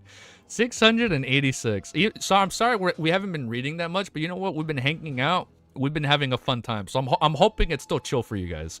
Chapter 686 is called A Hard to Complete Ritual. After thinking for a moment, Klein, who didn't have an answer, put away the thin blood crystal when he didn't sense any danger from it. Then he bent down to inspect Kirchi's devil form, which had lost half of its head. I wonder if I can still use this to exchange for a bounty, and if so, how much can I get? I have no idea who I can connect from the military over here. Send Ooze Kent a telegram. Oh, wait, hold up. The fight ended. The fight ended. Hold up. The fight ended. Yeah, the fight's over. Let's change it. Yeah, fight's over. Let me change the music. All right, now that the fight ends, we'll change it. I wonder if I can still use this to exchange for a bounty, and if so, how much can I get? I have no idea who I can contact from the military over here. Send Oos Kent a telegram. The back and forth together who work had to do remotely. It's hard to tell if I wish it. I'm reading wrong. It's hard to, after we've been rambling for so long, now it's getting hard to read. It's hard to tell if it will finish it in 3 to 4 days. I'll be leaving tomorrow. Also, I can't forget the middle man's cut. He mumbled, walked to the side, and picked up the clearly charred half-top hat and wore it. Now it's not picking up the music. And wore it. Then he dragged the heavy and massive devil's corpse. Oh, that's from the artwork we just saw. Then he dragged the heavy and massive devil's corpse and walked to the door before reaching out to open the door. A howling wind blew in, breaking the silence in the room. Klein tapped his finger joints to deactivate the spirit body's threads vision as he continued dragging the nasty and terrifying devil's corpse across the corridor, down the stairs to the first floor. At that moment, there weren't many people left in the bar. Tables and chairs were overturned, and there were shards everywhere. It was a mess. That was such a cool aftermath, dude. The stalling is making easy think more about sequences, and stalling has a good purpose. You know what? The stalling had a good purpose, yes, because we were actually thinking about LOTM. So it was for a good cause. You can compile your theories to make a complete fanfic of LOTM. That'd be fun. Klein went past the heavy damage staircase and into the main hall. He surveyed the area and found the forlorn bar owner behind the bar counter. Few of the bouncers he hired had remained most of the time as you scatter off. Tap, tap, tap. Klein walked over to take time with the devil corpse behind him bumping into the furniture. What are you planning to do? The owner took a step back as he yelled to the top of his lungs. His bouncers gathered over, shrouded in fear. Their eyes were darted around as their bodies revealed their own inclinations. It appeared as though they would immediately flee the moment any incident happened. Klein tapped into his tracks, throbbed Kirch's corpse in front of him. Then he said in a deep voice, "Can you claim the bounty's rewards?" The owner was stunned for a second as he instinctively moved his gaze down before seeing the huge devil's corpse, which still had some blue flames lingering around it. He and his bouncers drew a cold gasp at the same time, many of them feeling surreal. This was a real devil. Apart from its lack of a curly goated horns, it looked identical to the devils described in Church of the Bibles or mythical stories. To ordinary people living in a pirate's playground, it wasn't rare to witness supernatural powers. Here, the horizons were clearly broader in the colonies of the Aravi and the civilians of the Kingdom native soil. However, as the owner of the bouncers of bar, they had never seen real devils before. They even suspected that it was an attempt by the Church of the Tarnished unofficial Beyonders. The owner retracted his gaze with great difficulty as he looked to the stoic adventurer in tattered clothes. I can. They should have the means to determine that this is Kirchi's. It's Kirchi's, right? Klein. Oh, so now they won't even be able to prove who it is, and he won't get his bounty. Good stalling? Thank you, guys. Today was good stalling, by the way. Yeah, Klein, I think I recorded some of it, or most of it. We'll see. Klein silently heaved a sigh of relief. I think I recorded like 10-15 minutes of it. Klein silently heaved a sigh of relief and silently nodded. The owner hesitated for 2 seconds and forced a fearful smile. However, it's impossible to get everything. As you know, there will be some money spent during the process. The fees cost about 30%? What the fuck? Otherwise, you'll have to wait quite a while. After all, 9,500 pounds isn't a small sum. For a Toscada spear, it will take at least a week. It's because there are pirates frequenting this area, and there are often adventurers here that claim bounties. Therefore, it's constantly had quite a bit of cash reserves. If you were in Oravi Island or anyone else, it might take 2 weeks or even a month. 9,500 pounds really wasn't a small sum. Klein clearly remembered that back in Tingan City, the Nighthawks team's monthly budget was only 1,000 pounds. The budget was even split between the church and the police department. He thought for a moment and asked the bar's boss, "Do you know me? Your life is only worth 30%. Yes, the owner hurriedly nodded. Klein swept his gaze across everyone and continued asking, "Can you figure out where I'm living?" Yes, yes, the owner bar didn't dare to lie. Klein tearfully responded before using a flat and direct tone. Send 6,000 pounds to me before noon tomorrow. 6,000 pounds. That's less than 70%. That's about 600 pounds short. The owner was taken aback, never expecting the crazy adventure to take the initiative to lower the price. Can you do it? Klein asked again. The additional 650 pounds was his compensation for the bar. After all, that's sweet. After all, he had left the bar in a mess. However, this wasn't something the crazy adventurer wouldn't say himself. He believed that the bar's owner wasn't a philanthropist. There was no way he could have over the excess. He would hand over the excess to others. The owner considered it seriously before replying yes. Even though the official process wouldn't be that fast, there was nothing he needed to worry about. This was because he planned on borrowing some of the money and using his savings to pay the bounty reward which German Sparrow wanted. To be able to earn several hundred pounds at once wasn't something he would miss out on. Klein nodded and didn't speak to others. He turned around and walked to the bar's entrance. When he came near, he took out a few yellow pennies and threw them onto a tiny round table that still stood standing. After some clinking sounds, the pennies spun to the sound. They numbered 8 pence. While doing this, the black-suited Klein didn't stop walking. His figure soon disappeared from the entrance. What's the meaning of this? The owner said with a surprised and blank look. Most of the bouncers shook their heads with the same expression, indicating that they didn't know German Sparrow's motives. Only a bouncer who had been standing guard by the door thought with a frown. Then he said uncertainly, when he first entered, he took someone's cup of beer and threw it at Kirchie's.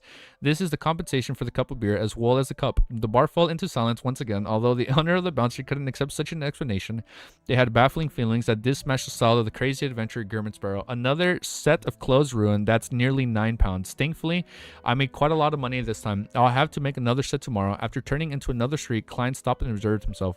He wasn't in a rush to return to the hotel he stayed in. He first followed the information provided by the head honcho of the Lowen's new party, Moslona, and found a policeman who was controlled by the drugs. The man helped the gang commit several sordid deeds to the point of creating a scheme to kill a witness. What the fuck? He channeled his spirit to confirm his crimes before allowing Creeping Hunger to enjoy a true feast for the day. Damn. And he didn't forget about Creeping Hunger.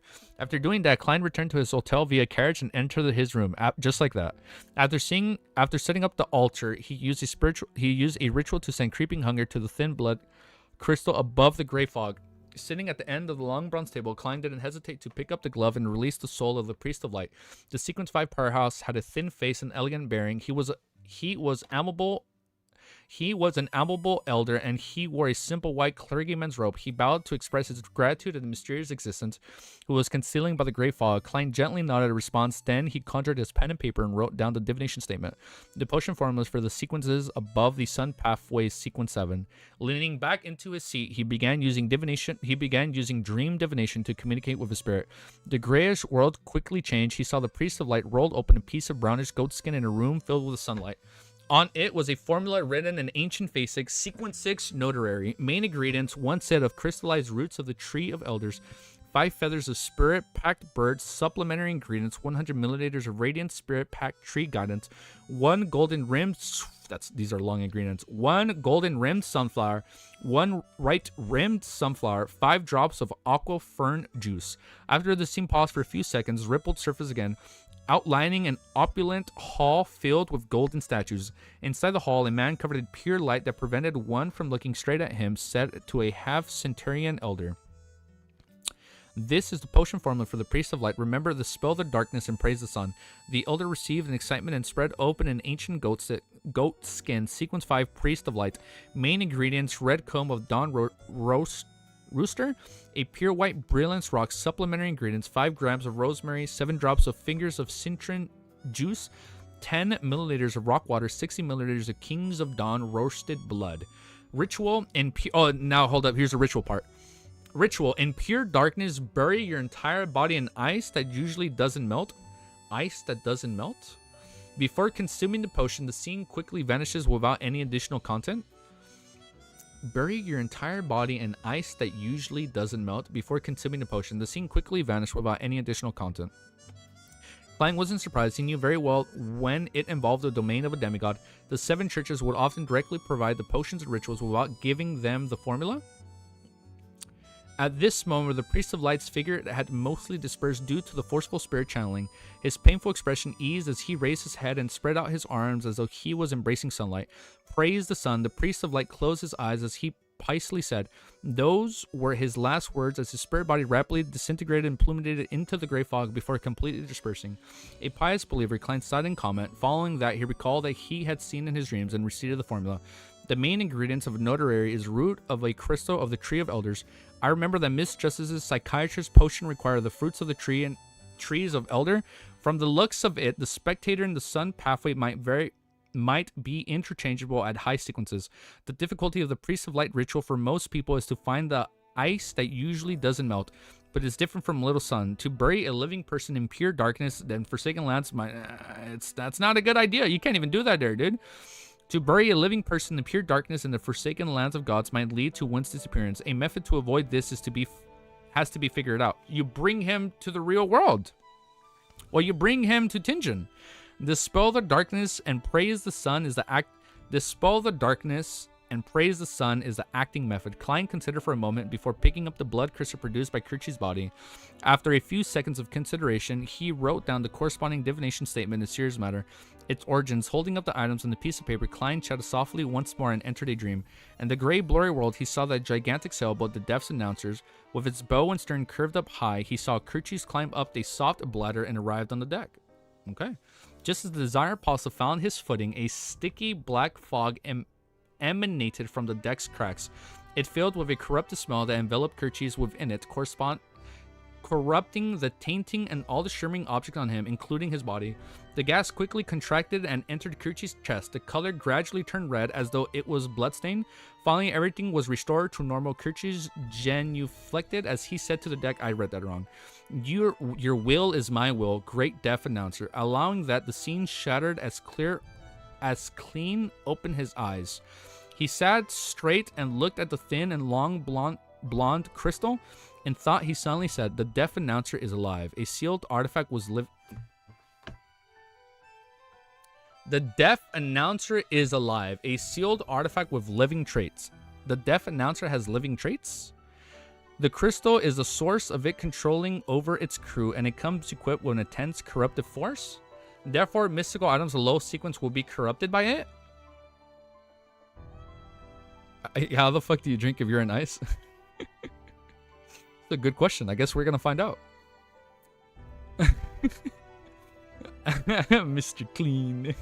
Oh, that's a funny lie. How the fuck would you drink it if you're in ice? Science. We're gonna make it go from a liquid to a solid, and then we'll make it go from a solid to a liquid. That's why it implied that usually doesn't melt, because the potion will make the ice melt, right? You have to have an unmeltable ice. So it's a living ship. It has living characteristics. What the fuck? That is so, like, truly bizarro. Truly, that is a bizarro living thing. All right, timestamp. 2 hours, 38 minutes, 15 seconds. Copy paste. Peak lore. I love it. Fucking sick. Now, I'm gonna take off these for a bit because my ears kind of aching up a little bit. Just a smidge. At 687. Blatherer. Chapter 687 is called Blatherer. Picking up the blood crystal and smelling the faint smell of sulfur, Klein could vaguely sense the corrosive powers hidden deep within. Legend has it that in the abyss is the area with the greatest powers to corruption. Even an angel will fall and lose control there. The people guarding the abyss will eventually be assimilated by the abyss. The characteristics shown by the Desire Apostle does match this point, Depending on the assimilation of a Desire Apostle, Klein allowed his thoughts to wander. Soon he noticed a detail. Kirchis had declared loyalty to the Death Announcer, not the King of Immortality, Agali. Oh. It was... So he declared loyalty to the living ship.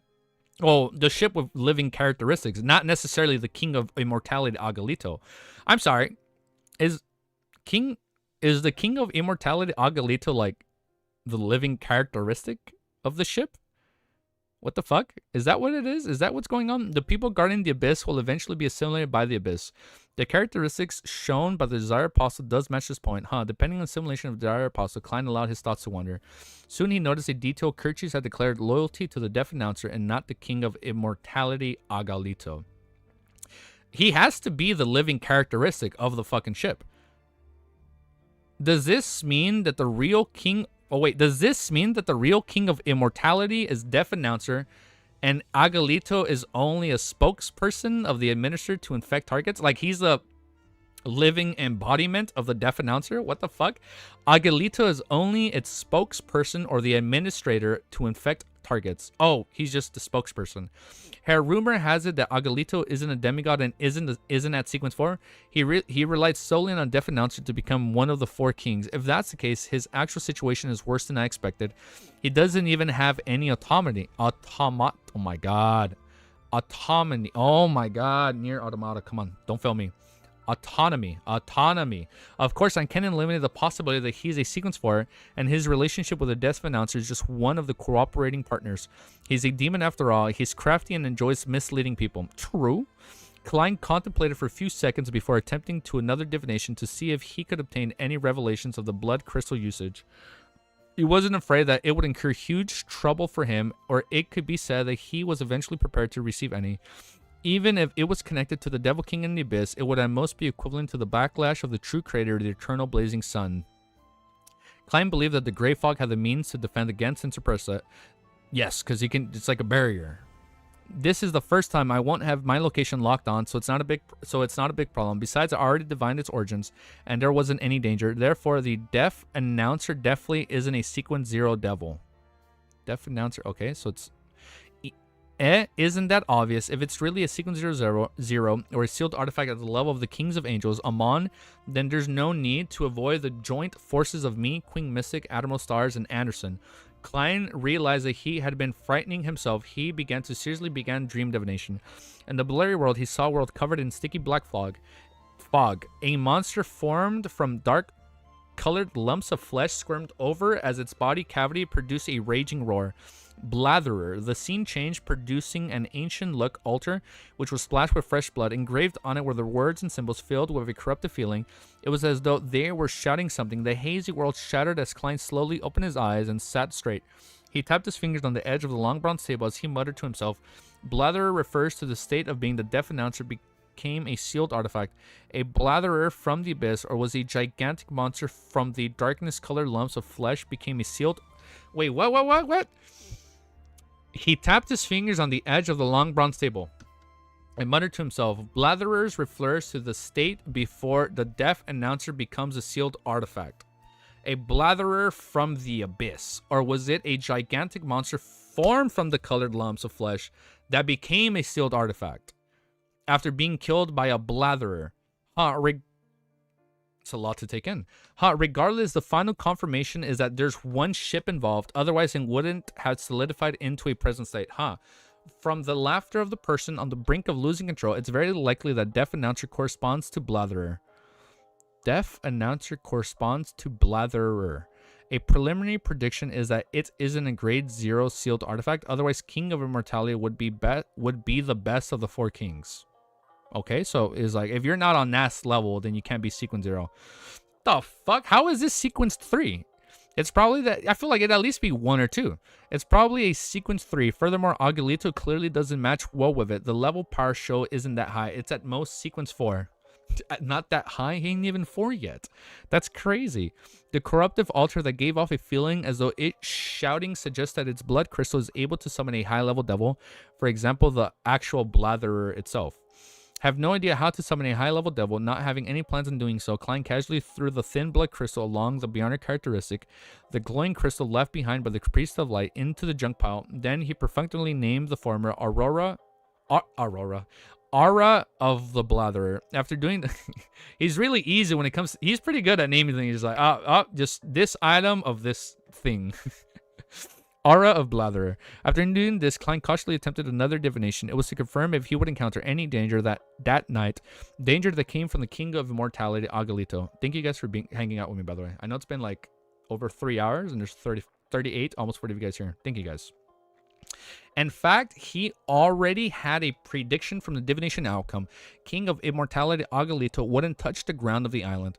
Firstly, it was because Toskarter had a hidden demigod ordinary beyonders might not know, but the four kings would have some level of understanding, and it was unlikely Agalito would wish to have any head-on conflict with other demigods. Forcefully entering the territory of another person wasn't his style. Secondly, Klein's previous theory had produced a conclusion.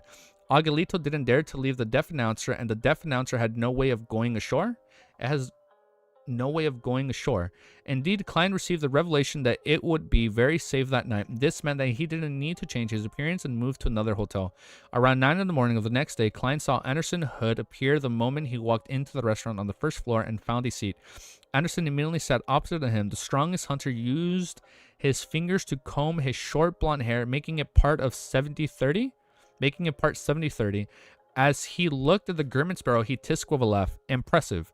You managed to hunt Kerchies even without fighting one hand. It's a ship. How would it go ashore? Well, I mean, I thought like the ship could still go. I thought like to the beach, you know, like go ashore. Like now it's like it's bound to water. That's how I read it. Like, okay, like now like the ship wouldn't even be able to pull up to like to a beach side or like a harbor, right? Because it couldn't even like go ashore. That's what I meant. Like it's bound. Well, I know it's bound to the sea, right? The strongest hunter used his fingers to comb his short blonde hair, making it part 70-30. As he looked to the German Sparrow, he tisked with a laugh. Impressive, you managed to hunt Kerchies even when fighting one on three? He's that good. The way you dragged the Givel's corpse downstairs has already spread throughout the Tusk. Look at him aura farming, even though he's about to put German Sparrow to rest. The way you dragged the Devil's Corpse downstairs has already spread throughout the Scarred Pier. Huh? It's said that even a pirate with bounty on their head has decided to distance themselves from your sights.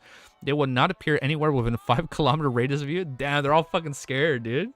Ever since he acquired himself with Frank Lee, Klein had quit drinking milk.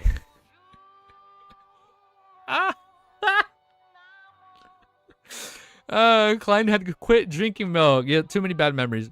He raised his hand to order a cup of coffee. Good choice. A piece of white bread, 2 toasts, a roasted pork sausage, and a plate of butter. Then he replied in an extremely calm manner. Your ability at gathering intel is pretty good. Yeah, it is understandable. Valid reaction? Yeah, valid conclusion.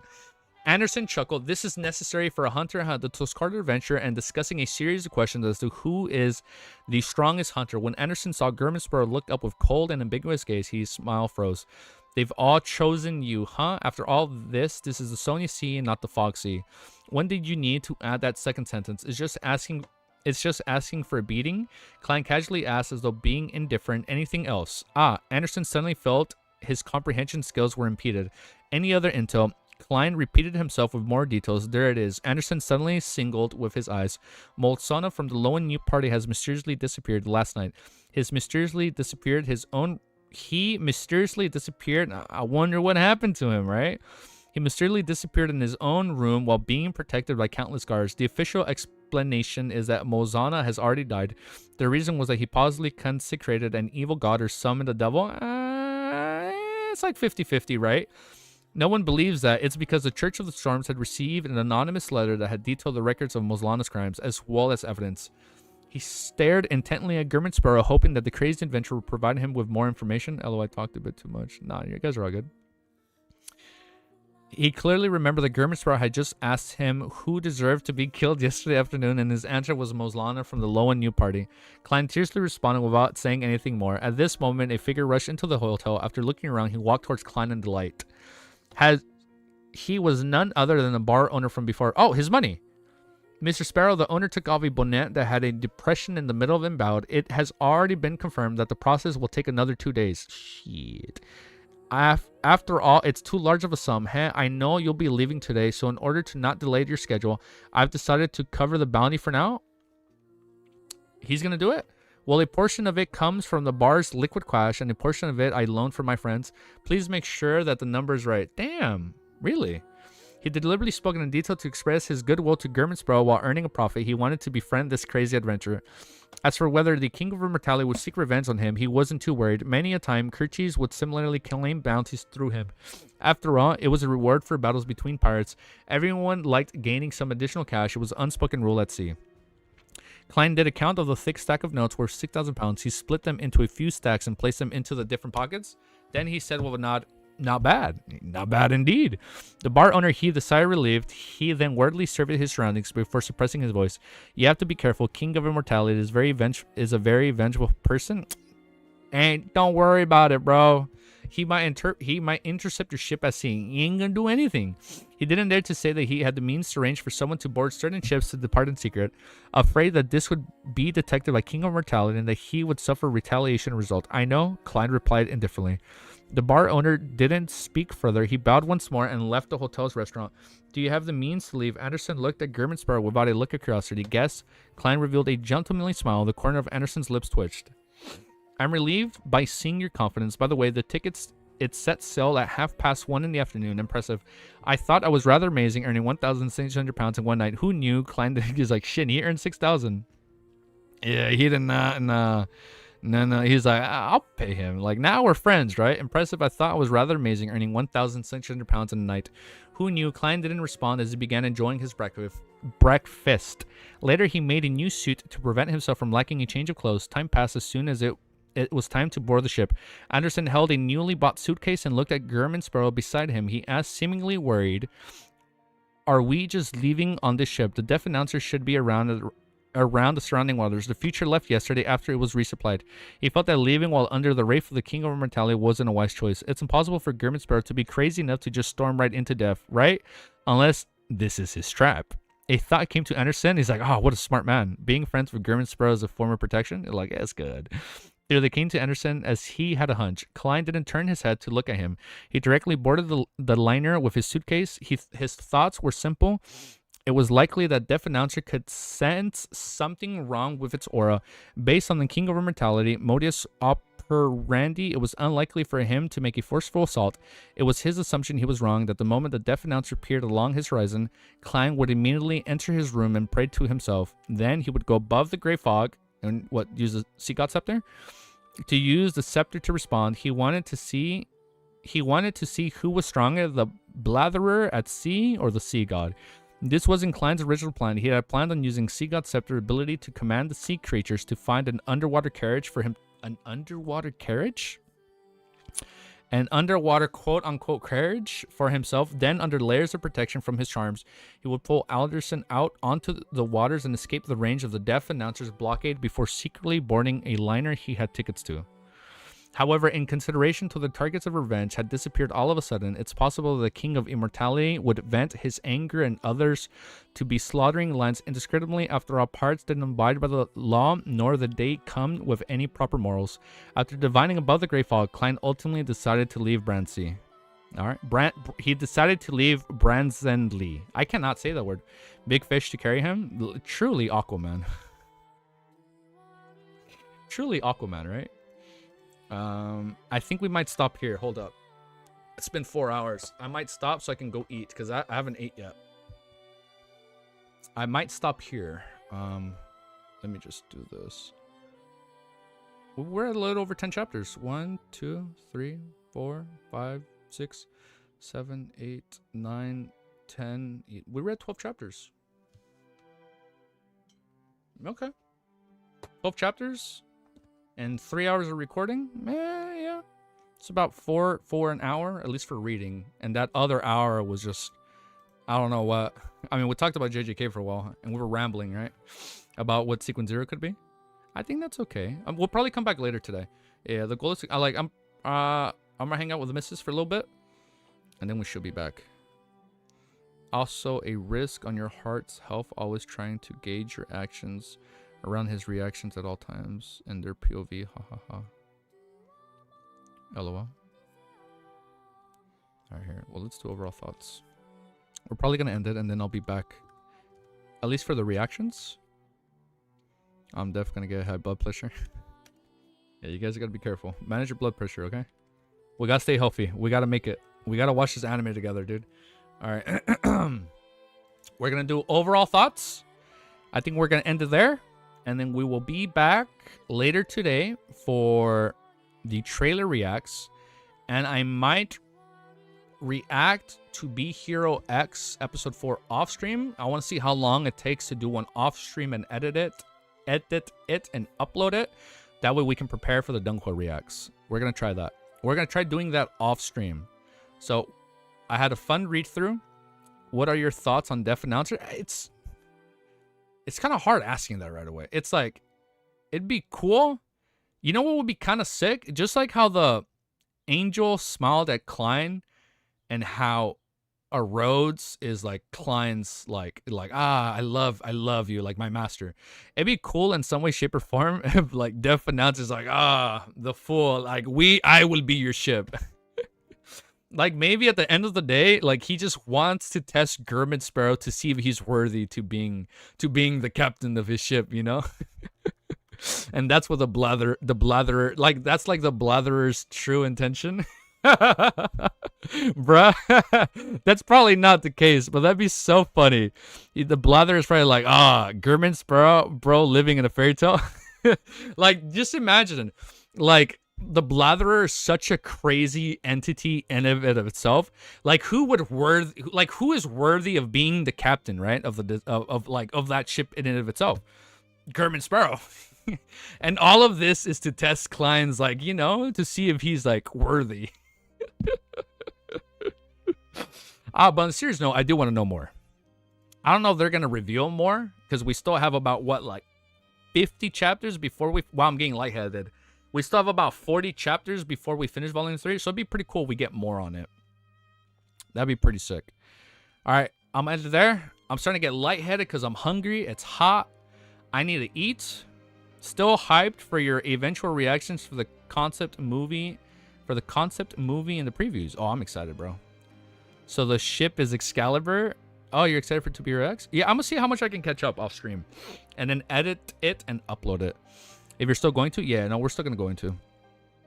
Yeah, concept movie and the previews. Yeah, we're still planning. At first, I think I want to catch up with the anime before we do all that. Just to see. I want to see how fast I can do anime reacts. That way, because just heads up, when the eventual Lord of Mysteries Dunqua release, I think our read-through will be a little slow. Like, it won't be every day, right? Like, because I think when there's an anime out, or when an episode comes out, I think I'm only going to focus on that episode. So we'll see how it goes. Well, it's only going to be once a week, right? Deaf Announcer to Klein. I have been waiting for someone like it. Literally, AN. That's what I'm thinking. Like, I've been waiting for someone as worthy of you. All right? That'd be funny. You should do the 2 Beer Hero X previews they add to the story. Okay. Well, let me at least watch episode 4 since it's... Or 5. Let me at least watch the 4th episode and the 5th episode, since I think that wraps up Nice's story. Because I know you guys mentioned it changes, right? So let me at least finish that off stream, upload it, and see how it goes. I want to see how fast I can do it off stream. I'm gonna try and time myself. But thank you guys for hanging out with me. I know today was a little unannounced. It was we were jumping a little bit. We're kind of all over the place. I did follow that fight for 90% of the time, so you guys got to give me that. I was like what Cammy does, like picture in your head. I was picturing it in my head. I wasn't reading just to read. I was picturing in my head, but then I zoned out a little bit towards the end when he burned the water cache. Take care, bro. You guys take care. I'm gonna see you guys soon, okay? Thank you guys for 274 subscribers. Thank you to our beautiful mods. Thank you to everybody that's been a member. We're so close, I think, to 30 mods. So I think in a little bit, we should be able to add another custom emote. So it should be fun. It should be exciting. Take care of your guys' self. Take care of your guys' selves. That does not make sense. Take care of yourselves. Stay healthy, because we're going to be watching all those trail animes. I know that's not a word. We're going to be watching the Dunqua when it drops. Good, you're improving, because demigod fights are crazy. I know. I was able to follow. I did good. Remember, don't forget, back then during volume 1 and 2, I was like, what? But now I'm like, I'm following. I got a little lost in the sauce in the aftermath, because I'm like, okay, the fight's over, and I was reading chat. So I didn't fully realize that he burned a water cache. So that part I did read just to read. Like, you can't wait for volume 5 6. Dude, people keep saying the volumes are getting better. Actually, one person didn't mention that 4 is kind of slow and short. So don't take a too long clap. Your sequence has improved as well. Thank you guys. The YouTuber sequence is always improving. Sometimes, sometimes we hit a bottleneck in the digestion process. But at the end of the day, we are improving. I hope. Knock on wood. But I'm going to leave you guys there. And have a beautiful day. All right. Later, guys. Okay, I ended stream. We ended the recording. I'm fucking hungry, guys. We're going to end it now. The first part of 4 is a bit slow. Okay, yeah, people said 4 is a little slow, and it's not that long. But second half, 4 is peak. Have you started taking notes? Dude, Zen, please do not get mad. I have not taken notes for shit on volume 3. I think that's why I'm also a little all over the place. You know what? Before I end stream, let me send it to you, Romero. Hold up. Let me show you what I got. Oh, don't hold up. Before I end stream. Let's upload files. With me. Little TM 1, 2. Processing set. All right. Look, that way you can see I did send them. Thanks. All right. Look, see, now you got them.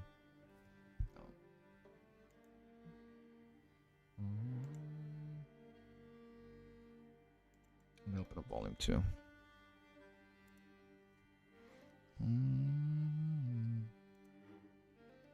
Look, I got, yeah, look at that. This is looking good. Yeah, volume 2 notes are looking good, brothers.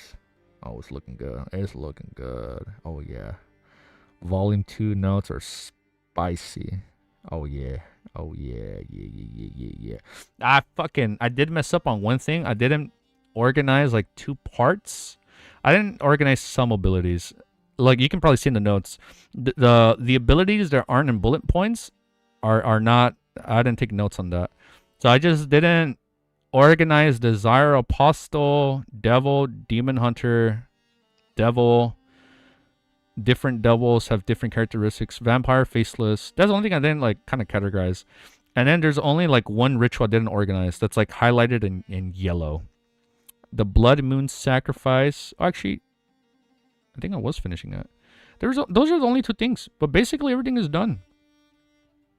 Now the only thing is, before, don't get mad, because my free time has been kind of limited. I don't know how my volume 3 notes are gonna come out. That's the one thing. Just bro notes ASMR. You know what would be fun? And we should do like Lord of Mysteries lore ASMR. We're gonna title it that. Oh, I didn't read what you said, Moon. It's okay if it was a spoiler. I didn't read it, or if it was an accidental spoiler. Unironically, we should do a Lord of Mysteries lore stream, and then we'll title it ASMR, and then or volume 1 lore and notes to fall no, Lord of Mysteries season 1 information to fall asleep to, and then we'll put in brackets ASMR. Ooh, that gonna be spicy. Ooh, that gonna be a spicy video. And then we read all my notes. Ooh. ASMR lore for Insomniacs. That can work. Fall asleep. Lord of the Mist. Because unironically, there is one video I saw that says to fall asleep to. Bro, lore is arousing. Well, some people find it soothing and it puts them to sleep, right? It's like, what was it? I was watching a Warhammer video. It's like 2 hours of Warhammer information to fall asleep to.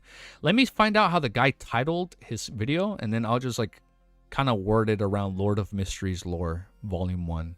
Or since the Dunkwa is about to come out, we'll probably label it like anime rather than Dunkwa. That way it's more of a broader appeal to people, right? Because people don't necessarily watch Dunkwas. They watch animes, or like they're not used to the word Dunkwa. I watched a 13-hour Elden Ring lore video.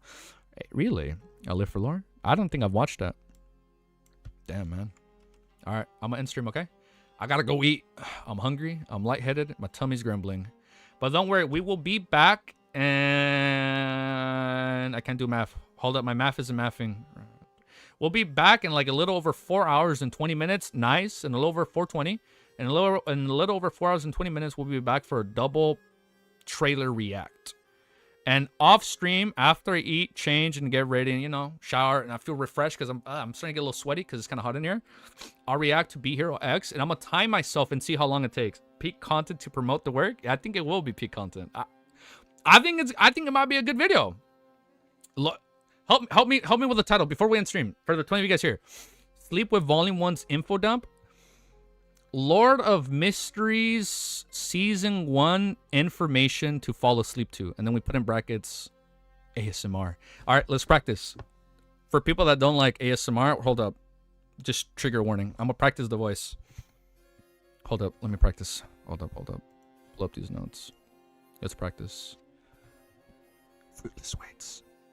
Oh shit. Damn, that's spicy. I'm gonna be whispering the whole time. Ooh, this may be peak. Yeah, this may be peak. Hold up. Wait. I'm getting too into character. Hold up. I gotta remember I am only acting. Hold up. I need to remember I am only acting. You know what's crazy? I still have my fanfic.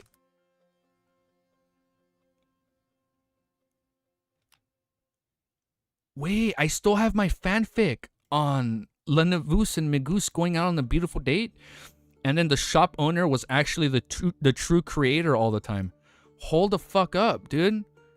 Hold the fuck up. I think we're gonna whisper and do that fanfic. No, not the fan. You know what? I'm gonna do the fanfic off stream and I'm gonna upload it. And I'm gonna title that bitch ASMR. Just heads up right now. Lord of Mysteries fanfic to fall asleep to. ASMR brackets. All right. Hold up. Let me practice. Let's practice the AMSR. I'm gonna just tell it like this. It'll be like, artifacts, grade 008 quill, stolen by Archbishop Insum Will. Former. Oh, my voice creaked. My voice, bro. This is the ravings. Former gatekeeper stole sealed artifact 008. Writes with no ink. Whatever you write happens. Grade 0 unknown. Grade 2 20. Damn, this is fucking hard, man. Now I have mad respects for people that do ASMR. This is hard. Hold up. I have to remember I'm only... Let me just practice. Let me read all of grade 2. Grade 2. Grade 2. 0. This is hard. Wait, this is hard. Get the pregnant belly in the wig and the Monaco. Hold up. Dude, I will not be able to do a lore ASMR video with that wig. That shit is itchy as fuck, bro. That means 1 pound is 240 pence. That was a lot, right? Wait, here. Let me read like a sentence. Beyond her ingredients. Law of beyond her characteristics. Law of... This is fucking hard, bro. Then proceeds to make cursing exchange to other... This is hard. Law of beyond her characteristics. Indestructibility. The characteristics of a beyonder's nerve is never destroyed or reduced. It's only passed from one carrier to the next. Examples. Sealed artifacts. Mysterious objects. Potions. Main ingredients. I have to speak closer into the mic. Main ingredients. Bread buying. Characters. Carnivals. Beast tamers. Oh wait, guys, do I whisper or do I talk like this? You guys help me out. Carnival. Beast tamer. Palm reader. Do I speak like this? Angelica. Receptionist. What are we doing, bro? I don't know. I'm practicing an ASMR lore video. Is that good? Voice consistently is the most problematic. Voice consistency. You know what? Some people said you put a sock over the mic and it helps with inconsistency. So I don't think I have a sock here on the floor yet. I think we're gonna try putting a sock, and then we'll try talking like this. We'll see. We'll see. You know what? It's gonna be a good ASMR video. You know what? It's gonna be a good fanfic video. I think we're gonna do that. You sound like you're cursing someone. I'm fucking doing like a witch. It's like I'm putting like a hex curse on someone.